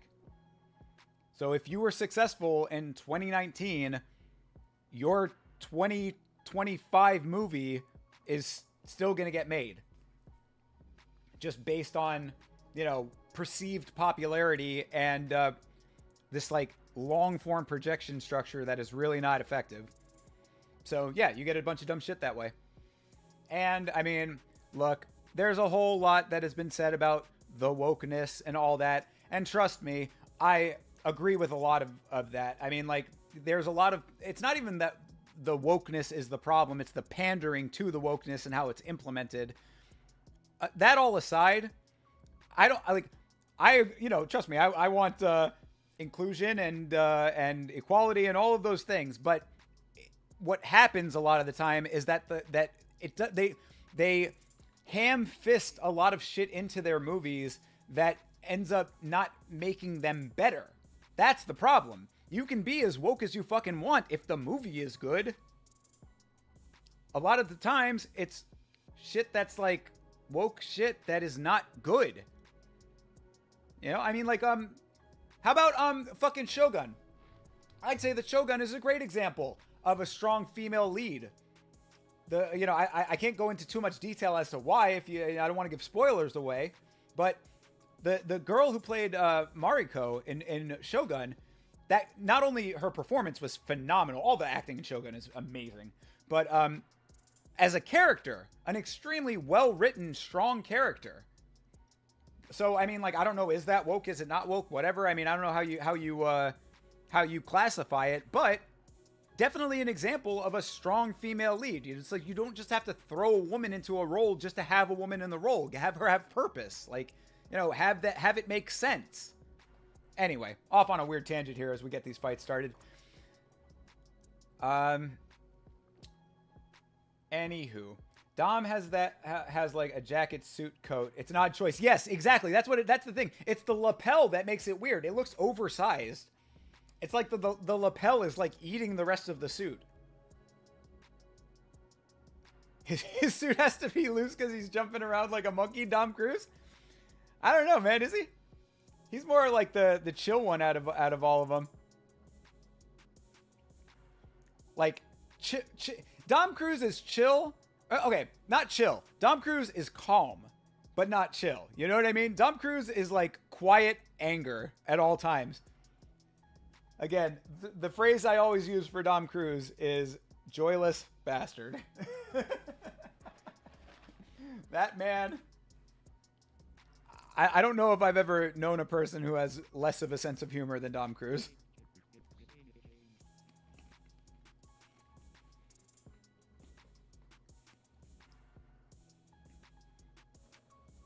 Yeah, you're exactly right, Chase. You have access to the content, and then all of a sudden, the event has been going on for 10 minutes, and you don't get, you're not as mentally notified of it because there was no start. Or how about when I was doing research for a video that unfortunately never came out, and I mean, I still kind of want to do it, but I'm on the fence. It might be my next big video after the one that I'm working on now, if I can ever get that one finished.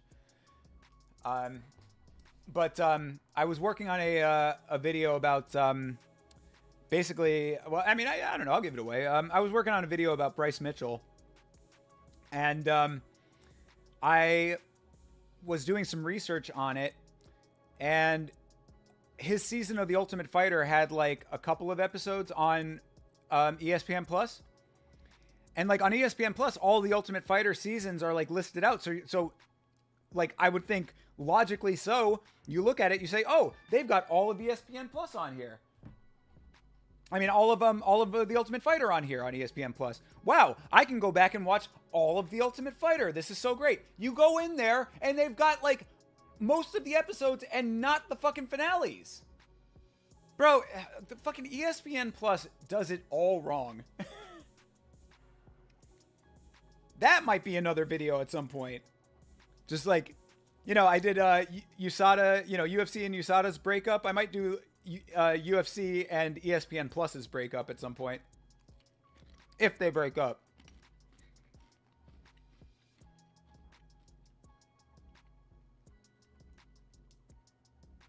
Well, Andy, funny that you should mention that. Keep an eye on the channel.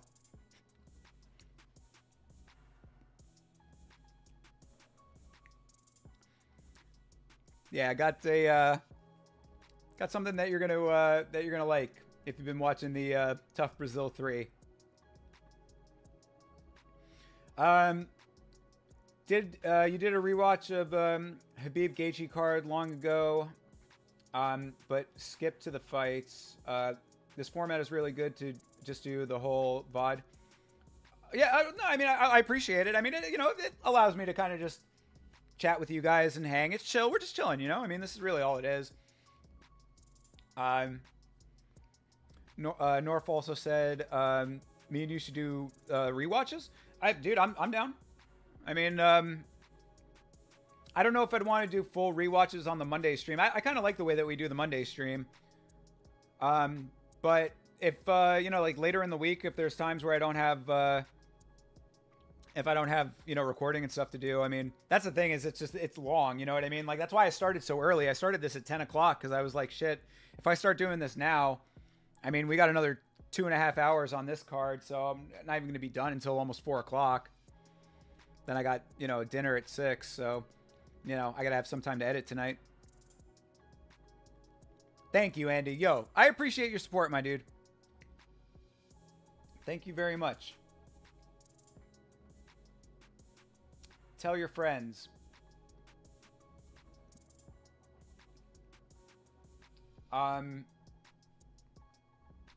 It was almost like right on par when we talked about, yeah.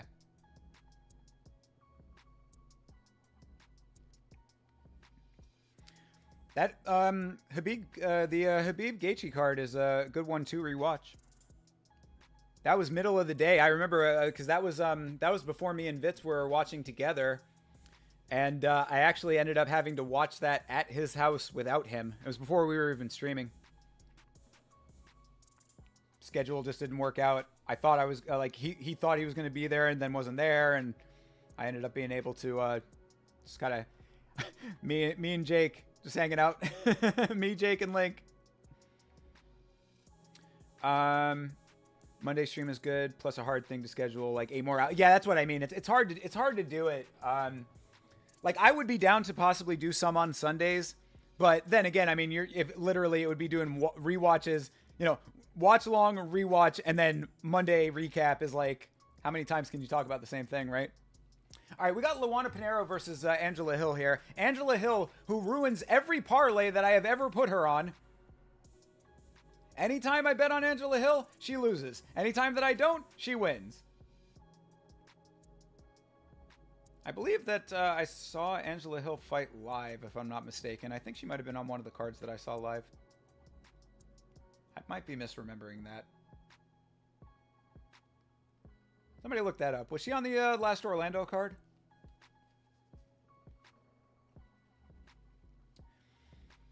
UFC was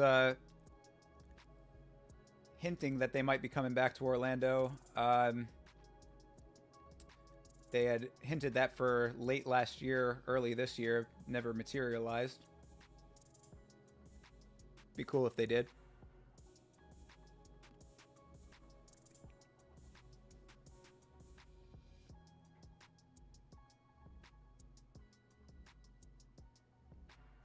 Oh, yeah, man. I mean, we got a bunch of stuff that we could be doing, and I want to do all of it, you know? I'm locked in, bro. You know, It's the stuff that, like, gets me out of the funks when you're in them. To be like, yo, get back to business, bro. That's why I get anxious when I'm not working. You know, when I'm not working on stuff for the channel, it gets me really, like that. I don't really have very bad anxiety.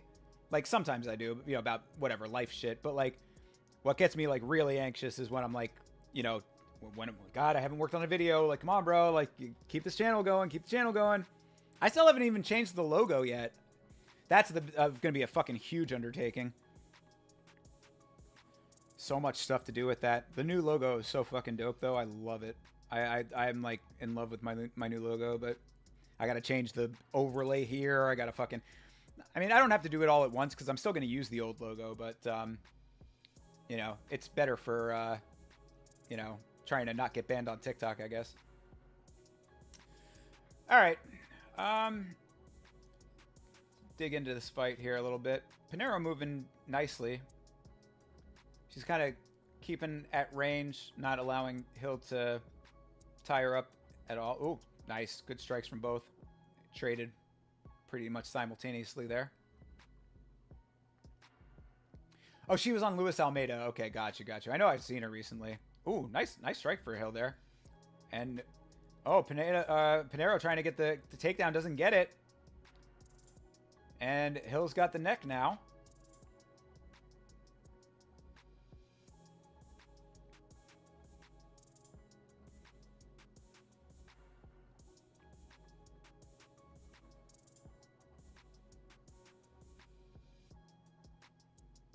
Ooh, nice. Good one from Hill. Nice takedown. I mean, I think Pinheiro was pulling guard a little bit by doing that. He's trying to get the, yeah, trying to go for a guillotine here, but, I mean, I don't think that she's got any kind of position on this. Angela Hill, if she can break her hands, that would be a good idea. Hill just trying to work her body so that she can get to the side of it. She's, you know, got top position, but she's like got her body sort of across, you know, long ways. But Pinheiro not letting go of this neck, which is decent right now. This is a great fight. All right, cool. I'm gonna key in on this one for sure.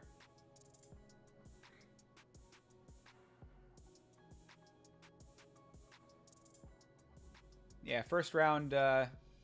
Early, it looked like they were kind of, you know, a feel out round. Earlier in this round, we're still got 40 seconds left here. But all right, Hill gets out of that guillotine attempt, and she's back to her feet. Pinheiro still on her ground, throwing wild up kicks. Yeah, she got to be careful with that because, yeah, they're saying that, like, Hill was going in, you know, to the ground, and when that knee comes down, that's an illegal shot.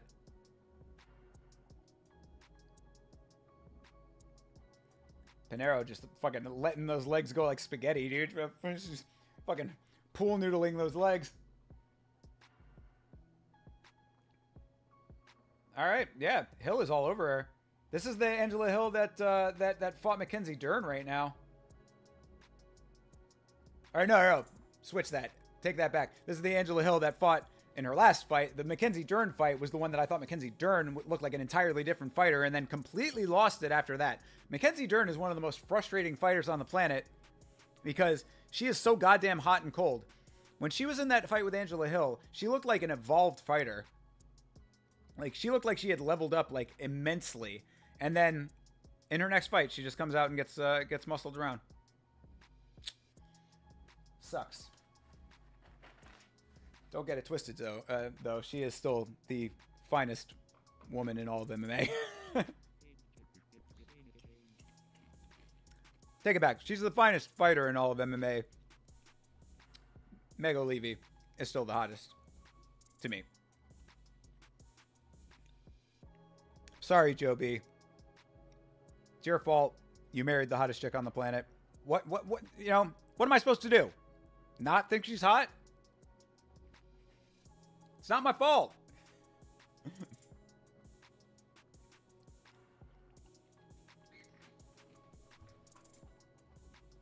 All right, round two.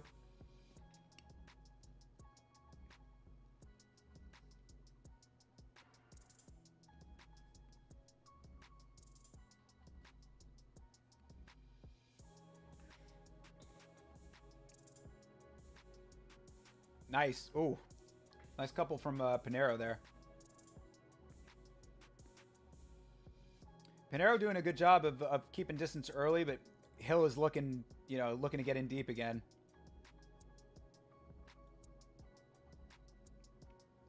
Hill's got to rein in her striking just a little bit because it looks like Pinheiro's getting a little bit more, like her striking's like a little bit more technical right now. At least in that last little sequence. And Hill was kind of winging a little bit.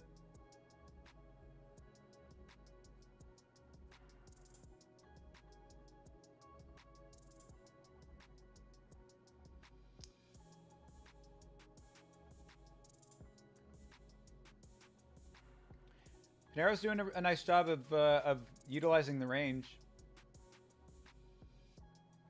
Oh, good duck from Hill there. That shot would have been pretty nasty if she had not ducked that. Uppercut attempt from Hill does not make it. That was a good little straight jab for her. Oh, Pinheiro needs to be careful with these spinning back fists. She just got caught, and Hill's got her back now.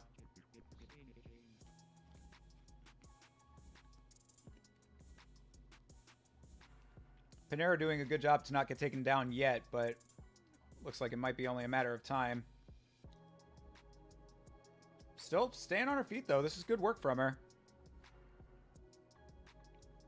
But really, she needs to break this, though, because the striking that she was doing was not effective enough to swing around early, in my opinion. And if Angela Hill can get her to the ground here, it's going to be a bit of a problem for her. Competitive fight, though. They're definitely both going for it.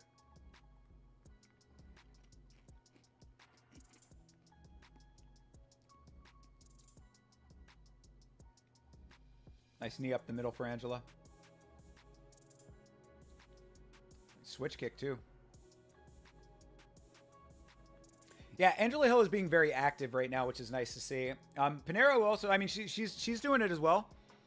But somebody needs to just have the accuracy, and it looked like Pinheiro was getting the better of the accuracy early in this round.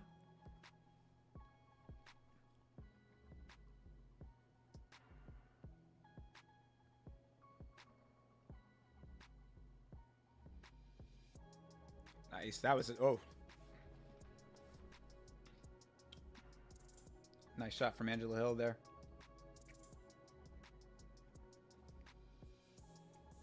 All right. They're trading at oh, hello. All right.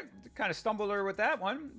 Straight jab just put Pinheiro on her ass for a second. She's back to her feet. Didn't stun her, but just kind of tripped her up, I guess.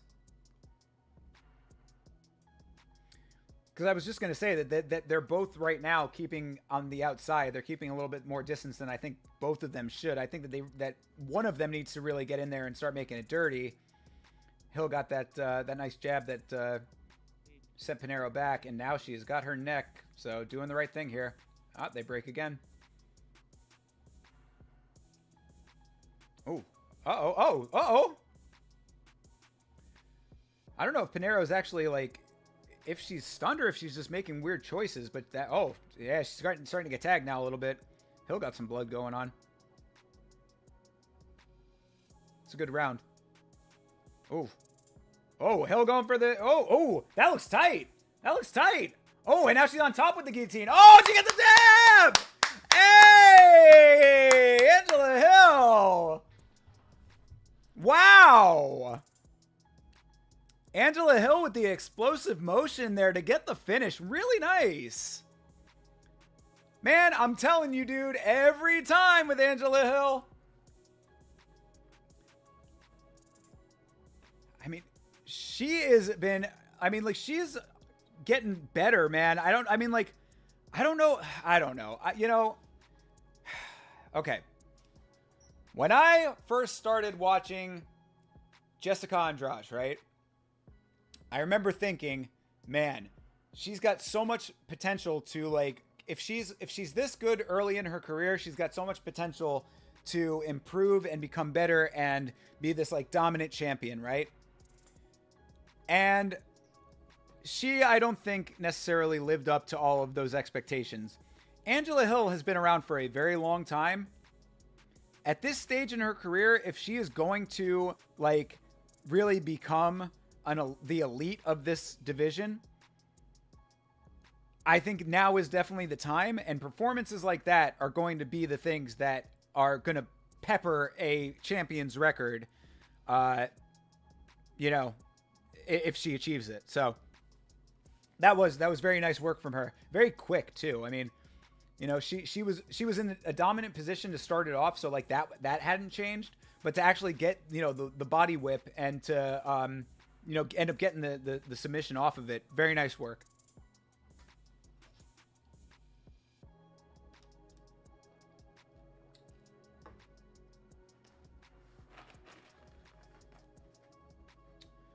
Fun times.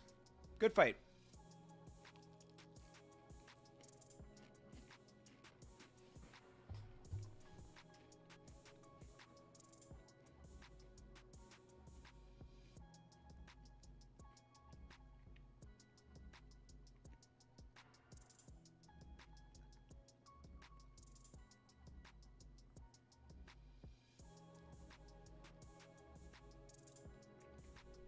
See what's going on out there in the world.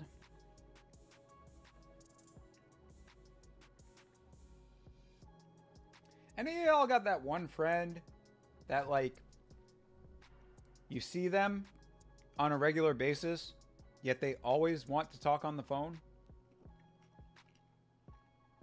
It's like, bro, I literally just saw you like 8 hours ago.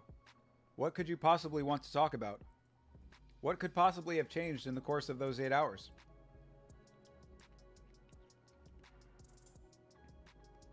What possibly could have changed that I need to know about?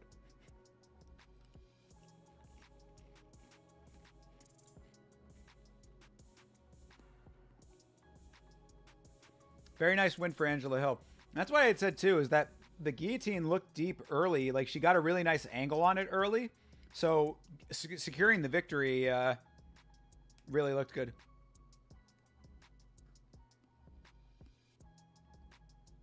Yeah, she's top 10 now. Panera was ranked number 9 there, so she will get a bump up in her number. Implications for the strawweight division. Well deserved.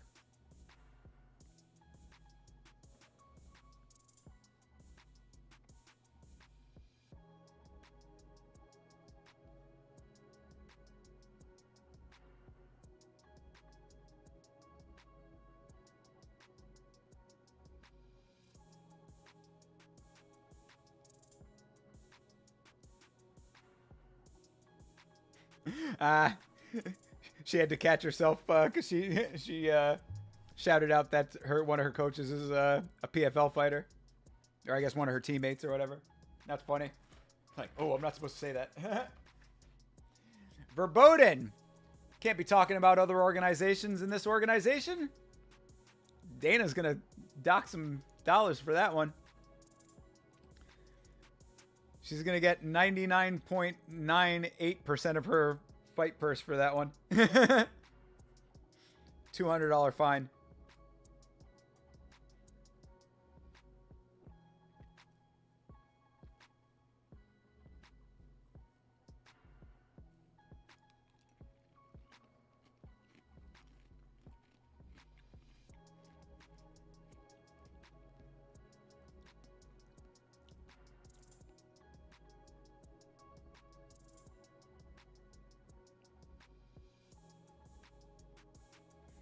Nice. She wants to get a rematch with Jessica Andrade, who I was just talking about. I like that fight.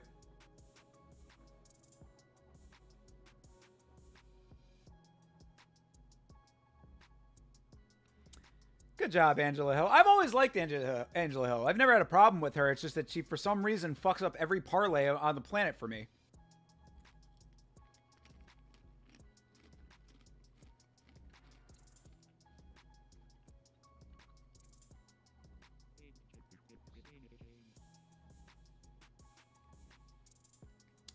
Angela Hill, who, if I'm not mistaken, I believe was a graphic design student before she became a fighter. She was just doing the normal college thing. Like she was doing like art. She was like an art major. She also said she wants to be the women's BMF. Yeah, I mean, dream big. I guess I don't know if I necessarily think she would be that, but you know, what was Demopoulos fighting at? Let me look that up real quick, because that I can look up. Vanessa.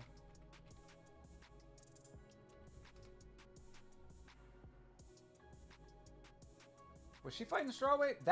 That's somebody who her for the BMF belt would be kind of cool. What I said during that fight is that the way that Vanessa Demopoulos was fighting, she reminds me of like a female Justin Gaethje in a lot of ways.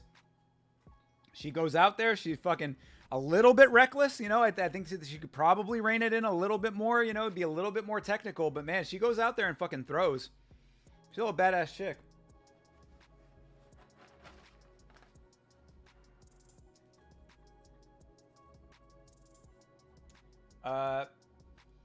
Especially since they're both mothers, we don't need to call them bad mothers. That's great. Yeah, they need to have an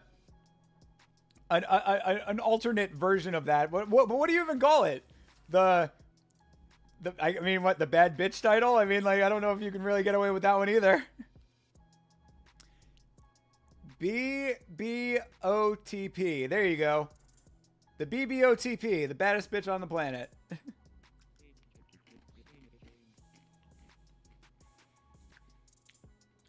Who was the one that was saying that recently?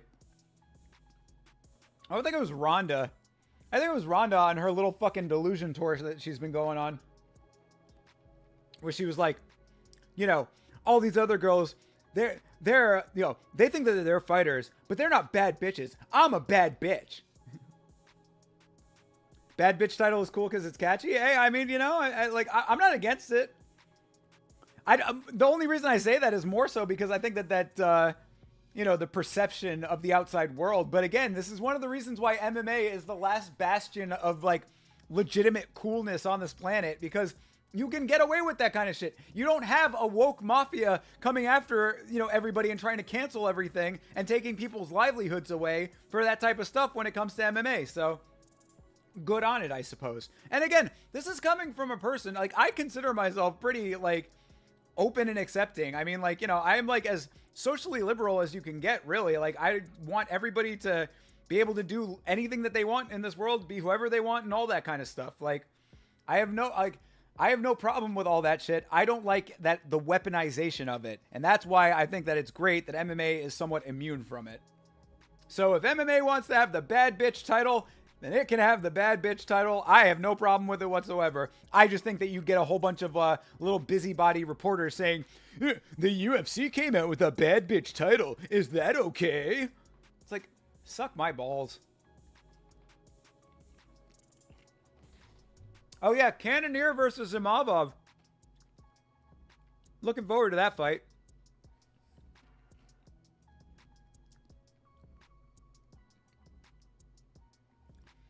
I always like seeing Jared Cannonier fight. I always kind of wish that he had done better against, you know, the elites. Elite. He's always been like, he's like in that Rob Whittaker category, you know, where it's like, he's always in the conversation, but never the conversation himself.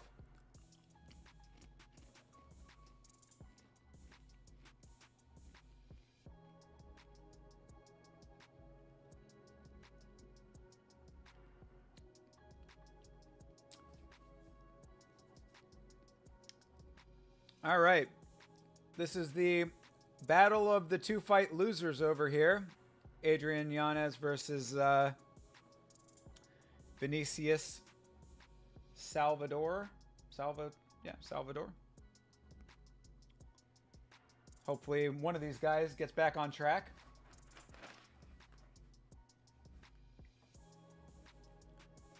Oh, and let me correct myself. Adrian Yanez. I don't know why it's pronounced Yanez instead of Yanez when there's no accent on the N, but that's how he wants to pronounce it, and that's how I will pronounce it for him.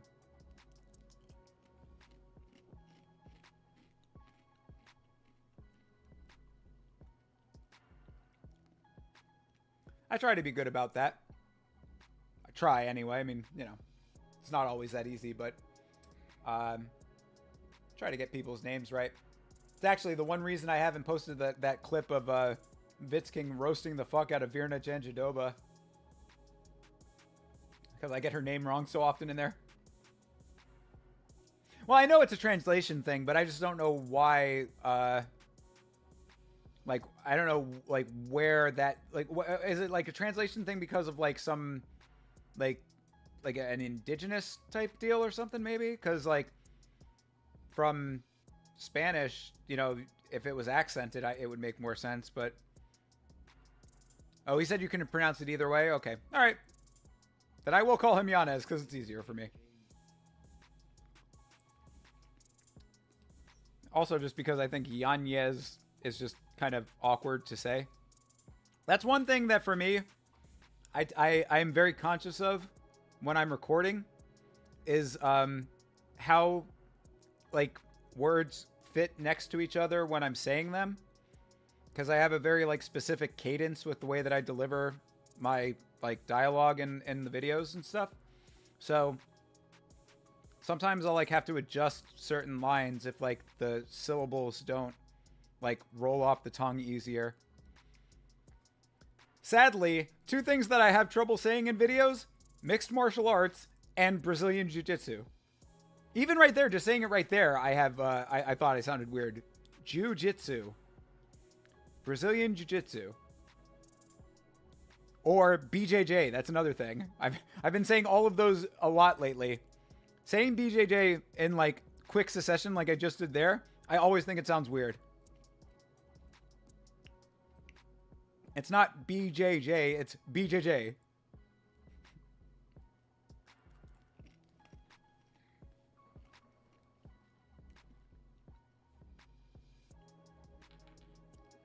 But, like, I also have, like, kind of a natural sort of, like, slur to a lot of the way that I say words. And I kind of have a little bit of a stutter, too. That's why I don't really, like, do a lot of videos where I talk at length without a script. Is because I don't think that I'm great at it. Like, if I'm going to do, like, long-form speaking where I'm not on a script, I usually like to do it where I'm talking to another person. That's why I really love doing the streams with Chase Parton. Say it like in Brazilian, Jiu-Jitsu. Good Jiu-Jitsu. Hell yeah, dude. Shudo box. Shudo Jitsu.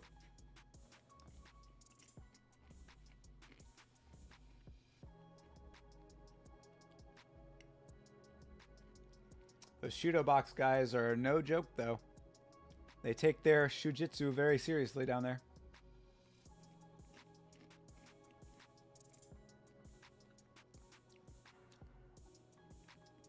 All right. Adrian Yanez versus Vinicius Salvador. If I'm not mistaken, both of these guys are coming off of 2 losses apiece. I think that's what we looked up on the stream last week. Bruce in the beautiful black on black. Classy as ever.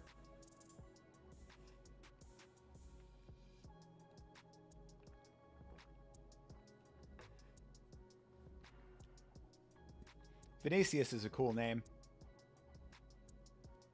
It's good too, because then you can also be like, you can be Vinny, but it's like, it's a cool Vinny. Oh, Vinny. Is it short for Vincent? No, it's Vinicius. Cool. Okay. Now that is something I can get behind. Well, everyone else is saying Yanez. I guess I have to. Fucking the announcers are saying it. The fucking preview promotional packages are saying it. Bruce Buffer's saying it.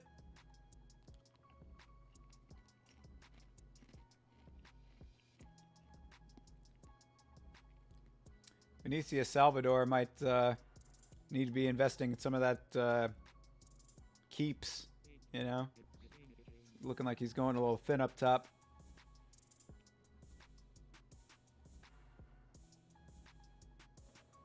Something that I know a thing or two about myself. Yeah. This is a good fight? Okay, cool. This was the one that this is the one that on paper I was like thought had potential, but then I also thought that it was a different Vinicius. Oh, uh-oh. Yanez getting in there early.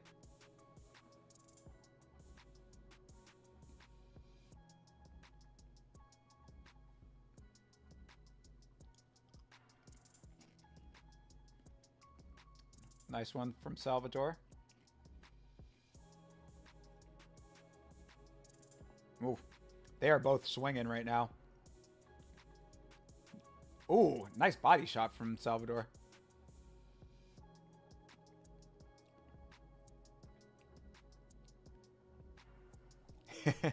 Hey, you laugh now, Chase.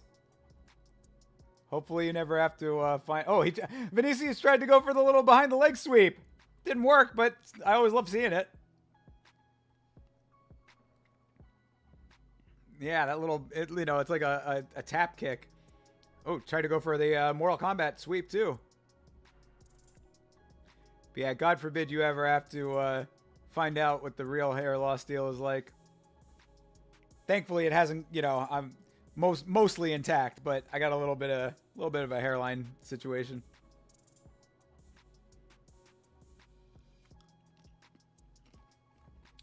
Yeah, so far, I mean, they're definitely both swinging. Ooh.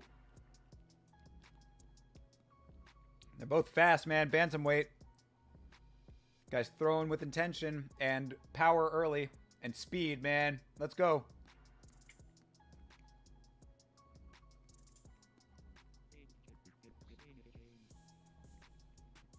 Vinicius, you know, keeping really nicely off the center line. Moving to the upper half of his body. Well, oh, got caught there, though. Nice inside counter, or the counter shot from Yanez.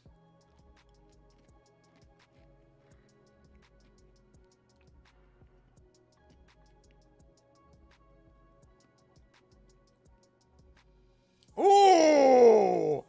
Yo! Counter got him. Is he out? Is he out? Yo! Yanez is swinging like a man on a mission. Bro. Oh. Yeah! Let's go! Tom Cruise was literally saying that he's looking for a counter shot knockout, and then he was advising him to basically not be doing that, and then he went and immediately fucking got the counter shot knockout. Go! Wow! Holy shit! The next two are good, and the last two are fire. All right, cool, man. Shit, we're in for a good little couple of fights coming up. Then I'm loving it. So honestly, this card has been delivering like in a decent way. I mean, even the goofy shit has been entertaining. I mean, like, you know, some of it more bizarre than others, but still keeps your attention.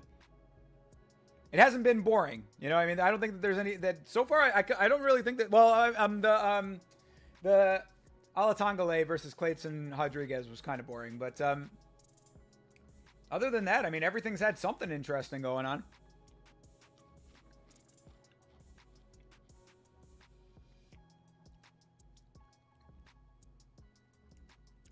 Yeah, man, that counter shot knockout deal. Adrian Yanez put a lot of mustard on that thing, and it paid off. Chris Tione gave Salvador all the time in the world to try to come back from it, and he just said, no dice. Yeah, very entertaining. So far, so good. I mean, really, I'm you know, I just love fights, bro. I mean, like, I'm telling you, man. It really takes a very shitty card for me to be completely unhappy. Like, even on bad nights, like, I can still find something to take away from it. That's why whenever you hear, like, me and Vitz King always talk about that London card, and I hate having to go back to that as the example every time, but London and UFC Hamburg are the two cards that always stick out in my mind because they were just so bad. Like it was just really, really shitty from like start to finish. Except for at least in the London card, Tom Aspinall got a nice win. Coming back after his injury. But by the time that you had gotten to that, because there were so many fucking fights on the card, it was like all the energy had just been sucked out of the room. I think both of us were just like wanting it to end at that point.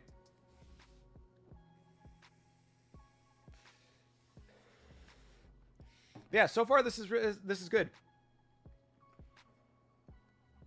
It's like it's pretty much exactly what I said on the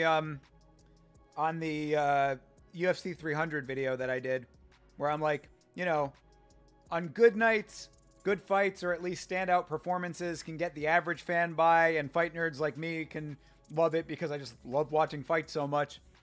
You know, that's what sets greatness apart, right? Bad nights, like, I mean, so like again, it really like it's there's never a bad card unless it's boring. Boring is the operative word, because I mean, like, I would categorize the UFC Atlantic City as it was a good card overall, and some good fights on it, but bad in the sense of all of the wackiness that happened with the fouls and the 1-2 eye poke from Chris Weidman and all that stuff.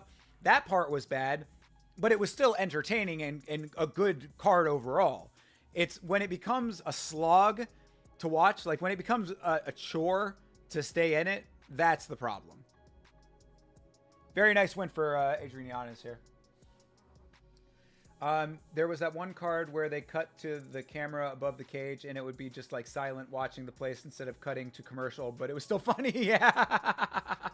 Legit, dude. Feel you. Funny one with that, Andy. If you go back on the channel, this is going back a while now, but I think this is like UFC, Yama, maybe like three or four. Early on in Yama, I did a video about PFL. And that was one thing that always made me laugh in PFL, is that when you watch the PFL on the ESPN Plus feed, for some reason, they weren't running commercials during it. So during the commercial breaks, you would just still see the camera footage, and like it would be them like setting up the next shot, or you'd be looking into the ceiling for a while. Or it was kind of odd. See everyone moving around and stuff. Yeah, exactly. Yeah, like it's engagement, right? I mean, it's like, you know, we talk about engagement when it comes to like fucking metrics and shit for content, but like when it comes to fights, it's engagement as well. Like, are you actively locked in? Like, do you actively want to be sitting and watching the fight? Like, do something that's going to inspire me to continue to want to watch it. And that's not, and like, I'm not even like, as a fight person, as a person who like, you know, devotes a large amount of my life to fight, you know, to fights and fight culture, I'm not even saying that every fight has to be fireworks to the point that like it needs to be 100% action from start to finish. Because a lot of, I think, more casual fans, like that's sort of their take, is it's like, I want to go in there and I want to see blood and I want to see them, you know, fucking rock'em sock'em robots at every second, blah, blah, blah, all this kind of stuff. And I'm like, look, I understand that. I get that. It's entertainment at the end of the day. I understand all of that. That, you know, I'm not knocking that if you're not looking for the technical side of it, you're not necessarily a fight person. I get that. But as a person who watches the sport for the technical aspects of it, what, like, are you working towards something? That's what I always want to see. Because to me, that's enough of a criteria to keep me engaged in it. If you're working towards a finish, even if you're in a dominated position, if you're in a subordinate position, if you're working to get out of it, you're still doing enough. You know, to me, like I said, I'm a little bit more lenient with this stuff because I just love watching fights. But, you know, I think that's what separates boring fights from good fights. What is actually happening? What are you trying to accomplish? Do you have a game plan? Is there a roadmap to victory in some way, shape, or form? If I don't see that, that's what becomes boring.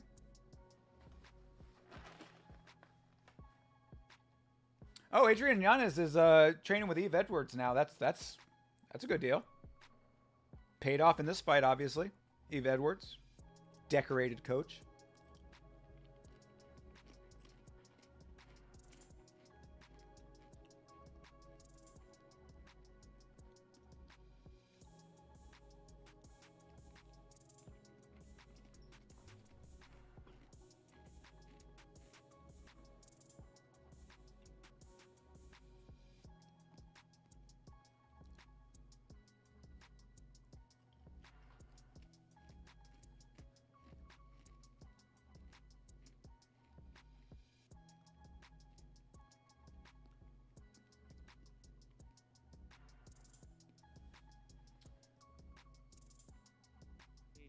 Oh, that's another thing that you can watch on Fight Pass is the Road to UFC, the Asian competition.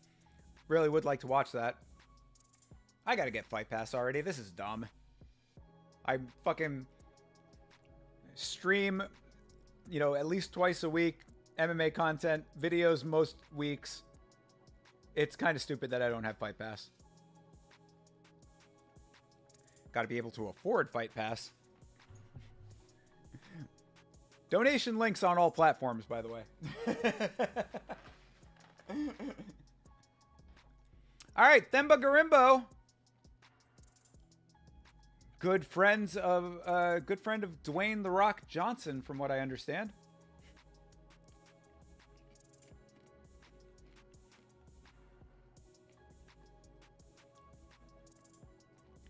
His story is great. You can't take that away from him. I mean, dude who came from real humble beginnings, emigrated to the United States with like 40 bucks in his pocket, sleeping at the gym to follow his dream. Beautiful story.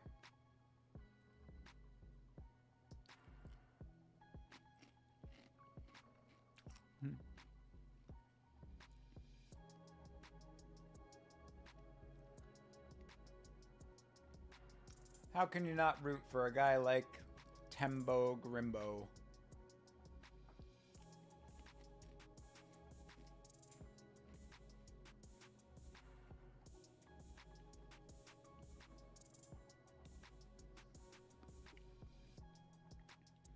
What is everybody's opinion of Proper 12? All my friends who are drinking out there. I had it before I stopped drinking. I thought it was pretty good. Not gonna lie. Yeah, it was tasty. I was never a big like whiskey guy to begin with, so not necessarily a what I would like gravitate towards when I was drinking, but if I was gonna have it, I thought it was a pretty good one. I liked it better than Jameson. I know that's like sacrilege to a lot of people, but taste buds say otherwise.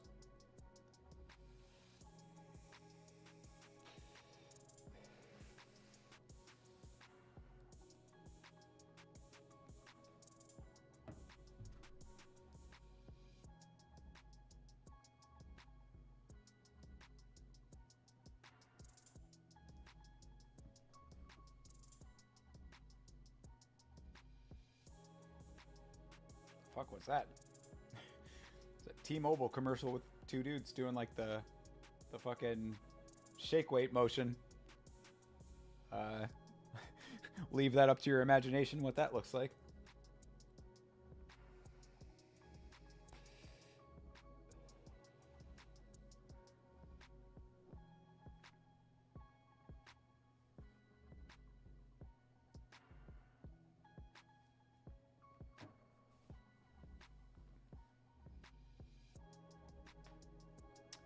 A marine biologist. Hoorah. Shout out to the sick animation guy. That dude's cool. Sick animation rules.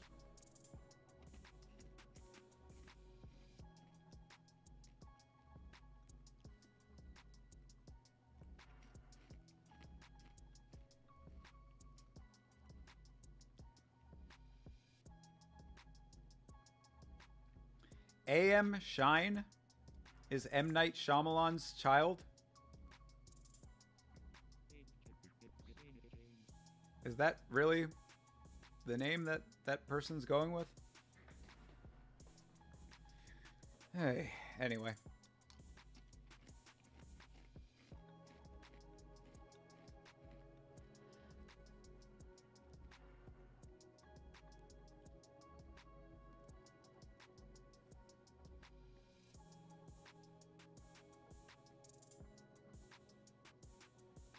Oh, they're playing the 303 hype package right now. Connor pacing around under green light in shadow silhouette. 6:29:24. The return of the maniac.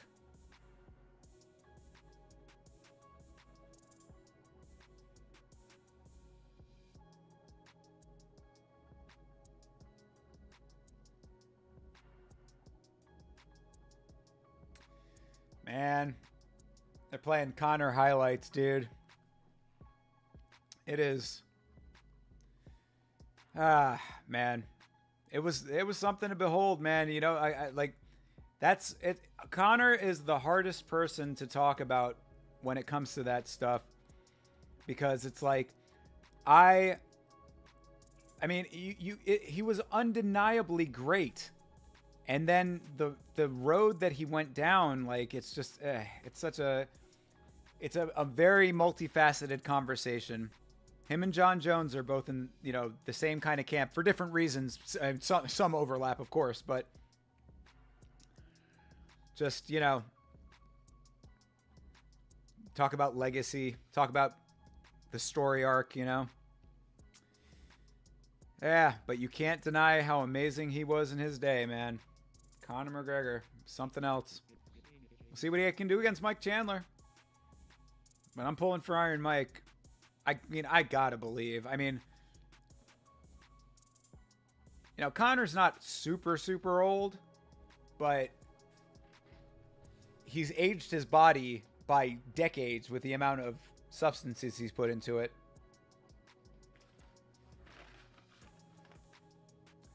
Ramiz Brahimaj.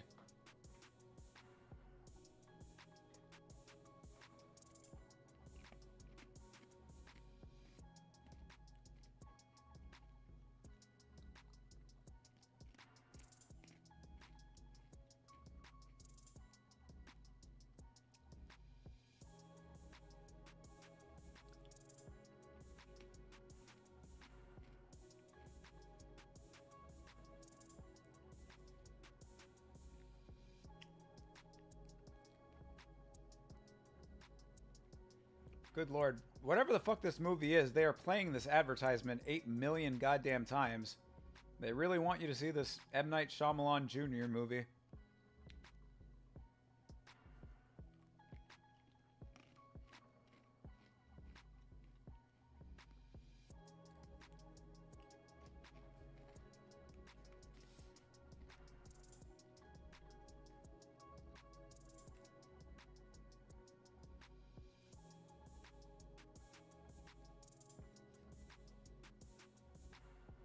All right, if we've got a little bit more time before this is going to start, let me do yet another bathroom break. I know it's been fucking ridiculous. Oh, yeah, they have been playing that Furiosa promo a good amount. Yeah, I mean, I guess I would be, like, I'm cool with it. I'm a little curious as to how what's her name is going to be in that role.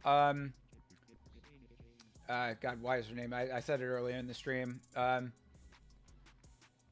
It's no longer Charlize Theron. It's the Queen's Gambit lady. I'm saying I think she's a very pretty girl. But yeah, I mean, you know, those movies are cool. So Fury Road in the thought Fury Road in the movie theater was one of the greatest modern action films. Yeah. A lot of people did feel that way. Did you see it in IMAX? Because apparently in IMAX it was like super crazy awesome. Let me know. I'll be right back. We still got a second before this fight starts, so I will BRB real quick, and then we will be right back into a fight.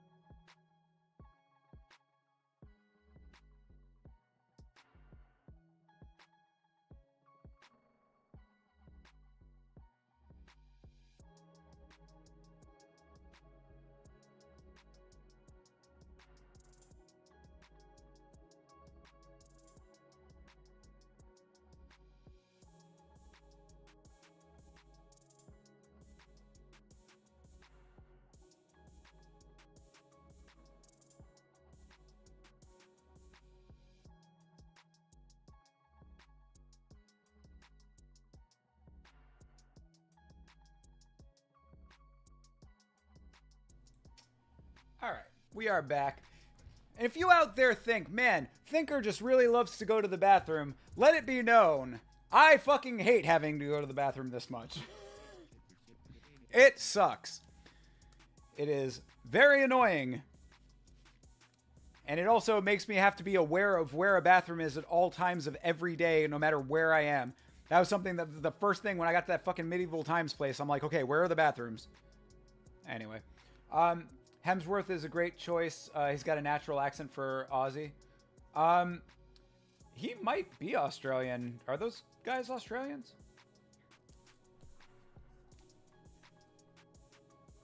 I don't know. So I think he does have an accent naturally, right? Yeah, he's Australian. Yeah. Cool. Which is good too, because Mad Max is an Australian film series. The director is Australian, and he wants to keep it Australian. I think that that's very good. Anya Taylor-Joy is who I was talking about earlier, who is going to be playing Furiosa. I don't know if she's Australian, though. She might be. I don't know. I don't know too much about her. I just know that she was in The Northman, and she was really good in that. And I just think she's really pretty.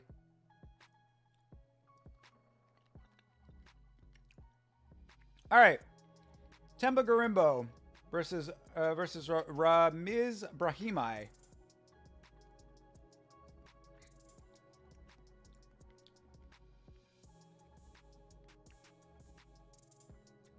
Yeah, it's a good point, right? It's a not exactly a very dialogue heavy film series to begin with. Always kind of been the theme of it. Let the action do the talking. By the way, as we start this fight here between Garimbo and Brahimai, if you are not aware, Mad Max 3 Beyond Thunderdome has an amazing soundtrack, and there is a song called One of the Living on that soundtrack. It is a fucking banger. If you have not heard that song, highly, highly recommend checking out that song. I think I actually make a reference to it in in an earlier Yama video. Because that song is a classic. Nice takedown for Garimbo. I guess they're saying that Brahimai was going for the takedown himself, but he ends up in a subordinate position there. Oh, yeah, absolutely, dude. All of the Mad Max movies are crazy. In a good way. I want to watch Fury Road again, because when I was watching it, I wasn't in a good, like, headspace.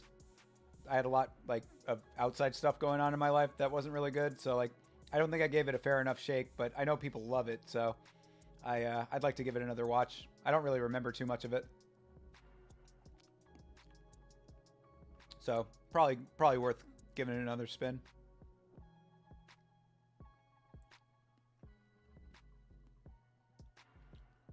Themba going for a slam, didn't get Brahimai off his feet, or did get him off his feet for a second, didn't get him to the ground.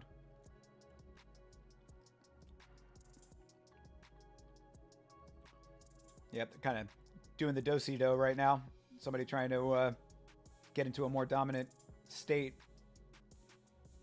as they clinch up here against the cage.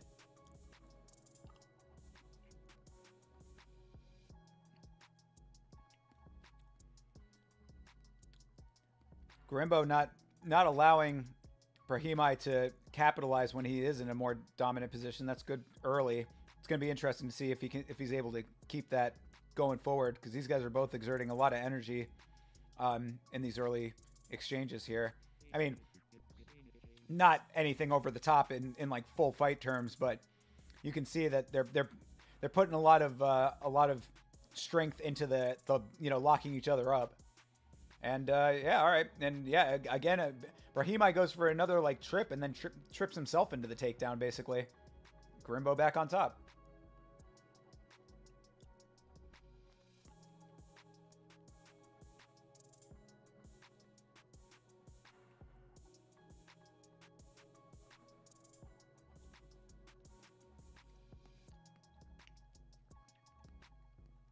Yeah, Grimbo just using, using what he's given. Oh, careful. That knee to the body. She's all right. But, so far, just flowing. It's good for, Grimbo capitalizing on mistakes from Bahimai.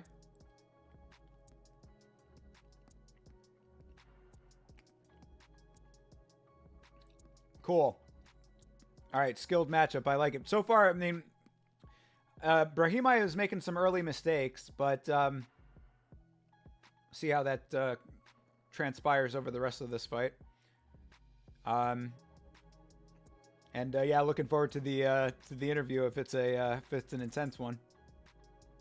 Always like to see people using their time on the mic in a way that's engaging. Again, engagement. People have this negative impression of anything related to social media, oh, engagement. Are you just talking about your metrics? Oh, your likes and your comments? But it's like, well, yeah, fuck you, dude.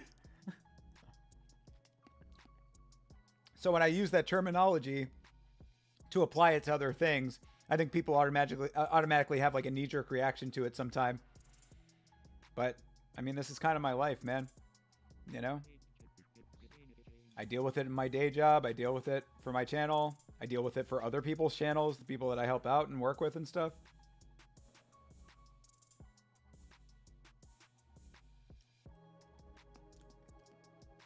Good first round for Themba. That'd be the end of that round. Themba was the guy Colby Covington trained with The Rock and the Rock Bottom of the House. Yes, yeah, absolutely. And that is one of those reasons why Colby Covington is such a frustrating individual, because I know that the real Colby Covington is not that bad of a guy. He is just so fucking committed to the grift, it's disgusting. Look, that's what's disgusting about Colby Covington to me, if you really want to know my actual opinions about it. It's not that he is a grifter, because look, get your fucking money, man. I'm old enough at this point in my life to know that there's some things in life that you got to just capitalize on, and there's some and I don't necessarily agree with it. It's not how I would want to conduct myself, but if it's working for you, fine. So it's not that. It's not that he's grifting for a certain political side of the aisle. I know plenty of people who are like him. It's not that either. You know what I mean? Those are not the things that bother me. What bothers me is that there's a person underneath all of that that is consciously doing it. And I think he could be so much better of a guy and a more just a cool person in general. And you don't have to do that. Oh, everybody likes a villain. Everybody wants to, to hate the villain. It's like, dude, the heel shtick, go fucking be a WWE guy then.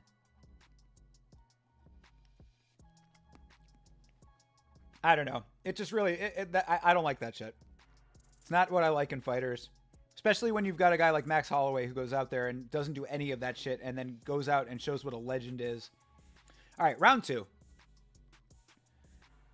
45 seconds into round 2 here.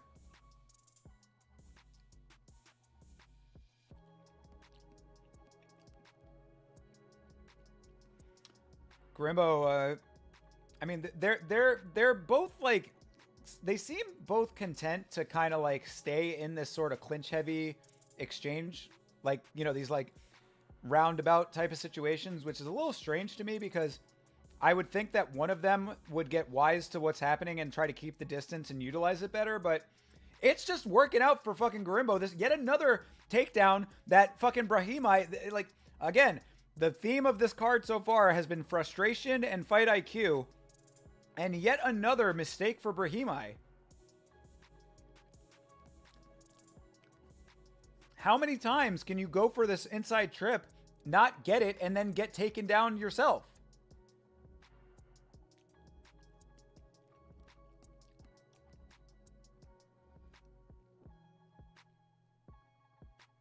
Paul Felder's got good commentary on this fight. Yeah, hell yeah. I catch bits and pieces of it. I've got it in my headphones.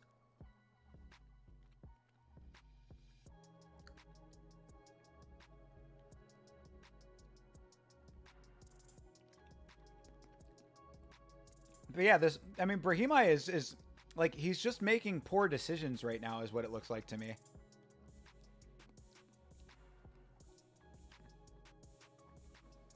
And that's the thing too with Garimbo is that, like, he's doing a fine enough job in these positions already.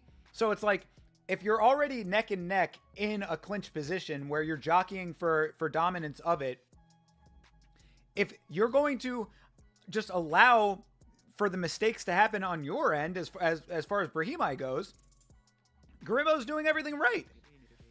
Stay there and just wait for the mistake. You know, keep him controlled. Like, it would be nice to see him start mounting some better offense of his own. That's what I was saying earlier in this round, is it's like, you would think that one of these guys would get wise to these situations that they're in, break off, and start throwing something from the outside to kind of like take a little bit more of the upper hand. But from Garimbo's standpoint, it's just like, okay, he's going to go for another trip. I'm just going to get back on top of him when he tries to go for a trip and doesn't get it. Oh, okay. All right, there you go. Finally, something worked out for Brahimaj. He's got Garimbo's back. But Garimbo nicely working to it. Yeah, nice. Very nice from Garimbo there. Brahimaj was going for the back. He didn't fully have it locked in. Garimbo, he's on top of it and gets himself turns his body to the side so he gets out of the danger of that. And now he's back in a dominant position yet again. Really nice work from Garimbo. Talking about skilled fighting, that's a good example of it. Brahimaj was definitely being stubborn. Absolutely. Well, I think, and again, frustration. That was what I was saying. The themes so far in my view of it have been frustration and fight IQ.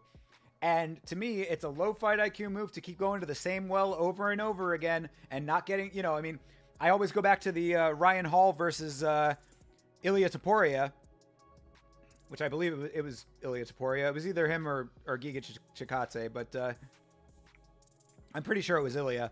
But you go back to that where Ryan Hall was continuously going for the Uminori roll, not getting it, and just never stopped until Ilia finally was just like, okay, bomb. Punched him down and knocked him the fuck out. You can't go to the well over and over and over again and expect something different to happen. I mean, especially as the fight goes on later. Your opponent gets wise to it, which is definitely what's happening now too.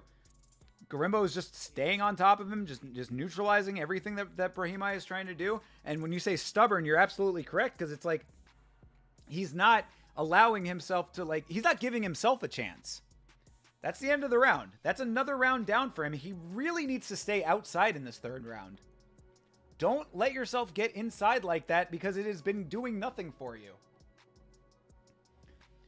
Frustration and fight IQ together are a dangerous combination, Low fight IQ moves and frustration together. That's a deadly mix.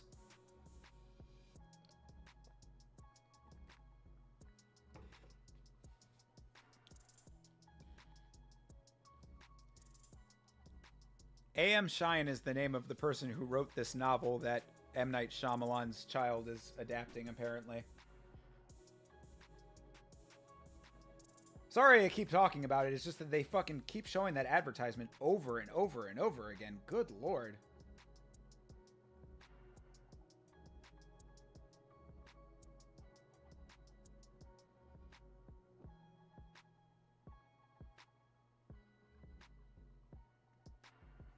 All right, round 3.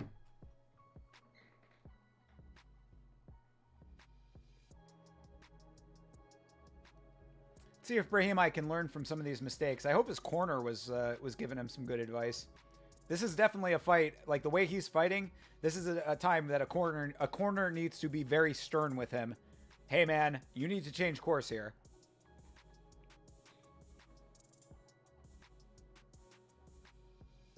And Garimbo right back into the clinch situation. Not exactly like a super entertaining fight because of all of this clinching, but it's certainly a strategy that's paying off for Garimbo. Nice knee to the body from Garimbo there. That's some low activity for you. Another nice knee. And Garimbo right back on top of him, right back in the dominant state. Brahimaj tries to reverse.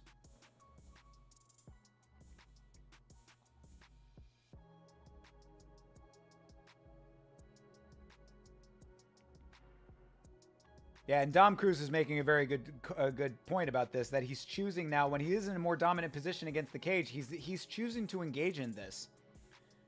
Get yourself out of this clinch. Like, go back to range, bro. Throw a strike. God, the significant strikes in this fight must be like fucking in the single digits on both sides. This is the third round already.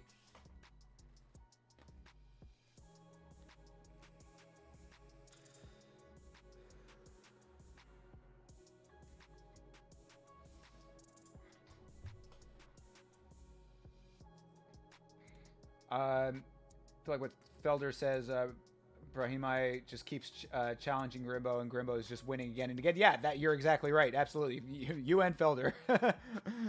Yeah, it's true. Well, and again, it's not even that just the fact that he's challenging him; it's the fact that he's doing it the same way and expecting a different outcome. Like, really, like look. It's not like you shouldn't go to the well over, like, it's not that you shouldn't go to the well again. It's that you shouldn't go to the well over and over and over again. Like, if your opponent is wise to it the first time, learn from your mistake on the fly. Because you can get away with a mistake. I mean, mistakes happen in fights, you know? I mean, like, you know, that's part of fighting, is that, you know, you've got a radical variant in front of you that can do anything under the sun that's legal in the fight. So, like, you know, you have to be aware that mistakes are going to happen, but it's how you adjust to your mistakes. That's why I was saying about the cornering. Like, you know, to me, I mean, you know, I'm not trying to really cast shade on his corner, but like, I think that there's in that after that first round, even there should have been an emphasis from his corner to say, look, buddy, you need to switch course here. You tried to go for 2 trips and got fucking you know, on your back both times.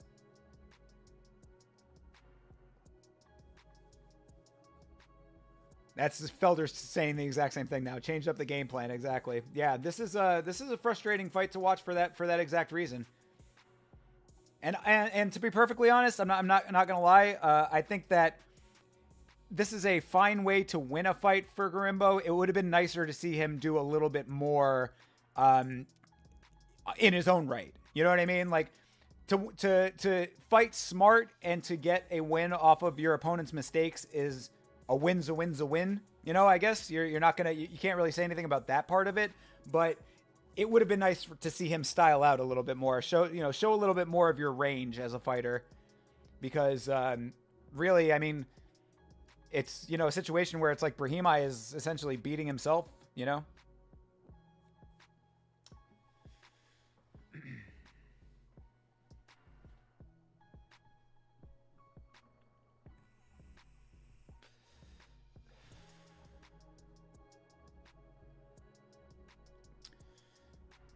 And we continue in this against the fence stalematy deal. It's a great build up to the mic interview. All right, cool. I'm looking out for this now. And yet again, yo, bro, talk about the fight IQ, people. Fight IQ. Brahimaj tried to go for the trip again, and Garimbo was wise to it again. Oh my god.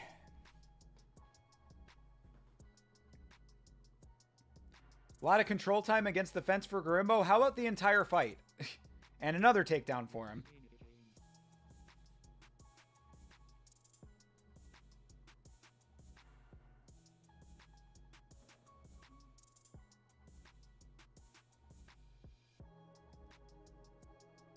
Wow. All right. Well, that's the end of that fight. Let's see what he has to say on the mic. Because, yeah, I mean, not a great technical fight from either side, really. I mean, Garimbo did what he needed to do to get a victory out of it. I would have liked to have seen more technical work from him to make it a little bit more impressive. And Brahimaj, that's just, yeah, that's an unfortunate showing. You know, you can't get stuck on a game plan that's not working. You just can't. You have to break yourself out of that early. I'll make a comparison. We're talking about gaming earlier. There's a game that I play, like I said, called Omega Strikers. In Omega Strikers, there's a character that I have a little bit of a problem with defending against. I usually play as a goaltender in that game. And I really need to figure out how to do it, because what I see my character is called Kai, and there's another goaltender called Luna, and Luna has the ability to travel the entire map and hit me on my side of the map. And a lot of times I have problems defending against Luna because the game plan that I think makes sense to do against her has not worked for me well. And I need to figure out how to break that cycle, because I find myself going back to the same method of defense over and over and over again, and it's not working. I have to break that negative habit. Same in fights. If you see yourself having that kind of problem, if you see yourself creating those kinds of holes in your own game, tripping yourself up, you can't keep going back to the same well. You can't do it. All right, here we go. Themba on the microphone. What's going through your mind, Themba?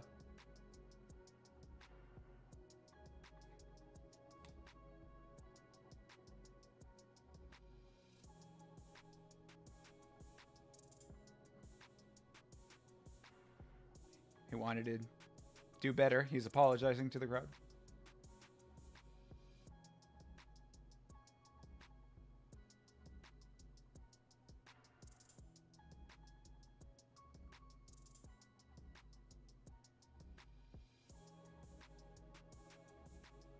Honor his wrestling coach.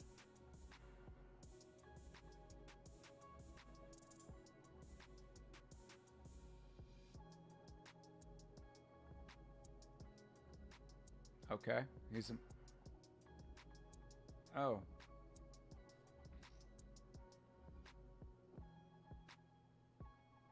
Oh, Jesus.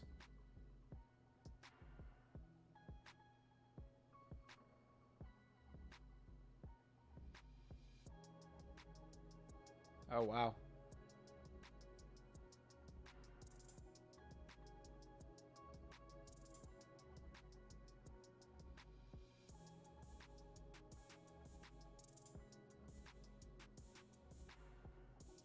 Yeah, you tell him, Themba. Oh, whoa, oh, hello.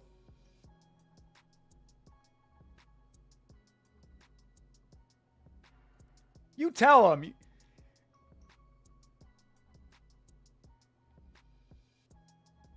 Yeah, whoa.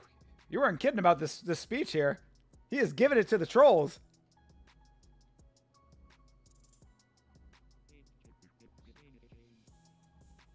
He acknowledges the boringness of the fight and walks the fuck out.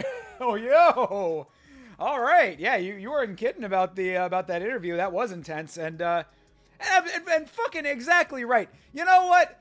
I echo those sentiments from Themba Garimbo 100% with these trolly motherfuckers. And I'm a troll myself with all the videos that I do. Of course, I try to keep it respectful, but shit, you know, people getting on people's cases like that, talking all this shit about people, you know, with the emotion and stuff, because you're all such big, strong fucking men out there. It's like, you know, that dude just went out there, fought, you know, really tough. I mean, obviously he's saying it was a little boring. I think that that's an accurate assessment, but either which way, people giving him shit out there after what he's gone through, and obviously what even more recently he's gone through with his coach's mother passing away. Very unfortunate. You know, best wishes to his family for, you know, on all that situation. Never easy, of course. Yeah, fuck off. Fuck off for all that shit. Giving Themba Garimbo shit online. All your judgy in the comments section, as he said. Goddamn right. Good for him, man. Good for him on the win. You know, we know the deal. Yeah, slightly lackluster, but still a good win and a good sentiment in his post-fight interview. So I'm a Themba fan. Absolutely. He fought with guilt and pain. I think he wanted that money for the win to take care of his coach. Yeah, hey, man, you know, we talk about the human element. The human element is what really, I love the technical. I love everything about fighting, right? But the technical aspect and the stuff inside the cage is the core of it. The human element of it is what I cover the most on Yama. I consider the Yama channel to be like MMA human interest. I talk about the weird, the wacky, and the wonderful of MMA. That's the humanness of it. And things like that really are, that's the humanity of this sport. And if that's the case, that, he really wanted to, honor his coach and take care of him after, what the coach went through and the loss of his mother and all that kind of stuff. Good on him. Good man. Good egg Themba Garimbo over there. Obviously a guy who's already gone through so much himself to get to where he is. I didn't even know he was married. He's got a wife too. I mean, that's, he's got his own family to consider. This is all of the factors, man. MMA is a mirror to life. MMA holds a mirror to society. It holds a mirror to the human experience. That's a good example of that. Thanks for keying me into that, Andy. I appreciate it.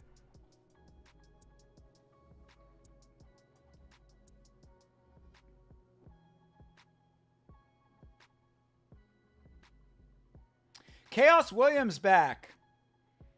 Chaos Williams, a guy that I think a lot of people were very hot on for a while, and then, ended up being a little bit patchy. What's the deal with Chaos Williams? What's his record right now? Oh yeah, versus Carlson Harris, also a dude who, also a dude who's kind of been a little bit surgy. Well, damn it. Spoiled the decision, but I don't know the method, so that's fine. But yeah, Chaos Williams coming off of a victory before that. Oh right, versus Rolando Bedoya. I remember that fight. Lost to Randy Brown. Don't want that. Shoot. Oh well. That's the only one I've been spoiled on, but either way. Still looking forward to it. Let's see how it goes. And I don't know the method of victory. And again, I don't really care about having him spoiled, to be perfectly honest. I will watch and I will still enjoy. Make it entertaining. Because I think a lot of people were pretty high on Chaos Williams for a while, and then he, had a couple of stumbles, but still a lot of potential for him to be a big star, I would say.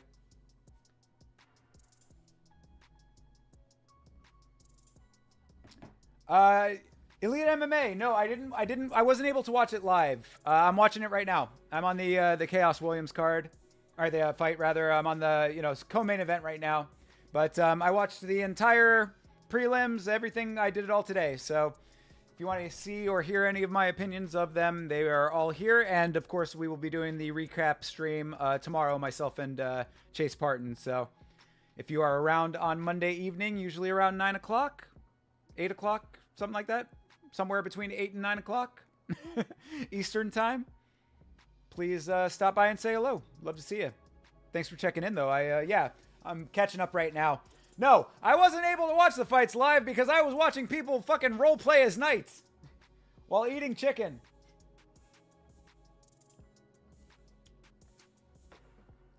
The pros and cons of having ultra nerdy friends.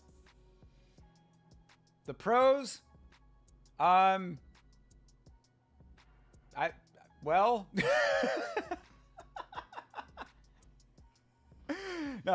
the pros are that they're awesome friends. The cons are that sometimes you get roped into going to medieval times.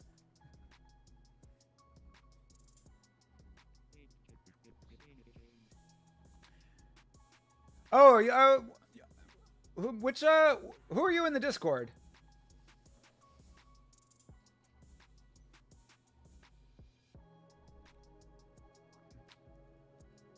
Yeah. No. If it had been a pay-per-view, I wouldn't have gone.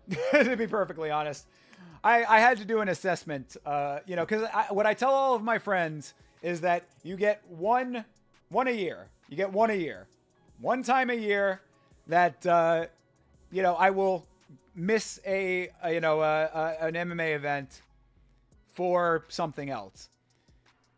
But I had to do an assessment. I was like, what else do we have going on in the year? They usually do a Halloween party. That's something I might end up having to miss depending on what day of the week they do it. I was like, I saw this card, I saw the the lineup, said okay, got to do the assessment. Yes, there is an MMA Discord. Actually, it's LW. Hell yeah. Shout out to LW, man. Yeah, Elite MMA. Appreciate you, man. Yeah. If you have the link, would you mind putting that in there? Actually, I think I might have the Discord up. Yeah. Stand by. I can get you the Discord link.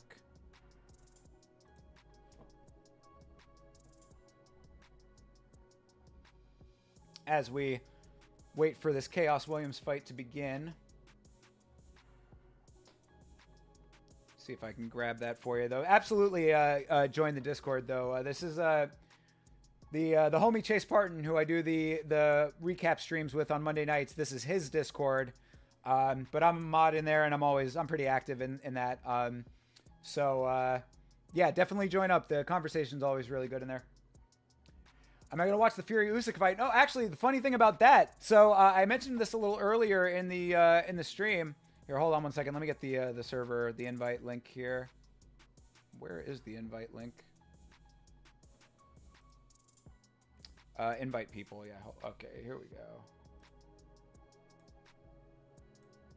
Got you, bro. I got you. Quit that and...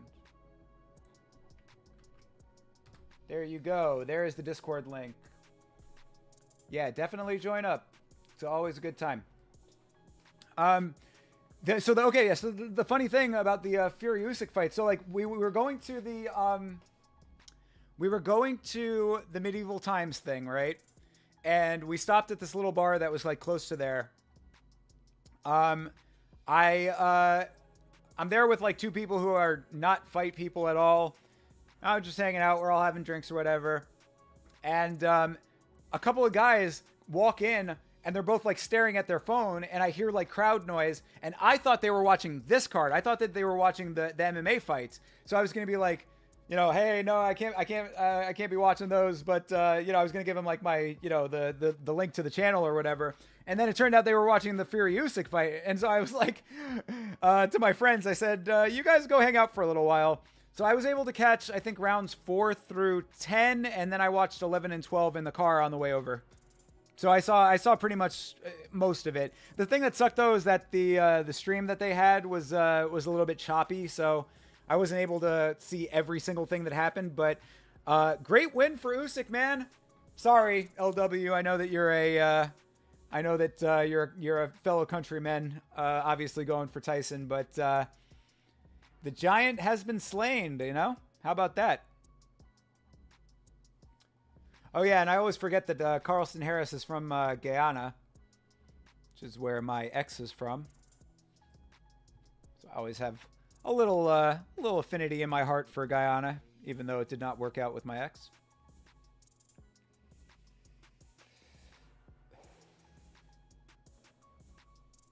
Fun fight, though. Yeah, absolutely.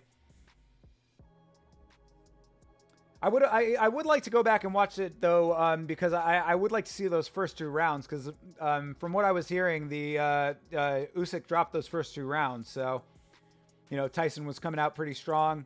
Usyk able to stay in there, and then kind of getting saved by the ref at that one point, I think in the 9th round, right? Lucky he didn't get that thing waved off, but as I was saying, they're not going to wave it off on a champ in a boxing match, like. You have to be out for that to happen. All right, Carlston Harris versus Chaos Williams here. About 30 seconds in. Oof, all right, yeah, they're swinging. Right, nice 1-2 there. From Carlston.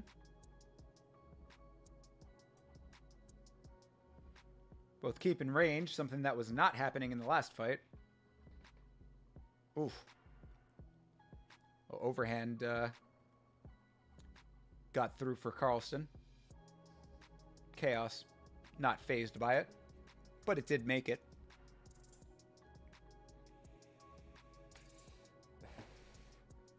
And so, am I wrong, by the way, just to finish up on the Fury Usyk thing, that Usyk is only going to be holding the belt for 2 weeks, or holding all 5 belts or whatever for 2 weeks, and then he's getting stripped of all of them, and then they're going to fight again?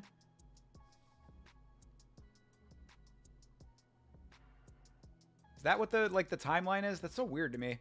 Boxing is just strange with all that lineal title shit. Ooh, nice one. Oh! Yo! Oh! Damn!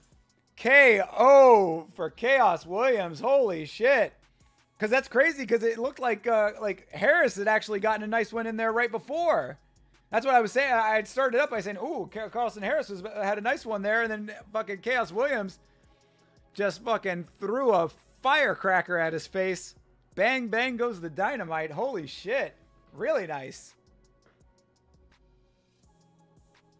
Oh, man, and yeah, Harris is still down. Harris is still on the ground. He's slowly making his way to the stool now. Jeez. Jeez Louise. Good shit from Chaos Williams. Let's see this again. All right, replay. Yeah, that wow, what a shot. Harris has gotten one, and then he got one right behind the ear to follow it up. Yeah, it was like kind of on the back of the head almost. You know, unfortunate for that. You know, not barely legal strike, I would call that. But then, yeah, Chaos Williams just counters that and just land. Boom. Yep, back of the head shot there. And bang, man. Yo, Chaos Williams with some power in the hands. Rocket launcher.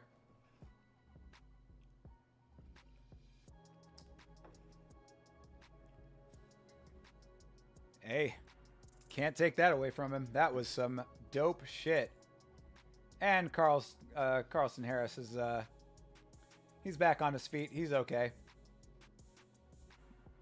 All right. Oh yeah. Also, Chaos Williams has the coolest nickname in MMA, in my opinion. The Ox Fighter. That's a fucking baller ass nickname. That's some shit. That's like a Viking name. Chaos Ox Fighter Williams. That's some shit you'd see in like a video game.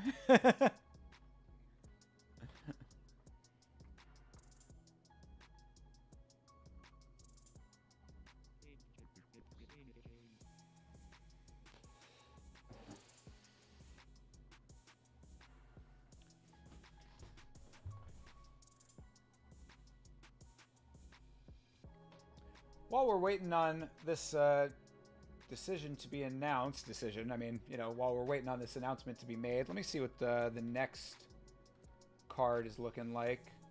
A little preview here. Oh yeah, next card is 302.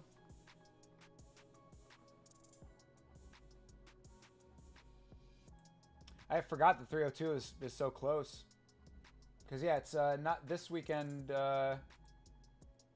There's no fights, I believe, right? The 24th, yeah. So we got a week off. God damn it! Why the hell couldn't we done Medieval Times this fucking next weekend? Anyway.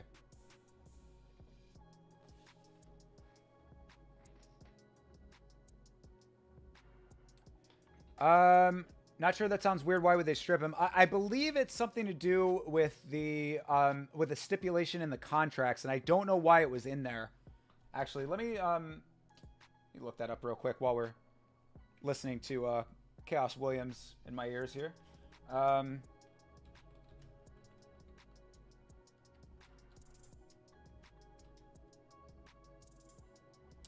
Chaos is a beast. He was the lock in your parlay. Absolutely. Good call. Good call. Yeah, I think a lot of people were doubting Chaos Williams because he had a couple of little, you know, a slight little couple stumbles in there. Lost to Randy Brown. But I mean, I don't know. I mean, you know, look, man. I mean, even his losses are like, you know, banger fights from what I recall, anyway.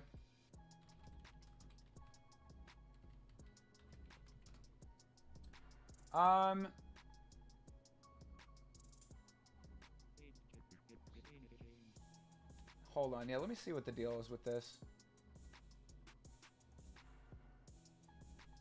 Usyk could lose his title within 2 weeks of becoming the undisputed heavyweight boxing champion of the world.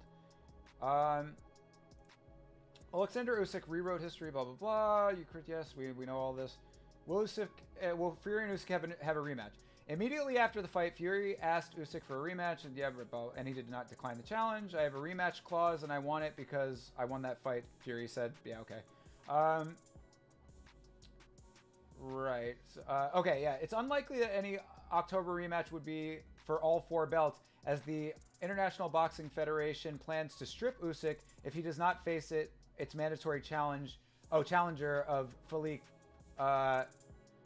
Hrgovic next. So I guess Filip Hrgovic is a mandatory fight for him. Usyk's reign as undisputed heavyweight world champion may last only a few weeks if, as many expect, the IBF takes back its belt due to the rematch clause with Fury. Oh, so okay, so there you go. I guess that's what it is that he already has a stipulation from the organization to fight this Hrgovic guy, and but there's a rematch clause in their contract that says that he has to have a rematch with Fury. So I guess that's what the deal is. The IBF's longtime mandatory unbeaten challenger, Hrgovic from Croatia, is scheduled to fight UK's Daniel Dubois on June 1st in Riyadh. That bout could become an IBF title fight if the US... So I guess he'd only be stripped of the single belt, but it was for all 5 belts, so...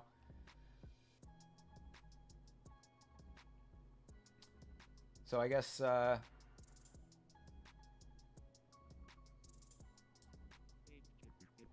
Yeah, I guess that's the deal. Lewis was stripped of the WBC, WBA, IBF, and IBO champion until the WBA stripped him. Lewis was the WBC, WBA, and IBF and IBO champion until the WBA stripped him of his belt because he chose not to fight a mandatory challenger. So yeah, mandatory challenger rules apparently is the deal.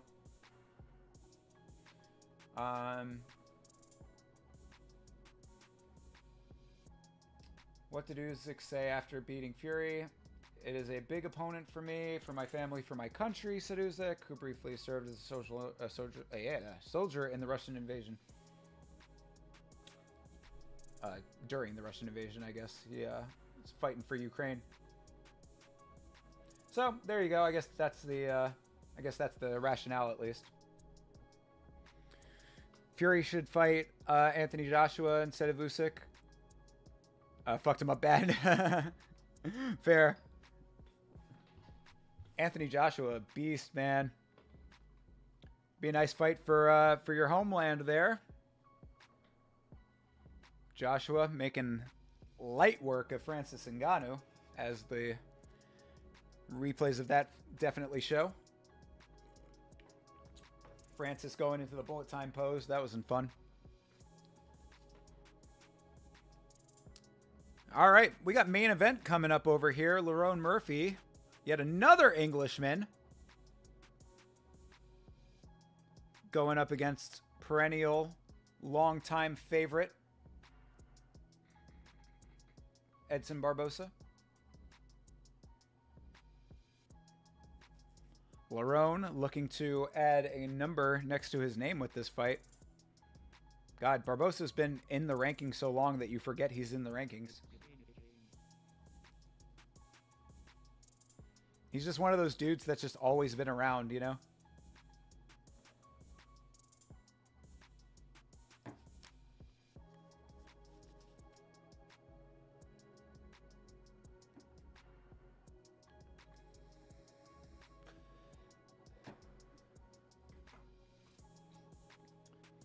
So far, this card has been really nice. I'm enjoying it. Really like being able to have a nice relaxing Sunday, hanging out with y'all. Thank you, everyone. Again, appreciate you guys being here.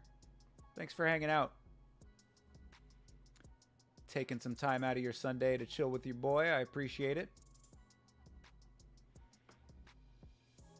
And right after this, I will be editing the most recent video. Actually, LW, this video is a topic that you actually inspired. So I'll give you a little shout out in that video.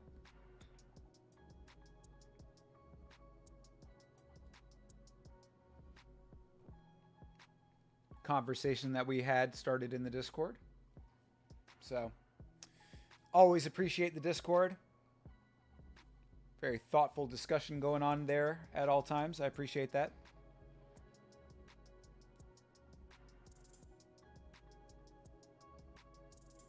Yeah, shout out to all the homies in the Discord, you know?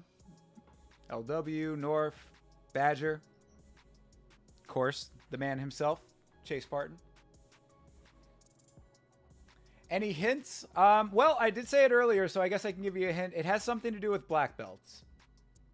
So I don't know if you recall that the conversation we had about that, but I'm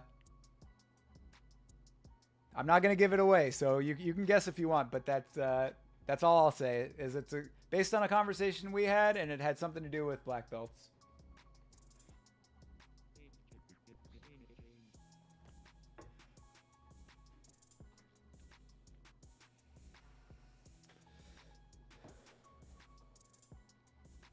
All right, we got a main event coming up right now. Let's do it. Get in there, Bruce. Announce this thing.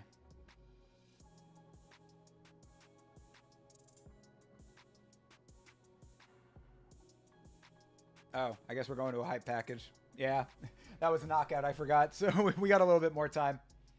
We're chilling. How are y'all doing out there? Let me know what's going on with y'all in the chat. What are y'all up to this fine Sunday? I know Andy was playing some Back for Blood. You're talking about Putin being a black belt today? Close, but not in the way that you'd be thinking.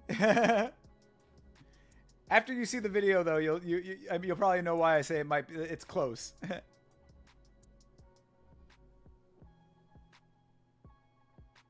What is Putin a black belt in? Sambo?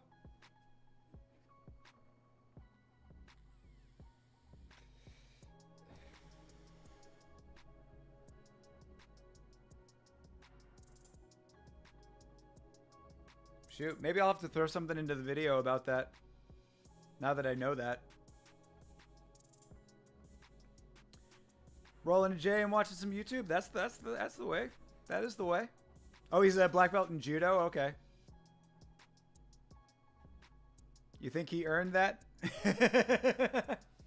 I don't know, man. Those fucking Russian dudes be over there doing some crazy shit. I mean, wouldn't surprise me if he's got some, decent combat training. Wouldn't surprise me if they, like, drill some, like, crazy combat shit early in, like, their lives, you know? As a young man, he was, like, doing judo or something. That wouldn't surprise me. Roll a J, watch some YouTube. Well, hopefully later tonight I'll have something for you to watch. He seems like the kind of guy that throws his shit. That knows his shit. And judo throws his shit. Putin is a skilled judo guy? Like I said, it wouldn't surprise me. That does not surprise me. Definitely more warranted than him going out and scoring like 12 goals against the Russian national hockey team. Yeah.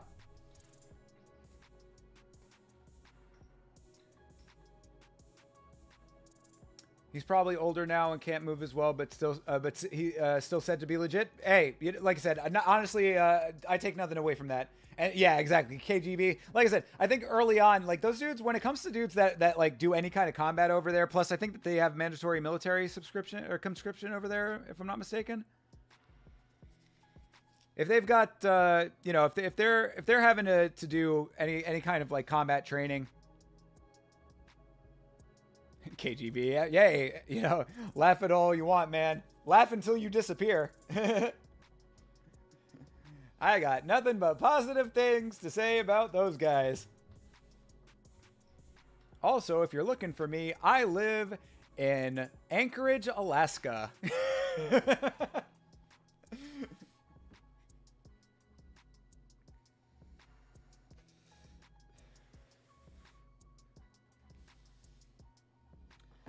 probably pretty bad to be in Anchorage, Alaska, because you can see Russia from your house there. Yeah, the hockey video. Come on, man. Effortlessly, just that him playing hockey reminded me of when those Bullshido guys, like they do that, like whichever one of their versions of martial arts that they've made up is, where like they've got all of those guys running at them and they just like flip them all off like one by one. It's just like this guy comes in and just like tosses him to the side. He goes flying, you know. Got any polar bears trying to get in? Yeah, dude, you gotta be careful out there, man. Polar bears coming in trying to rob your igloo. Shit gets hairy out there. Kim Jong-un too. Oh, you mean Kim Jong-un who scored like all of? Oh no, I think that was Kim Jong-il who had what like 12 hole-in-ones in one golf round or some shit. You know, one game of golf. Yeah, those North Koreans. That's a whole nother story. And not to get too deep into politics, because I definitely don't want, you know, that's not what the stream is about. But if I had anything that I could say positive about Trump, I actually think it was a good thing that he tried to, you know, make some kind of inroads with the North Korean guy a little bit. You know, I mean, I don't think it was any kind of lasting anything. But, I mean, look, man, those guys have been over there doing their North Korean thing for as long as they have. Obviously, nothing's going to change over on that side of the world. So it's like either you have some kind of dramatic, dramatic like revolutionary type situation over there, or you play nice, you know? So I can't really fault that. I really can't fault that. Am I Trump or Biden? Neither. I am neither. I do not, I don't support any current United States politicians at all, really. I was a slight Bernie guy, not because I agreed with his political opinions or, you know, his stances, but I thought that he was one of the only people of recent memory who actually was for the people. Yeah, no, I am, I don't trust the church or the government, Democrat, Republican.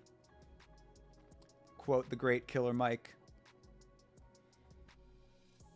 No, myself and Vitz King are both, traditionalist libertarians. I am a small government minarchist libertarian, I would say. That was before libertarianism was hijacked by the right, taken over and turned into just a shell of its former self. So as I say, I am a traditionalist minarchist libertarian. I am about as politically, I'm about as socially liberal as you can get and fiscally conservative as you can get. That's where I fall. But again, I'm also very much libertarian in the sense that live and let live. You can believe whatever you want. It is not a barrier to entry, in my opinion, at least. I try to build bridges with people, not burn them down, you know? So if you're hard right or hard left, like I'll still, you know, I'd love to still talk to you. You know what I mean? Like I love, you know, I'm always cool with anybody as long as it's civil, you know, keep it civil. That's all I ask. I think that that's really the biggest thing that we've gotten away from in our society now is civility. And, you know, I think that a lot of people equate hawkish anti-civil rhetoric and actions as like they equate it with strength. And to me, I think that that's an entirely wrong-minded way to think. I would much rather there be discussion. I would much rather there be, you know, debate and conversation to work through problems, as opposed to you're wrong and I hate you. I don't know. That's just me. Obama was not good. Obama had some positive qualities, but a lot of negative qualities. I think he was better than Biden. He was still out there drone striking. You know, I think he was like dude, that's the thing with all when it comes to the president, like Bill Burr makes a very good point about all this. The president is just a figurehead for all of the underling politicians and corporate interests that control all of our governance in this country. There are so many fingers in the pie, and the president is just the scapegoat for all of it. The president is an easy person to pin all of the problems on. The problems in this country go a lot deeper than who's in the White House. You just feel like the U.S. has been a laughingstock ever since Biden, though? Yeah. The U.S. has been a laughingstock since Biden. We were a laughingstock in a different way under Trump. I mean, not a laughingstock. I think that's actually not necessarily true. I think we were looked at as like crazy people. We're just always crazy. I mean, to everyone else, you know? Like, Trump was not a great look for the country as far as like optics go. And a lot of his policies were terrible too. But I mean, again, I don't think it all comes from him necessarily. Also, a lot of his conduct, I guess, is really what made that perception the way that it is. Trump made us stronger? I mean, maybe perceived that way. Kind of did a couple of things economically that weren't that great. They were great in the short term. They weren't great in the long term. But, you know. Look, man, again, like I said, all our problems go a lot deeper than the individual. But yeah, right now, Biden, I mean, the funniest thing, and I'll leave it at that because the main event's about to start here. But the one thing that with Biden that I thought was hilarious that he just did recently is that he had this big announcement about marijuana. Ooh, marijuana, big issue for the young people. You know, what's he going to say about marijuana? What's going to change? He rescheduled marijuana from a Schedule 1 narcotic to a Schedule 3 narcotic. So basically, it's less illegal, but still illegal. Wow, dude. Power moves. That's really going to make me want to vote for you. It's a shit show. It's a shit show in American politics, as always. That is why I go third party as much as possible. And even the libertarians have not been doing so great with that either recently. So tough.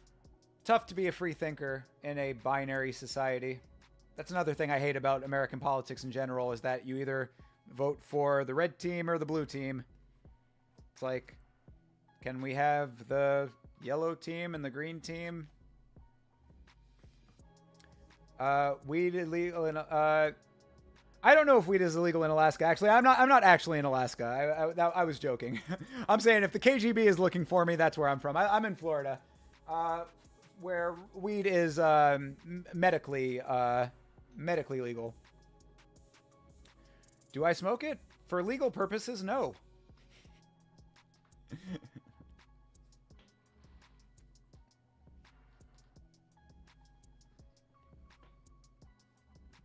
But I am a big supporter of marijuana reform. Absolutely. Again, the more free, the better. Let people do with their bodies what they want. All right, main event starting up right now. Here we go. 5 seconds in. Lerone Murphy. Edson Barboza. Nice head kick to start for Murphy. Low kick for Barboza. Doesn't get all of it. Both staying far at range right now. Kind of keeping on the outside. Good position for both of them to be in as they are both very nice on the outside. Wide stance from both of them. Murphy doing nice with his short movements. Little shuffle steps are working well for him. Oh, slight low blow. Glancing blow to the nut region.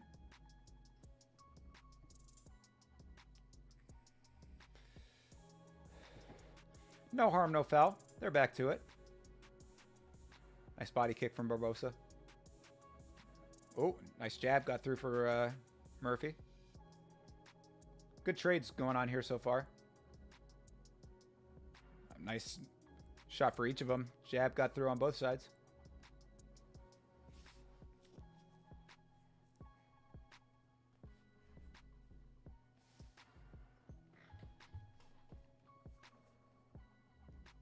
Nice kick low from Barboza. Kind of buckled Murphy's knee there for a second.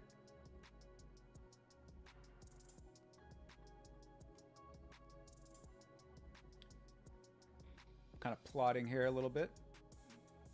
I think each of them's kind of waiting for a mistake, but they are engaging though. I mean, you know, this is decent tactical work going on. Murphy light on his feet too. Although Edson's keeping cage control really nice, staying in the center, not getting backed up at all.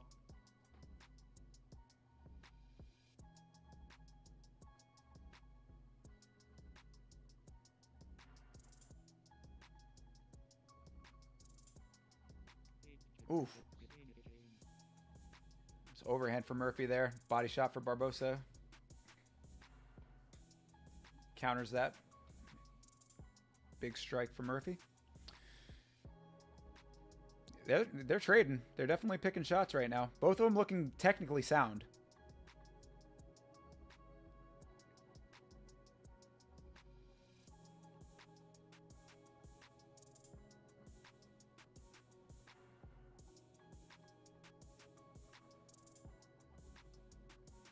Yeah, they're both feinting really well. Nice body shot from Murphy there. Another jab gets through a little bit. A little redness on Barboza's nose. A little Rudolph action going on.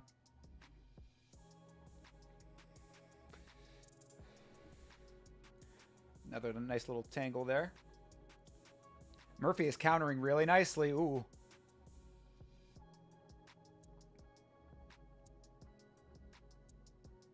Oof, another nice overhand. Oh, two over the top shots for Murphy there. Ooh, all right, yeah. Murphy's striking is really crisp right now. About a minute and a half or so left in this first round of a possible 5.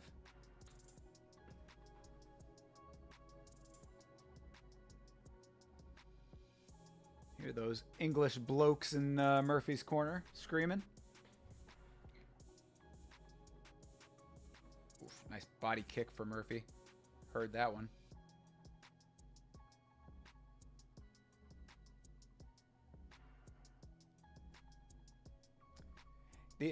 These low kicks from Edson are like they're snapping. You can hear the sound on them, but like, I mean, it's not as effective as the striking that Murphy is doing up top.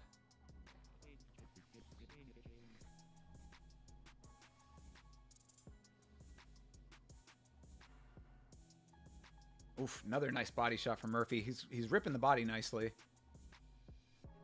Another nice up top kick for Murphy.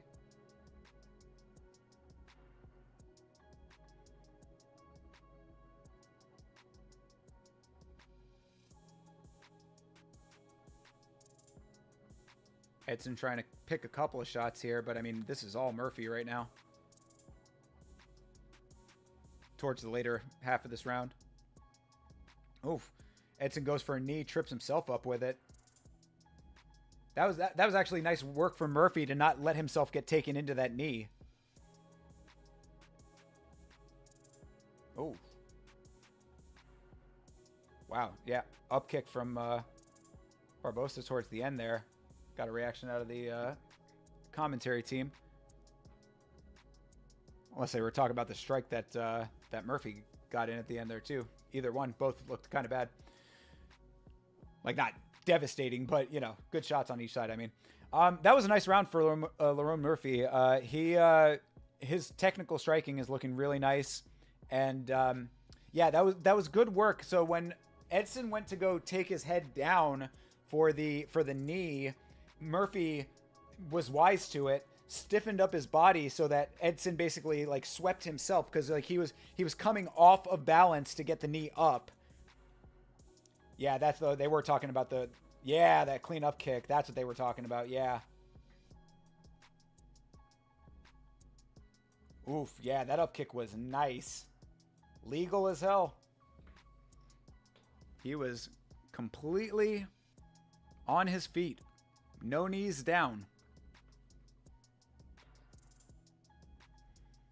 All right, Lerone Murphy looking like he, shook the cobwebs during the break.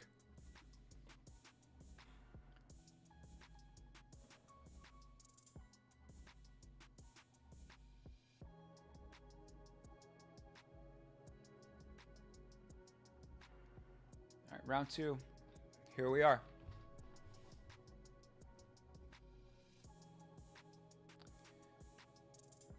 More plotting here. Yep. Oh, another nice combo for Murphy. His striking is crispy. Nice kick to the body for Murphy. He's doing a really good job of getting in and getting out. You know, he's keeping it distance, but he's picking the shots nicely when he goes in. And I think the timing is you know, Edson's such a pro that it'd be surprising if the timing is an issue for him, but it just looks like Murphy is the speed is just really paying dividends right now. And he's throwing with intention too. Like when he's doing these inside motions. Oh, wow, that was a nice shot for Barboza. Kind of snapped Murphy's head back for a second there. But when he's doing these shuffle steps to get in, he's like, okay, like he's setting it up nicely. He has a plan when he's doing them. You don't want to just be shuffling around for no reason. Like, you know, he's faking nicely, he's getting his feints in, and then he's landing the shots when he decides to take them, which is good strategy. Always have a game plan.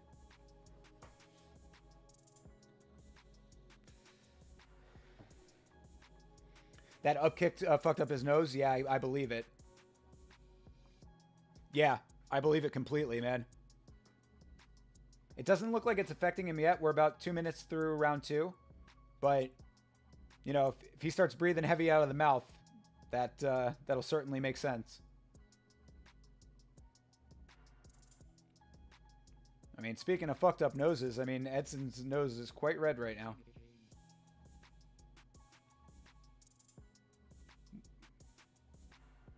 Oof. Nice inside shot from Murphy there. All right, yeah, fakes and goes for a takedown and gets it. And, I mean, not clean. Barboza fighting it like crazy, which is exactly what you want to see. Murphy holding on, got his back now. About 2 minutes, 40 seconds gone in the second round here.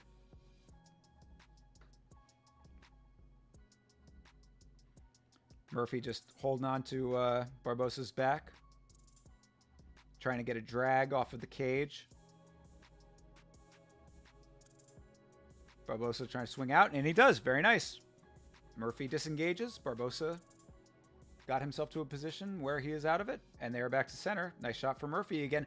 I'm telling, like the thing that's crazy to me right now is that, I mean, even with Edson's like his fight IQ and knowledge. Oh, Edson's starting to get a little wild, and Murphy's keen to it. I'm saying, like, Edson's like Murphy's just fast. Like he's like Edson. You know that he's good with his defense, but Murphy is just getting these shots through. Mixing up his attacks nicely too. Went in for that lunging forearm, which looked like it got through. Edson's looking wobbly now. Oh, another one got through for Murphy. Yeah, Barboza's looking a little wobbly. Oof.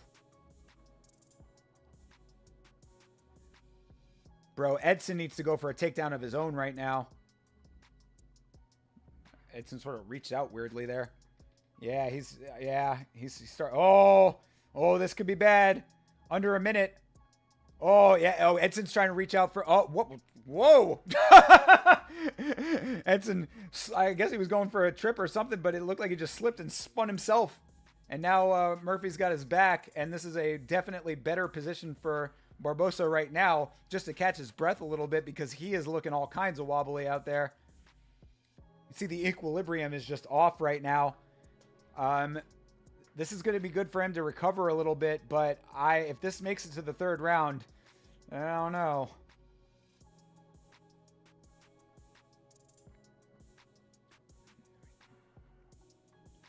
Nice pepper shots in there for Murphy up against the cage as he's got Barboza's back. Under 10 seconds here. Oh, another nice forearm shot. All right, we make it to round 3, but man, Edson needs to adjust, because Murphy is running away with it now.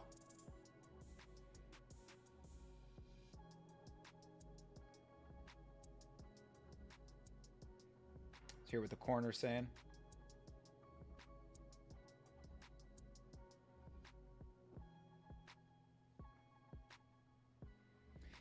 telling Barboza to circle more, which is really probably a good piece of advice. So I was saying earlier in round 1, where Barboza was controlling the cage well by holding his ground, but if you're not going to be active on your feet, you're a sitting target, so it works both ways. And yeah, I mean, Murphy's striking is just really crisp right now, man. It's a good performance so far. Even with getting his nose a little tweaked there by that up kick at the end of the first round. All right, round 3. Right back at it.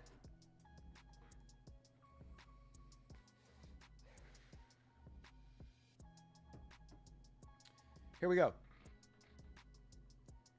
Murphy right back to it with the striking. Just throwing him out there, Feinting a couple times just to keep Edson on his toes. I think the feints are working really effectively for him. Again, with the defense of Barboza, it's like, he doesn't know when to lock up the guard, or, like when to go in for a counter himself, the way that Murphy's switching it up, which is really effective strategy. Nice body kick for Murphy. Oh, goes for a question mark kick. My favorite kick in all of MMA. Didn't land clean, but I love seeing it.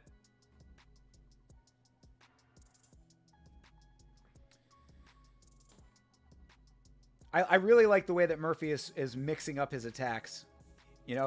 We talk about going to the well too much. That's a way that you don't do it. That's a way to counter that. Keep switching it up. You never know what's coming at you. Oof, another nice 1-2 from Murphy.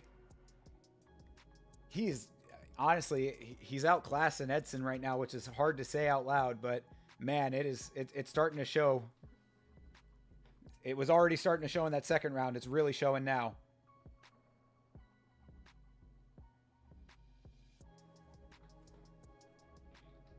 Got Barboza by the leg, clenched up against the cage. If he gets a takedown here, that'd be a really nice look for him. I don't even know if he wants to get a takedown at this point. He's doing such nice work on the feet. It's like, why even take him down?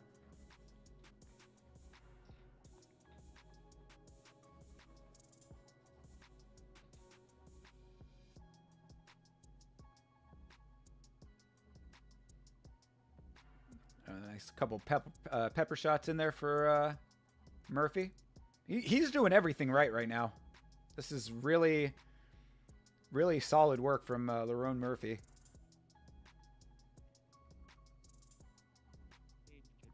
Oof, another one. I'm saying every time that he's picking his shots, they are just landing. Like, Edson is just not effectively defending, but it's because of the quality of Murphy's feints and his effective level changing as far as the strikes.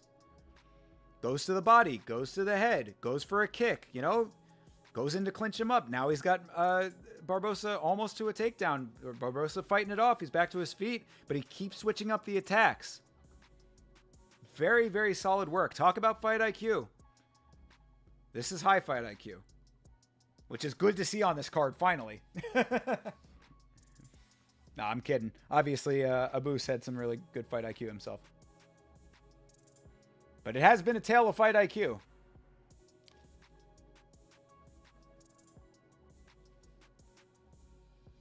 Oof. That was a heavy shot. Didn't get all of, but man, Murphy's starting to realize that this is a finishable fight. And I think he already knew that, but it's starting to become more apparent here. Barboza's starting to look really sluggish. And, oh, yeah, Murphy's going for it now. Yeah. Oof. Yep, there's another one. Oh, yeah. Oh, this could be the end.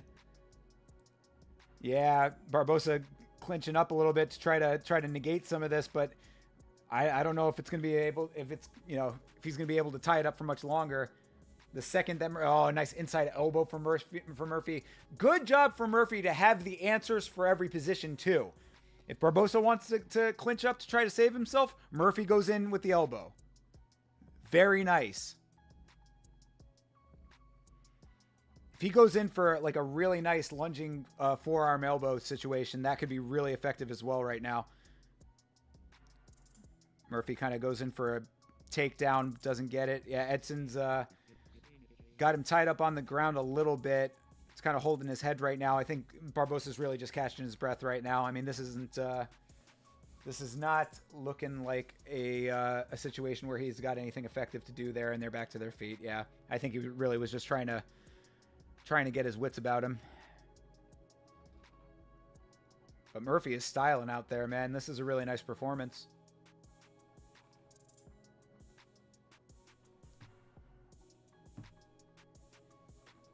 Nice, and a spinning kick. Another overhand. Man. All right. That's a solid 3 rounds for Lerone Murphy right now. Barboza's starting to wear it, man. You know? It's building up. Cumulative.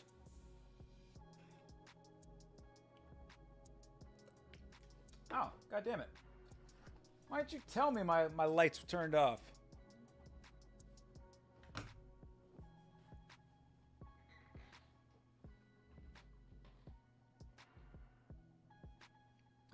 Murphy reminds you of Arnold Allen? I mean, based on this performance right now, I'd say that Murphy's striking is probably a little crisper than Arnold Allen's. And that's not a knock on Arnold Allen. He's a great striker himself, but this is really decent high-level striking against an opponent who, you know, could easily be doing the same himself. So, yeah, I can see the comparison. I think the thing that I'm liking about Lerone Murphy is that I think he's a little bit more aggressive than Arnold Allen. Like, Allen is good with the striking exchanges when he's deep in it. I think that he sometimes has a little bit of apprehension about putting his foot on the gas early. Like, that's something that I've noticed about Arnold Allen, is that, like, I like early on in fights, I'm kind of like, bro, put your foot on the gas a little bit more. You don't have to go wild, but you know, you like this pace that Murphy is setting over here from round 1 is now really paying dividends now that we're in round 4. And I think that Arnold Allen could probably take a page out of that book a little bit. Because Murphy has just been moving nicely. I mean, all of, like, everything that he's been doing right now is really top notch. See if Barboza has anything in the tank to kind of steer this ship in a different direction.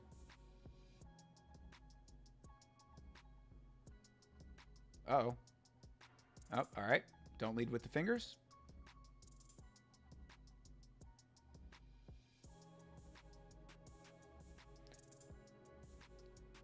Jeez.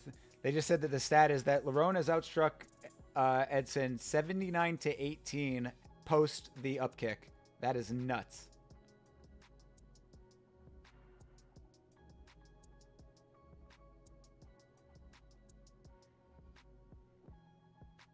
Yeah, this is a very effective game plan and strategy for Murphy. He's been using the fakes really, really nicely, keeping the wide stance so that, so that the distance is to his advantage as well. It didn't necessarily need to be that way. I mean, if Barboza had turned it up a little bit earlier, it might have been different, but the strategy has paid off. And he is just getting those shots through. It really is impressive to me how easily, not easily, but how effectively he is able to split Edson's guard, to fake low, go high, fake high, go low. I mean, this is a very, very solid technical performance for the Miracle.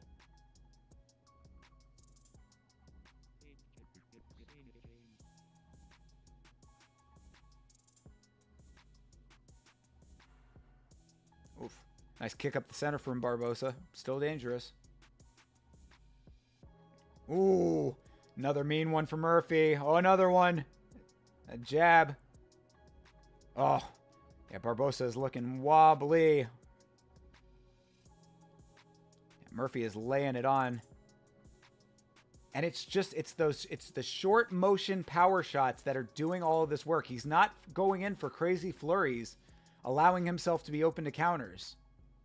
He's in, he's out, he's in, he's out. Mix it up, go back. Beautiful.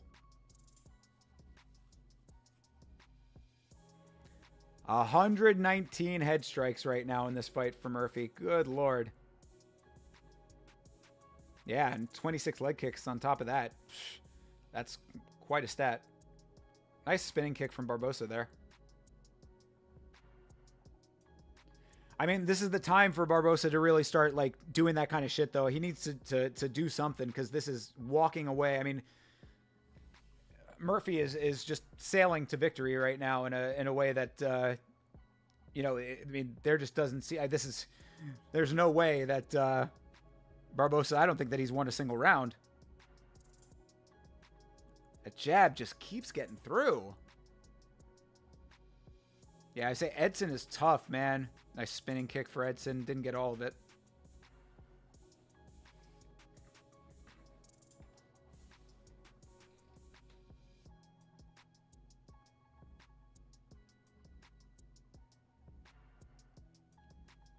Another nice low leg kick for Barboza. I mean, really, like, he needs to be doing something way more explosive than what he's doing now. This is... you know, I don't think that there's anything left. As Vitz would say, I'd say he needs to be doing this, and Vitz would say he can't. And I'd say that that's probably pretty accurate right now. He should be doing a lot of things. He probably is not physically able to at this point. Murphy's got him tied up against the cage, got his back right now. Go for a suplex.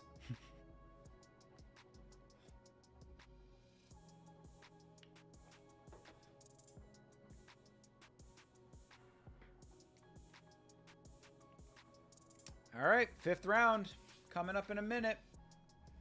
So far, I got Lerone Murphy up 4 rounds. This is a decidedly one-sided affair at this point. You can make maybe some type of case that you might give Barboza the first round, perhaps. I don't think that you do, though.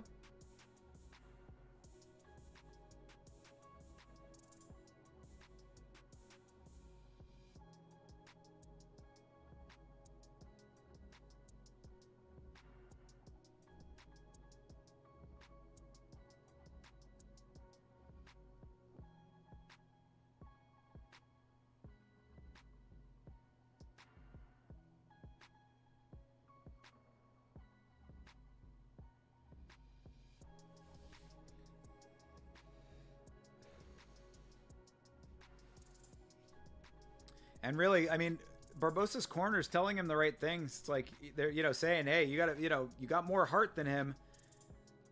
Utilize that." But whether or not it's actually something that he's able to do, I think, is a whole nother story. And to be perfectly honest, I don't see it.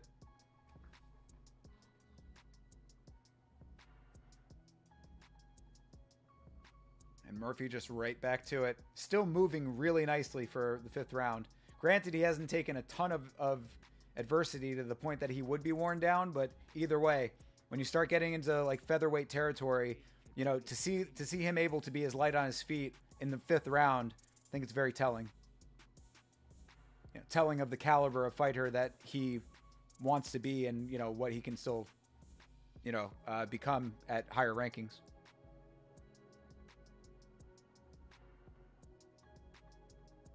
Oh, nice couple of oblique kicks for Murphy there. Ooh. Wobbled Barboza. Barboza got a nice shot back at him. Looked like it stunned him for a quick second. Didn't take him out in any real capacity. And back again against the cage. Murphy's got his back. Oh, and a nice elbow on the break. Love seeing that. Anytime that you get an elbow off the break, that's a good move. If you're inside already, go for the elbow. Take the low-hanging fruit.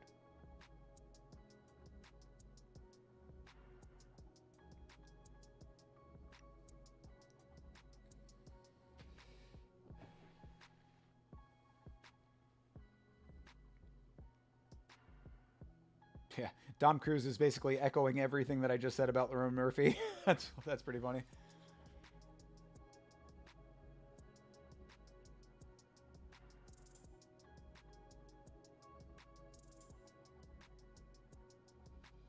Oof. Oh. Another nice 2 shots for Murphy there. The shot staggered Barboza slightly. Only slightly. Man, Barboza is a tough motherfucker taking the amount of shots he's taken.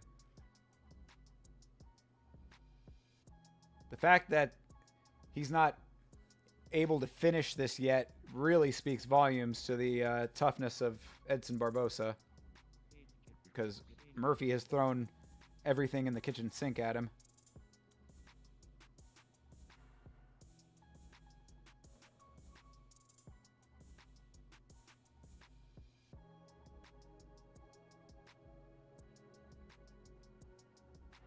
All right, goes for another kick up top.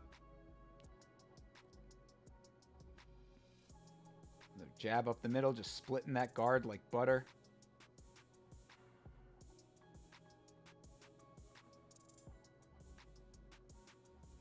Yeah, he definitely got a nose job from that up kick for sure. You can definitely see it now. Bridge of the nose flattened out a little bit. Oof. A nice shot for Murphy. Edson going for another spin kick. Looked like it might have affected Murphy just a little bit, but then he goes in, shoots, and gets a nice takedown here.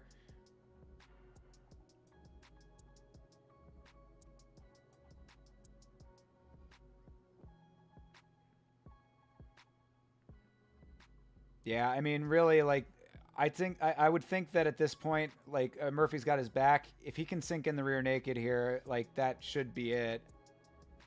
Edson, tough, boy, still trying to get back to his feet after all of this fighting. After all of those shots to the head that he took, man, Edson is tough. But Lerone is just fucking good, dude.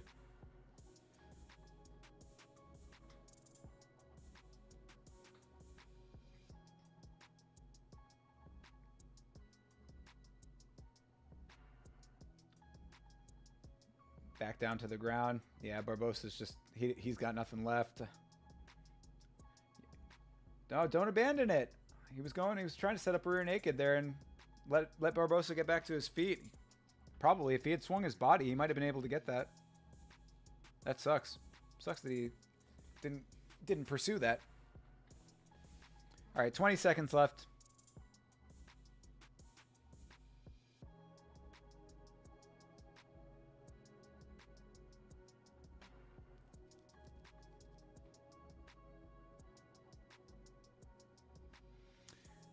Yep. All right. 3, 2, 1. And there's the horn. All right. That was a really nice fight. That was a really, really solid performance for Lerone Murphy. And Edson goes down to his feet. Oh, man. Goes down to his butt. Yeah. Man. He laid it all out on the line. But, man, Murphy's technical striking is something else, man. Good stuff. That was a good fight.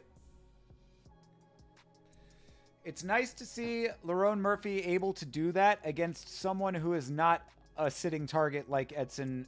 Or, I mean, he was a slight sitting target when he was not, utilizing his movement in the first round. But more of what I mean is that not a punching bag. I mean, like, Barboza,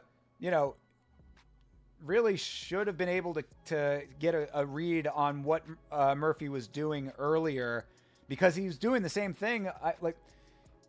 He was mixing it up, but he was doing the same thing as in, like, he was mixing it up a whole bunch. So it's like, you gotta, like, if you're seeing that, adjust to that. You don't, like, instead of adjusting to any individual attack, you adjust to the fact that he has an unpredictable attack pattern. So what I would say to that is go for the takedowns earlier, really. Because Barboza, he was willing to stand and bang, and obviously he's a tough, tough dude. But that was a very nice performance for Lerone Murphy.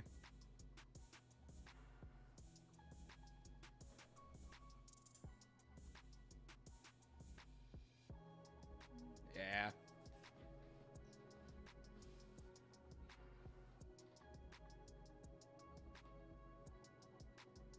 Very nice. Very nice performance. It's going to be nice to see him get a number, man. Barboza was 12th, so he will at least take over that number. How bad was the up kick?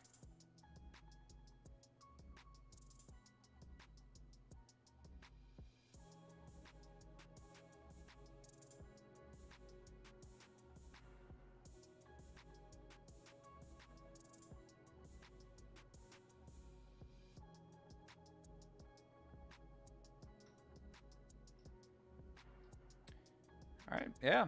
Lerone Murphy on a 6-fight win streak in the featherweight division.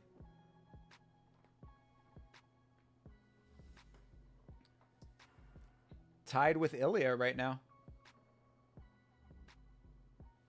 Movsar Evloev rounding out those numbers. 7 wins for him.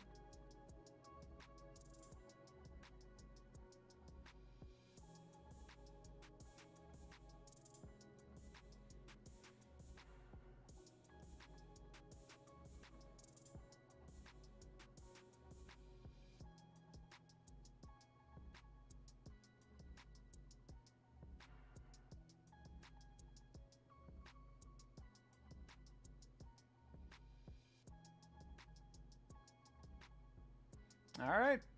He's going to be champion. Simple, he says. Buck, buck, buck.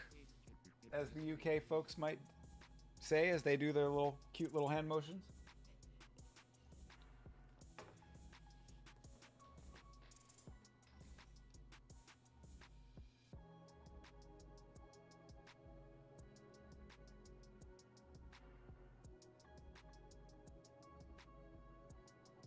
Cool.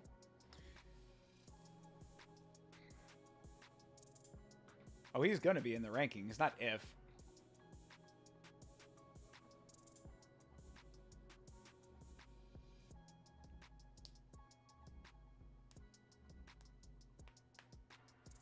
And he wants a top 10 fight. There you go.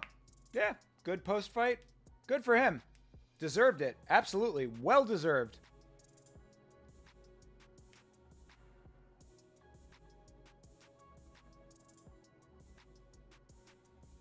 Sean Shelby says he never looked better, and I agree.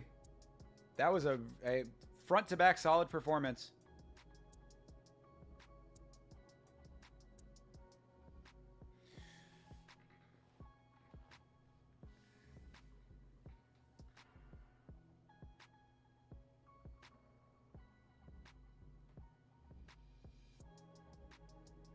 Oof. Yeah, he's having a little bit of trouble getting himself down the stairs on that leg.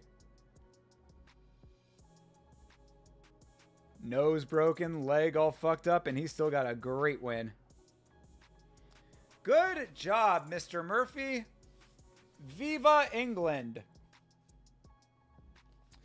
All right. I think they're probably going to show the 302? Right? 302 preview?